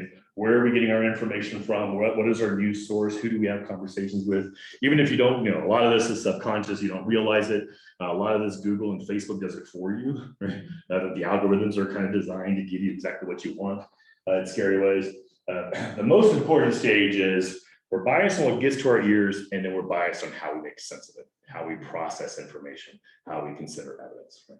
And that's where confirmation bias comes in, or my side bias that we mentioned.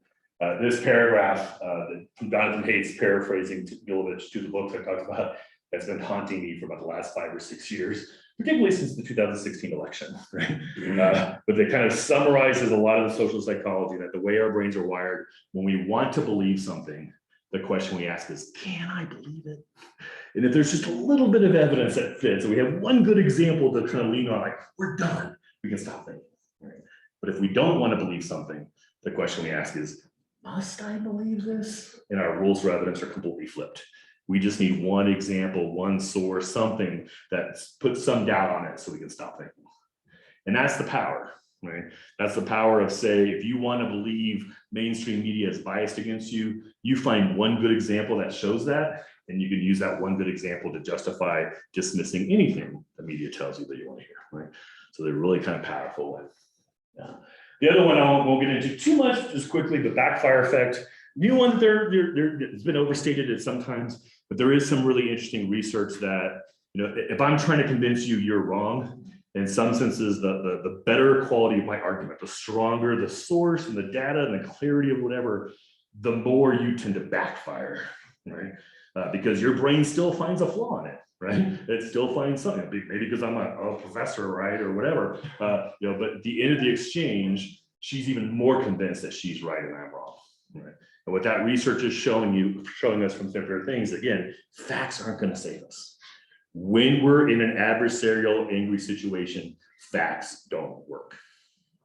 I'm not saying give up on facts. I'm not saying facts don't matter. I'm saying we have to change the conversation for facts to matter again, right? So that's a big part of the work that we're trying to kind of do. Right? And then how we kind of remember stuff and we kind of put it together. Skip these, going to get through how we make decisions and what we remember. Although there's biases at each stage of this that we're kind of dealing with, that we have to try to kind of work with. So then the last one of all these, I'll get to a little bit later, is basically our brains are just really bad at dealing with tough situations, right? We want easy, we want certainty, right? We want good versus evil. So when our topics are inherently defined by competing underlying values and tensions and paradoxes and so forth, our brains just aren't wired for that, right? We'll get back to that a little bit later when we get to the talks, right? So that's individually kind of the social psychology of brain science. We have these filters on why people have such strong opinions. Then then what happens in the real world when those people are trying to have conversations with others, right? So I've been building this vicious cycle. Vicious cycle is a negative feedback loop, and it gets worse and worse. as we've been seeing with national politics with the decrease in trust and increase of polarization and anger. The good news is I do very much believe this is exaggerated. We're not nearly as divided as we think, right? For a variety of reasons. It's often pretty thin. I feel pretty comfortable if I get people in the room with my process and my students and so forth. In almost all cases of doing projects for the last 16 years, we've had good conversations. Changing the broader conversation is tough, right? But there are things that you can kind of do. But we start with what I just walked through, these individually developed subconscious biases, these blinders, and then we kind of have things that add to that. So negative interaction effects is when someone with a set of blinders tries to have a conversation with someone like with your father, right? Or with my father, I'm guessing. Thanksgiving is a particular kind of difficult time for some people, right? Because they're bringing together these different things. Catherine Schultz has done some great research on how people react when they're told they're wrong. Short version, not well, as you can imagine, right? She's actually got a great TED Talk, so again, if you like those things, Google her name and being wrong. But one kind of heart of her TED Talk summarizing her research was, we go through these 3 stages when people tell us we're wrong, right? The first stage is the ignorance assumption, which is like, oh, they just don't know what I know, right? Ignorance seems like such a nasty word, but it just means unaware, right? So how do we solve that? We educate them, right? We just tell them what we know, but they don't change their mind. So we have to upgrade to the idiot assumption. So the idiot assumption is, okay, they know what I know. They're just not as smart as me, right? They're not making the connections, right? So we try to do that and then finally, but even that sometimes doesn't work because they seem so bright in so many different ways. It's just this politics thing, right? How can they be thinking this way, right? So she argues we upgrade to the evil assumption. Evil's a big word there, right? But mainly what I'm seeing that transition from second to third is you're making assumptions about their motives. Your brain is basically telling you, they know I'm right, but they refuse to admit it because they have some other kind of motive. And I can tell you as a communication professor, once we assume that people that disagree with us have a hidden motive, that they're not sharing, that they're not playing the game, that they're not yielding to the force of the greater argument, right? There's no reason to talk to them anymore. Right? They're out of the conversation. You've defined them as a bad faith actor. Don't bother wasting your time. Pretty dangerous situation when half the country thinks about that as the other half and vice versa, right? Where we are. Well, not having a lot of independence, right? So it's more of the extreme. But that's part of the exaggeration, right? We like to think there's 2 sides, but there's a whole bunch of in the middle. They're just not very talkative. Actually, we'll get to it right now because the third thing is what I call the Russell effect. Pulled from this meme, like most internet memes, it's wrong. We didn't actually say this, but pretty close. Right? It's a combination of about 3 or 4 different ones. In my research, I get to it, but it's still useful to show this one. You can't read it. I know the script's here kind of small. The whole problem with the world is that fools and fanatics are always so certain of themselves, and wiser people so full of doubts. I'm not saying all loud people are idiots, but we have systems that reward certainty. Right? If you know that you're right, particularly if you know that you're right and you're good and they're evil, right? You're going to be loud. You're going to walk up to that microphone at city council, right? You're going to be active on Facebook. You're going to have lots of bumper stickers, right? Those people that see the tensions, those people that see both sides, the people that are kind of working with nuance, there's often not a place for them, right? Where do they express their opinion? Because so many of our processes reward the former versus the latter, right? That's another part of what we're trying to work. To kind of change, right? And this is something like the water, the groups that kind of work on this, right? Creating an environment and creating that switches that. So to continue with the bad news, this is the individual stuff, and then the internet, which is wonderful in so many different ways, right? But also that the research is becoming so clear that it also takes those negative quirks of human nature and just blows them up, right? That just makes it so easy to gather around like-minded people and to cherry pick and to nutpick and rewards that, right? If you post something with certainty, all your friends like it, that gives you dopamine hits, right? I mean, it's basically like a drug, right? Whereas if you post something complex, really trying to struggle with it, you either get a bad response or no response, right? So we're basically training people to say, hey, say ridiculously simple things that people are gonna like, right? Because I've already unliked everyone who disagrees with me. And then our overly adversarial political system, I won't get into all these bullet points, right? The really quick summary of this is, once I understood all this, and then I look at our national political system with a 2-party system and winner-take-all elections, and it's almost as if it was designed to ensure horrible conversations. Right? And, you know, partly to give the founders credit, they knew that, right? They said, don't do factions, don't do parties. And then like next week we had parties. You know, but we have a system, unfortunately, that tends to, from an argumentation perspective, rewards bad arguments and punishes good ones. And the issues that we're dealing with are tough enough already, right? Solving this water issue is really, really tough. But on top of that, we put this game, right? Which just kind of changes all the rules and the incentives. We're right about to get to the positive stuff. I know y'all like this kind of sucks. So in my research, a lot of what I do is, okay, so then how do we talk about issues? What are the ways that we engage the public on issues from the national level on down? And most of the ways we engage people, unfortunately, again, tend to bring out these negative aspects and reward them, right? We have a lot of processes that basically allow people to express their opinion. Again, one time on the microphone or a survey or, you know, comments on a message board for the Coloradan or so forth, right? So we have all these ways of expressing individual opinion. We have very few ways that people actually talk to each other and develop some mutual understanding and figure out, and as you'll see in a minute, understand issues, the wickedness of issues and the difficulties of it, right? And then we also have a media that unfortunately profits off this, right? Particularly national media, one of the new terms now that's being used is conflict entrepreneurs, right? There's a lot of national people that are getting really rich and popular feeding us outrage, right? Because they know the social psychology, right? So they're going to give us that, and that's what's going to kind of work. One of the big projects that we're working on here, if you're interested, I'd love to kind of hear from you. Last fall, we started the Deliberative Journalism Project, the Northern Colorado Deliberative Journalism Project. It's a collaboration between my shop, the journalism department at CSU, political science. Now we've got League of Women Voters, we've got the Coloradan, we've got KUNC, we've got Fort Collins Public Media, all like, how do we reimagine local journalism so it becomes more of a resource, more of a deliberative resource, helps us have tougher conversations. And that's another dual crisis because local journalism is completely collapsed. Their financial model, democracy is struggling. So how can we maybe kind of help both of them work at the same time? So we're doing some pretty interesting stuff there to see if we can change this, right? To have media as a positive impact on the quality of our conversations. And local media has always done that, right? The local media now is competing with national media. National media is much more of an interesting thing, right? Because it's a good versus evil kind of story, and national media is free, right? So I want to pay for information on local issues. So how do we rework that?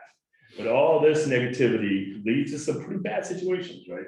That so much of our discussion about any tough issue just becomes this gotcha anecdote wars, right? The worst example is being spread around. The outrage industrial complexes, again, lots of people getting rich, feeding off this negative human nature. There's a mean-spiritedness and contempt to our politics. There's just a joy of the other side's suffering, which is a little bit different than we've ever had, right? It's hard to say we're more polarized than ever. We did have a civil war, right? But how the conversation is going, it's very scary. Contempt is this combination of anger and disgust, which is particularly potent and dangerous. Most of our polarization now, for example, is not issue or ideological polarization. It's like we think differently. It's affective with an A, affective polarization, which means we just hate each other, right? And that fuels a lot of dangerous stuff. The assumption of negative motives, at least conspiracy theories, which are really tough, because conspiracy theories, anything I do to try to undo a conspiracy theory inherently falls under the conspiracy theory. Right? It's exactly what someone does. So that really corrodes our public discourse, right? So how do we avoid that? But most importantly, all of this leads to, we have real issues we need to take on. And we're spending so much of our energy and so much of our creativity on this really bad game, right? Quick question you have? Well, yeah, building off that, sometimes it seems like, at least on the national level, the conversation talks about like an explosive social issue that affects relatively few people, but it dominates the conversation, where Colorado water affects us all, but we don't really talk about it. Yeah. What would you call that, like red herring or something? Or... Yeah, no, I mean, again, it goes back to the narrative. Like, what are the interesting narratives that are going to capture people and make them click? Because if the primary decision of what gets aired or showed or whatever is how many clicks, right? Well, we know what draws clicks, right? Kind of simple narratives, right? So the tough issues, that's where, some of the biggest issues that we really need to talk about are often not discussed at all. Right? Because neither side sees it as a valuable political view, and the media doesn't see it, So that's where we have to at least locally change the culture and build capacity for us to have the tough conversation that we need to have. Right? All right, so that was all the negative stuff. Now we can get to, okay, what can we do about this, right? And luckily we do have some good things here. So see how fast we go. So there's kind of two big steps I'm going to talk about here. One's more kind of philosophical, kind of big picture, and then we'll get into some specific tools. But again, this will be pretty quick. But these are interesting. I'm happy to dig in. How many people have heard the term wicked problems before? Kind of, okay, this could pretty like go a little bit faster. I have a little bit of a different twist on how I talk about wicked problems. Because I like to see it more like a lens through which to see problems rather than a category of problems, right? So the idea is if it's a tool in my toolkit, if I step back and say, if we look at this as a wicked problem, how might that change the conversation?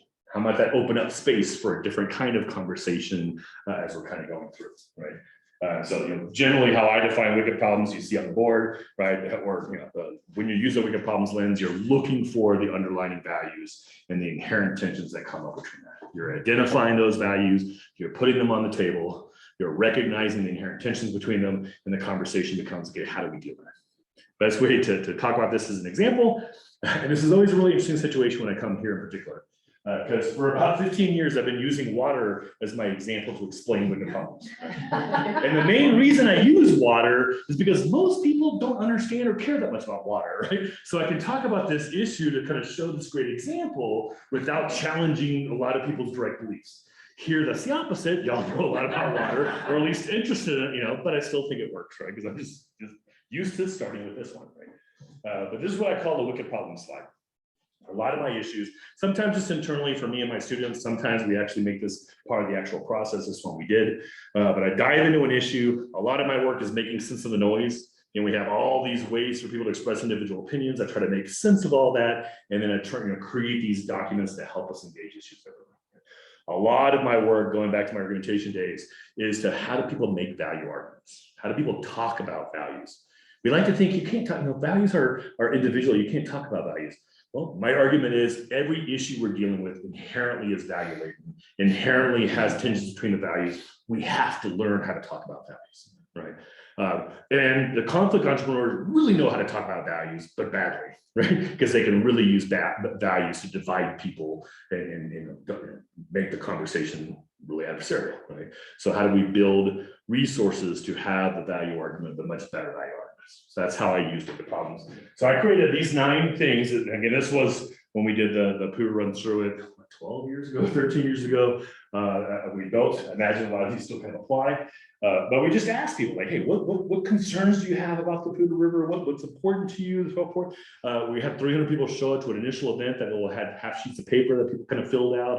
And obviously I was looking at the message boards and so forth. And from all that, I kind of summarized, here's 9 things people really seem to care about. Right. And this shows the wicked problem in a couple different ways. One is each of these one at a time, none of these are bad things. The problem isn't bad people with bad values, right? The problem isn't the Disney villain that we just need to identify, right? That's the notion of wicked problems is we're putting the wickedness in the problem rather than assuming the problem is wicked people, right? So if we recognize, yeah, these are all pretty good, reasonable people can care about each one of these, right? The second thing that makes it really wicked is these things don't fit together very well. And inherently, the more we focus on some of these boxes, the harder it is to focus on others. And that's the conversation we need to have. How do we negotiate these tensions? How do we work together to figure out the best way? Because I'm not saying each of these are good and they're all equally as good, right? No, we have to make some tough decisions as a community of how do we prioritize these and how do these. But the way our brain wants it, our brain wants to talk about one box at a time. Right? Our brain wants to say, I care about the environment of the river, right? Therefore, if you disagree with me, it's because you hate rivers, right? You don't care about the environment, right? You're heartless, and that's what our brain loves, and a lot of our political system kind of rewards, right? Rather than saying, hey, we got lots of values here. Different people will rate them differently, and there's some natural tensions. How do we have the tough conversation what to do about that? Right? So I try to spark 3 different conversations. The long-term conversation is kind of a balancing. Okay, how do we find the right balance between these? Right?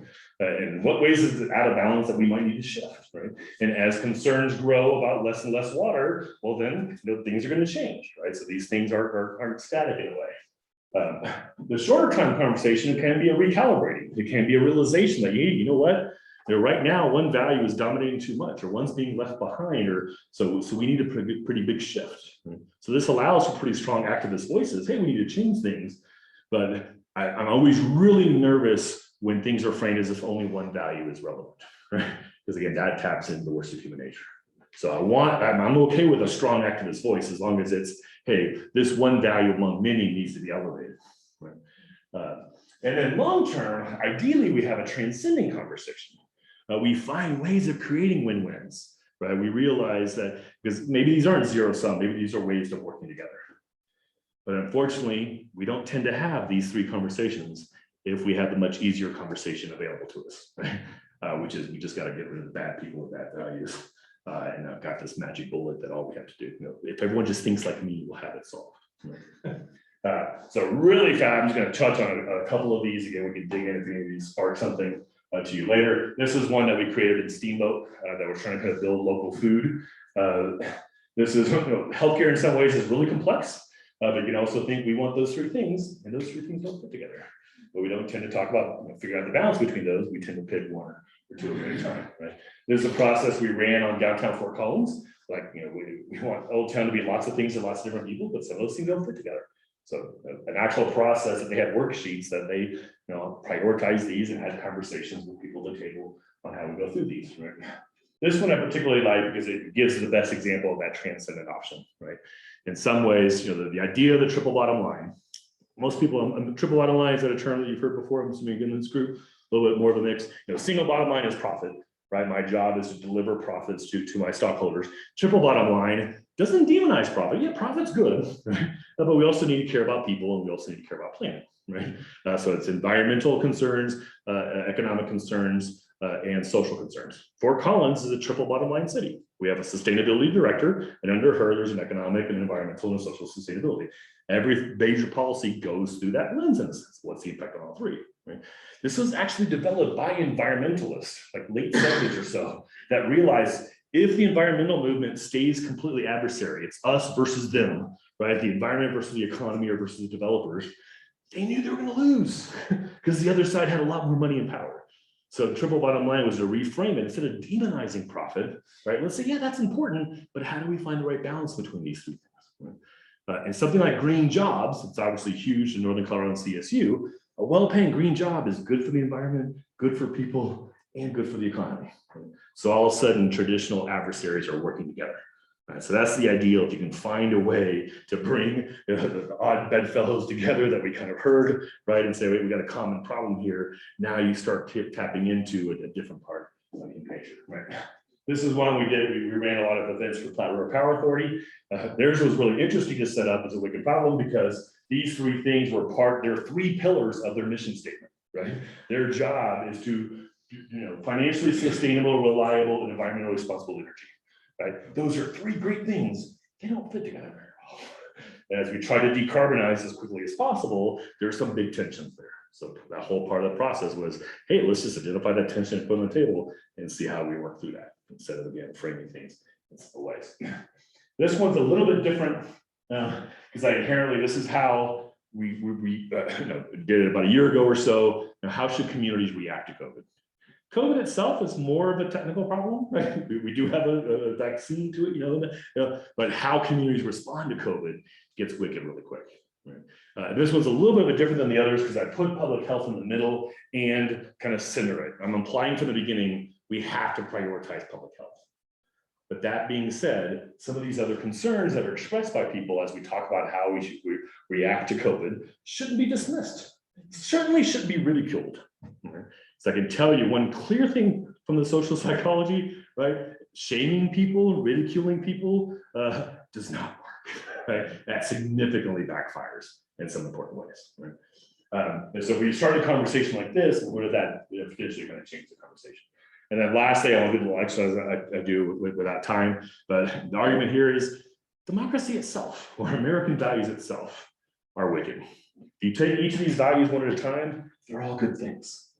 They don't fit together very well. There's some very natural tensions. Almost every issue that we deal with deals with tensions between these. Part of the whole kind of prospect of trying to live together in a diverse society that honors pluralism and honors democracy and so forth, that's hard. It requires tough conversations that are making our brains do what they're not wired to do. So again, how do we build capacity to be able to have those conversations? This actual program is one way to build capacity. Get people in the room from different perspectives and give them some good information, give them some skill set, right? Bring in this loud guy from CSU and so on. Right? So yeah, just with those 5, there's some very natural tensions that come up. Here are just some of the other ones. So I have basically rewired my brain, and I'll admit sometimes I've got a hammer and everything looks good now, right? But I now look for the tensions, right? What are they? Whenever I have an initial conversation with someone about an issue, I'm like, hey, what are the tensions? How are people talking past each other? Because I really believe on almost all issues, that's really where the toughest conversations need to be had. Right? To deal with wicked problems well, we need high quality communication, we need to tap into human creativity, and we need collaborative action. Not words that we're using right now on how our political system is working, right? But they are words that a local community that thinks about this can build capacity to do that. So the next part kind of gets more, so yeah, I talk a lot about building the wicked problems mindset, which is something that you know, if you bought my argument here the last 30 minutes, you get. So the first step is presuming wicked problems, not wicked people. I'm not saying there's not wicked people, right? I'm saying our brains greatly exaggerate the appearance of wicked people because that's a nice way to get wicked. You know, that's the problem, right? And again, going back to the social psychology research, I can very much tell you that there's very few people that self-identify as wicked. and telling someone that you think they're wicked when they don't think they're wicked, very unlikely to make them less wicked, right? So there's a big pragmatic aspect of wicked problems, right? Even if it's not a true wicked problem, you know, maybe it is one side's right and the other side's wrong, but it's adversarial, that doesn't matter because facts don't matter, right? So there's a big pragmatic argument of changing the conversation in this way. I think it makes it more likely to, you know, when it's clear one side's got the good information, the other one that makes it obvious, right? And you know, if this world is really dominated by powerful people, bad faith actors holding people down, I think they love the fact that we're all screaming at each other and facts don't matter. And as we start elevating conversations, I think we're able to take on our challenges much better, right? So where are we going to? Well, it was 145 initially, right? So maybe a few more minutes. Okay. I just want to make sure you have some kind of question. But again, questions can go on from there because you don't second thing is to become more comfortable with uncertainty, right? Lean into that. Recognize that when you think it's so obvious that you're right and everyone else is an idiot, like maybe a light should go off. Right? Maybe this is your brain kind of, you know, maybe you should seek out someone and kind of ask, hey, what am I missing here? And this gets into the leadership component of this. You know, traditional leaders, strong opinion, charisma, public speech, they can fire people up and lead in the war. And we still need that sometime in crisis, right? But for the 21st century, I think we need a new brand. We need a new kind of, the superpower of leaders that we need now are different, right? So we need to kind of develop these kind of notion of facilitated leadership, which is a little bit of an oxymoron, right? But the ability to bring people together across perspectives to take on shared problems is our biggest leadership skill that we need, right? Now, one of the problems is we generally have an elected system, particularly the national, much less at the local, that elects these. But then once they're elected, we need them to work like these, and they just don't have the skill set. Right? Thankfully, at the local level, that's different, right? We realize we need pragmatic leaders that can kind of work across perspectives. You can't keep on getting reelected over and over, just playing a political game locally like you can nationally. So focus on elevating the conversation, not winning the argument. This is another part of leadership skill, right? Do what you can to help people have better conversations. Learn those skills of how to ask good questions, process design, facilitation. Put your energy towards identifying, engaging, and negotiating your intentions. I've talked about that the whole time. And then work towards building a learning community. There's never a right answer to a wicked problem. We're never going to solve them. We're never going to figure out the perfect kind of organization of values because things change, right? So it has to be this ongoing conversation. So again, how do we build capacity in our community so we have those conversations, so we have the tough conversations that we need to have. Right?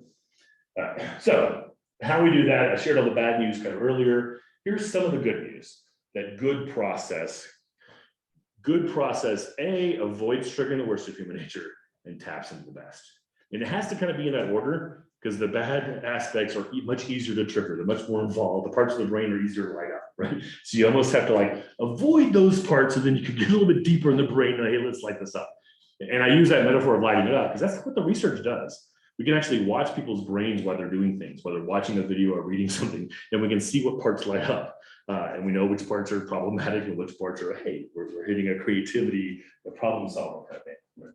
So some of the good aspects I learned from my research, part of this is the flip of the coin of the groupishness, right?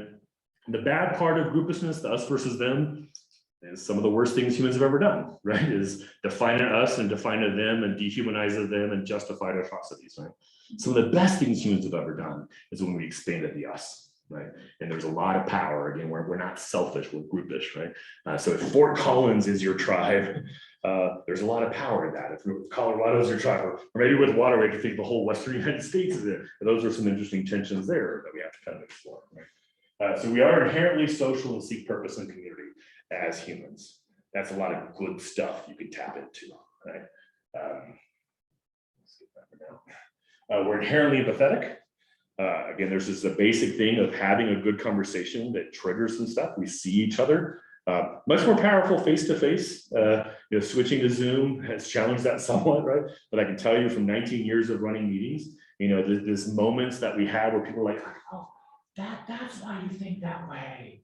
You make sense to me. I still think she's wrong, right? I still like my arguments and my ideas better than hers, but yours makes sense. A reasonable person can think that way, right? What you care about, I also care about, just not as much, right? Well, I can talk with that person, I can negotiate, I can work with that person, right? So real conversation can be something that all of a sudden opens up lots of possibilities. Most importantly, as a species, we're inherently pragmatic and creative. We're really good problem solvers when asked to be. We're just reluctant problem solvers. If we have a magic bullet that's being sold to us, if we can just blame the other side for all the problems, we don't have to get creative. But when we shift, right? So a lot of my work is shifting from this me against you face-to-face opponents, right? To now we're shoulder to shoulder working a problem. And instead of triggering all those negative aspects, we're triggering the best. And now we're tapping into creativity. And that's what we're gonna need, obviously, to take on this challenge. I'm just like, you're just representing water to me. That's why I should put it. Water incarnation. Yeah. And then last, while all the negative aspects is easier to trigger and problematic, right? The good news is our brain, we can rewire our brains. Our brains can learn, right? It's not completely determined. The more you do this, the easier it is to do. So that's the work that we have in front of us. Going back to the scary news about facts don't change minds. What does change minds is a genuine conversation with someone that you have some sort of relationship or trust with. So a lot of the work that I try to do is a lot of what this is, right, is create relationships with people that might think differently than you, right, that are coming from a different perspective, whether that's political or occupational or so forth, right? But then all of a sudden we're creating relationships here, which are huge to have the kind of conversations we need to have to take on this challenge. So the work that I do, lots of different kind of words for it. The basic idea is how do you put some process to these tough conversations? Our brains aren't wired for it, so we have to think differently. Right, so this is kind of more the nuts and bolts of, I won't walk through all of this, but how do you frame the issue, right? How are you bringing together? I try to very much, this is the lesson we learned at the stadium. If it's a yes, no issue, it's really hard to have a good conversation because everyone walking in the room has probably already answered yes or no, and their brains are wired to defend their perspective, right? So I like to ask, they're like, what should we do about X, right? With X a problem, we all agree it's a problem. Certainly disagree on why it's a problem and what we should do about it and so forth, right? But how are you framing the question? How are you bringing people together, right? It's gonna have a lot of big impacts. Most of our events have some sort of discussion guide or backgrounder, right? So this is me making sense of the noise and providing something for people to react to. Right? Can't get into all the psychology of that, but it's very useful for us switching. We're basically giving people a group project, right? React to this document, improve this document, help us understand it. So we're not relying on people just expressing their own opinions and responding to each other as we go. Small groups, so it's not just, who's willing to stand up in front of 100 people? The people that know that they're right. People that want to think out loud and be creative, there's not a place for them. Well, 6 people, we can encourage that. We can create an environment where that's kind of welcome, right? Processes are actually designed for interaction and learning, so not just public input processes, not just share your opinion, but hey, well, let's struggle with this question, right? Let's try to find a way of dealing with it. And then small group facilitators, that's where my program, because I've got students, right? This is wonderful win-win that they get this great skill set while providing capacity to our community, right? So I can show up with 30 facilitators to split up a room for people to have a better conversation, right? So if you got a QR code thing, hopefully that's on here, thank you. This is just one, if you want more nuts and bolts, NCDD is the National Coalition of Dialogue Deliberation. There's a lot of great work kind of in this area of specific kind of processes to do this. It's a little 20-page document full of different links. Right? Are we gonna get these slides, Ben? Yes. Great. Yeah, so I passed out most of them, but I'm also, in my emails on the first thing, if you want to email me and say, hey, can I have the entire slide deck? I'm happy to kind of sit. All presentations will be available on the website. So overall, I kind of said this, I can do this quick. So I'm trying to make 4 big shifts for us to be able to have the conversation we need. So shift from the easy assumption of wicked people to the more complex kind of nuanced notion of wicked problems. Shift from being in adversarial mode to being in collaborative mode. Because when we know we're in adversarial mode, we're bringing out the worst of human nature. When we're in collaborative mode, we have a chance to bring out the best of human nature. And for those of you who are data people and experts in one information, when we're in adversarial mode, that stuff doesn't matter. It doesn't work, right? When we're in collaborative mode, we want good information to help us make better decisions. So how do we work together to kind of do these 4 shifts? Let's get that now. So this was the negative news. I'll end with the positive news. A virtuous cycle of authentic engagement. This is a positive feedback loop. The more you do this, the easier it is to do. You give people an opportunity to have a real conversation, right? You start developing mutual understanding. Again, maybe not agreement, certainly not consensus. Consensus is always a scary word for me on complex issues, right? But you understand them, right? You see where they're coming from. You start building some trust and respect. And that's when all of a sudden having conversations is not just a process of talking past each other. It's a process of refining your opinion, right? Of improving your opinion, of coming up with better ideas. And that's what we need public engagement to do. And then that leads to this potential for collaboration, co-creation, which is exactly what our communities need to take on their shared problems. And again, this is a positive feedback loop. The more you do this, the easier it is to do. Right? All right, so still got maybe a few minutes for questions, right? I missed exactly what time. Thanksgiving dinner? I tend to go on the radio a lot right before Thanksgiving because I get calls like, can you come talk about how do you have my quick advice of how do you have a real political conversation at Thanksgiving is probably don't, right? But the main thing is if you go in thinking I'm going to change Uncle Rico's mind, you're going to be disappointed, right? If you go in thinking I'm going to better understand him, then you might have a chance, right? Because there's a lot more about asking questions and so forth. The other aspect of human nature, I should actually add this because I go to it a lot in Q&A. Humans are naturally believe in reciprocity. If someone does something nice to me, there's a natural inclination to feel like the actual phrase, much obliged, right? It's like there's almost an obligation, right? So that's part of it. Is if you're having a conversation with someone who rarely is nice with their opinion, right? If you really listen and kind of pay attention and try to find something that you believe and agree with, that's where they'll actually kind of change their opinion. Great new book and TED Talk, Monica Guzman. I never thought of it that way, right? She works for Braver Angels, which is a group that brings Reds and Blues together. She's a progressive Hispanic from Seattle. Her parents are Trump voters. So she talks a lot about how do you have these conversations with people you disagree with. So that's one particular good resource to read before Thanksgiving. Or Google her, watch a couple of her TED Talks. Are there quick questions or? I know we're almost out of time, but again, I'm going to pass out one thing. So we have an email notification list for CPD events, right? So if you actually want to see what this looks like, we send an email maybe like once a month or something. We don't sell it to anybody, right? So if you're interested, put your name and your email there, and that way you'll just get an email. We're also on Facebook if you do Facebook. We're actually running quite a few events for the Office on Aging for the next few weeks in terms of their 4-year plan. We're running a big process for the city on their budget process here in a couple of weeks. Right? So if you're curious and want to see what one of these conversations look like with my students facilitated, you'll have some opportunities. So let's benchmark. Yeah.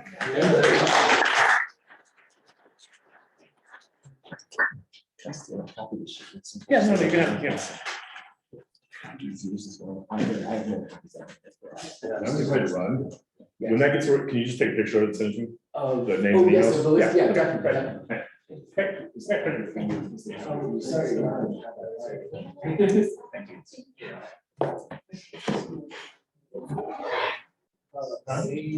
With heated handouts, so these will just be on the website. This will also be on the website, but he can all of this. I guess. So after this thought, and this is kind of an interesting question I want to bring up. most of you, if not all of you, have been involved in these types of discussions where, sorry, as Martine said, you're talking and identifying a wicked problem. And years ago, when I was first kind of getting into this kind of area, I worked in Lake Tahoe, where everything was a wicked problem, and every meeting had a facilitator with it. So I got to ask a question. How many of you have not just attended a meeting, but have had to work with a facilitator to actually, how should I say, script the meeting, as it were?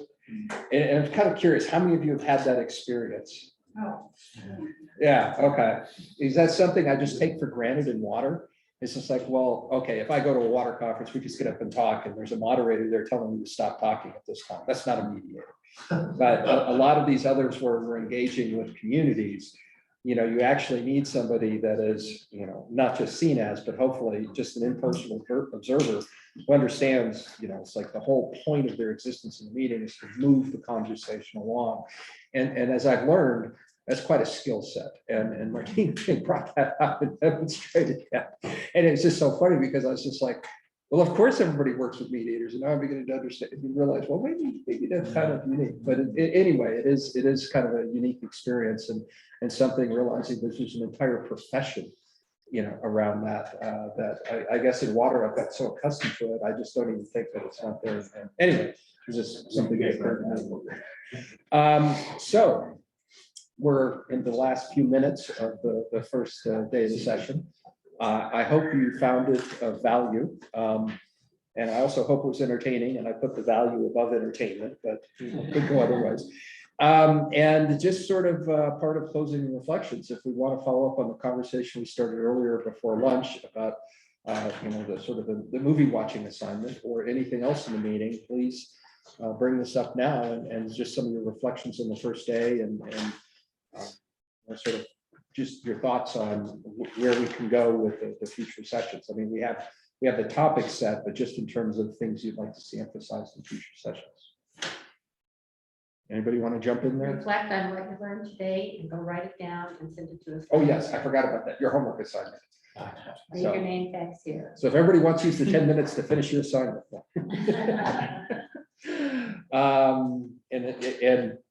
There's a lot of material got torn out for today. I think there was a lot of good, lively discussion today. And if anything, anybody has any, I should say, closing sentiments or closing thoughts, please let the group hear them now. If not, then I guess we'll just go work on our homework assignments. I just had one thought when I was watching the movie that keeps coming back to haunt me. We had a scene in there of they said people drive by a irrigated hayfield and it's green, and all of a sudden they smell their water and it's brown and wheat filled and all that. And I drive by unirrigated pastures all the time. And part of me says, well, that's because the farmer abused that land when it was a hayfield. And of course it looks terrible, but natural Colorado landscape doesn't look like that. And it seems like there's a bigger story. It's not just the lack of water, it's what they did to that land. Yes. When they were making it a hayfield, they sprayed weed killer and all kinds of things on it that probably made the soil pretty terrible. And so it seems like there's a bigger story than just the water going away. Yeah, it's the choices with the land use. And then, I mean, even if it's just on a section of land, it's a monocrop.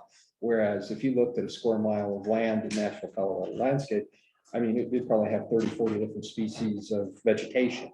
That was more of a natural landscape, and those choices, you're right, lead to that. It also, in my mind, brings up this bigger question of it's brown, so it's not beautiful. Well, I go to Portland a lot, and okay, this is an admission. I don't know how many of you are Colorado Rapids fans or other fans. I'm a diehard Timbers fan. I have season tickets and I go back to Portland. But one of the striking things about parts of Portland are it's in the Pacific Northwest. It gets a ton of rain in the wintertime, not as much as Seattle, but a ton of rain. And if you go to a lot of neighborhoods around Portland this time of year, all the lawns brown. That is not dictated by the city. It's not dictated by the state, but they have come to this understanding that the lawns there naturally would brown out in the summer. And so you don't hear discussions of, oh, that's ugly. It's more, they don't call it beautiful, but they just accept it as the way it is. and they manage the water there. So it is interesting when we realize, oh, it's green and it's beautiful, now it's brown, it's not. It's like, well, that's kind of a value judgment there, really. And I know that there are different cultures that would look at the green and saying, that's not pretty because that's not natural. And so I think that's another thing to, sort of think about in terms of when we talk about taking, water off the landscapes or being, more conservation minded. I mean, right now, you look at the green lawns and you say, oh, those look really nice. But it's also interesting in a city like Portland that is known for being so green that right now you go around and it's like everything is brown and everybody's like, oh, okay, that looks good.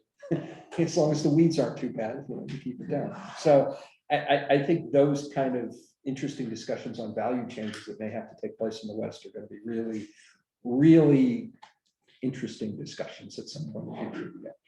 One conversation for the future here, to put my Hartford planner hat on, would be land use and landscape design. Yeah.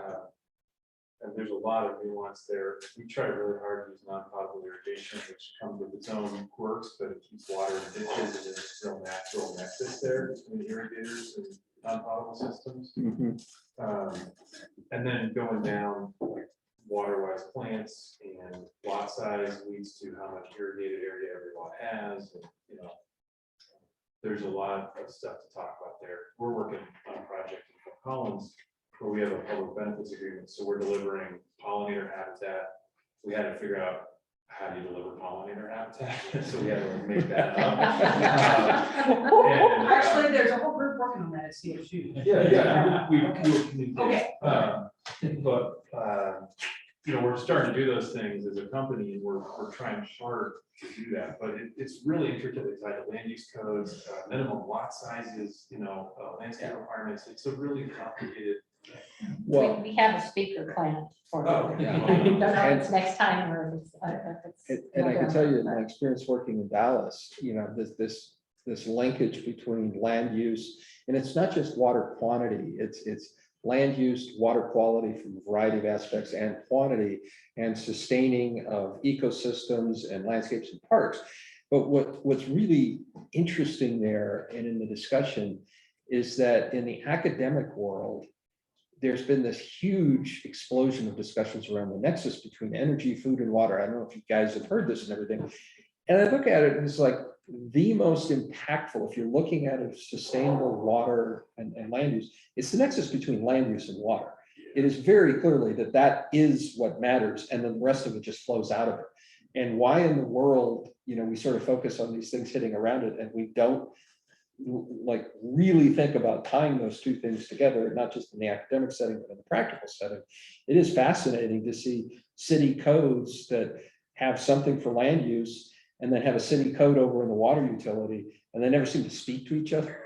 I mean, that happens more often than not. And really getting to the heart of what you're talking about is like, well, think about it from sort of a combined sustainability, because the cheapest thing for a developer to do is to strip off the topsoil, lay down some sod in an irrigation system, plant it on there, put it on a timer and walk away. And that's probably the worst thing you would do, but that's just the cheapest capital cost for them to do. And then let the landowners deal with it later on. And actually getting into something that sort of forces maybe a little higher capital cost up front, but it's easier and not just more sustainable from water use, but easier for the homeowners to deal with in the long run. And that's one of the things we really discovered in Dallas, was that was a huge disconnect with these communities that had massive water conservation programs, and they never spoke to the development codes in the city, ever. You'd be happy to know City of Greeley 3 years ago. I was part of a task force that rewrote the development code, and we did exactly that.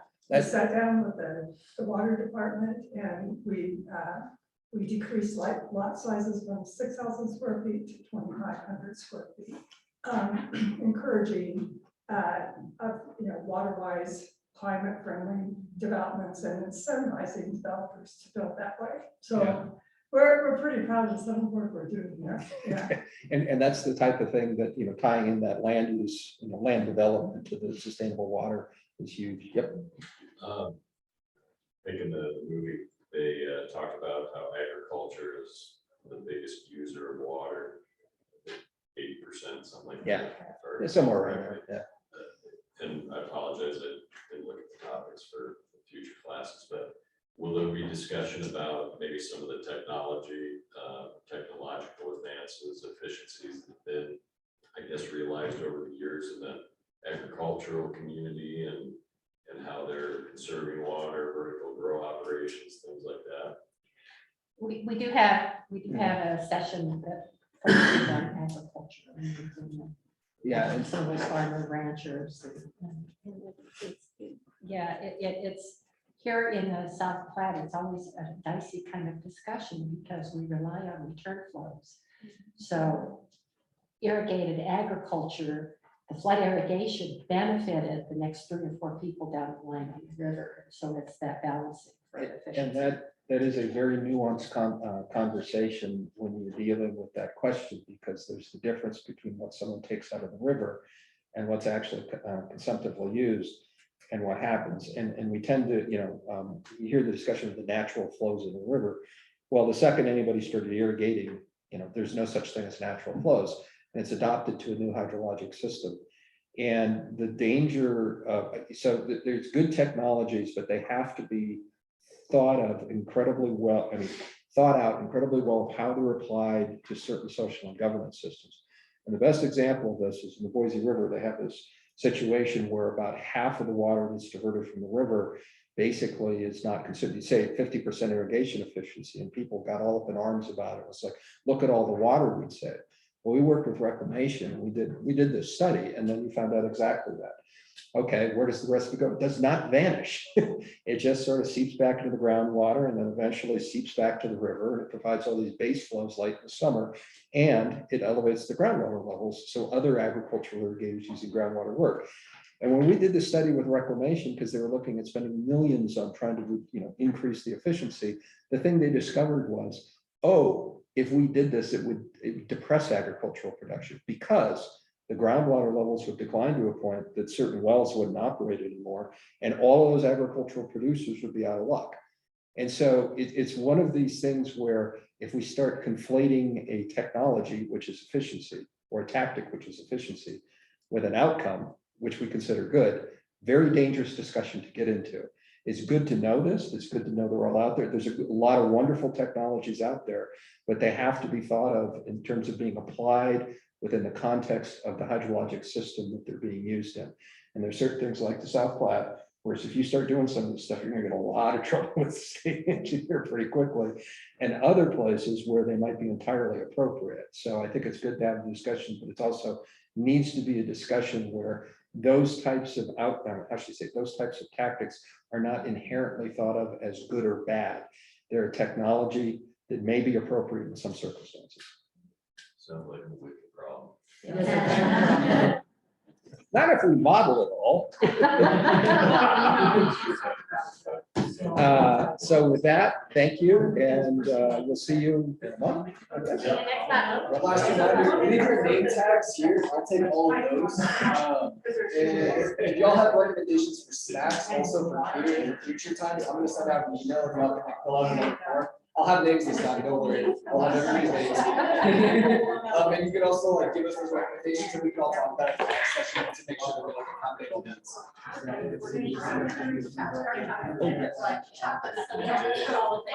Yes, yes. Chocolate. Chocolate. I will write that down.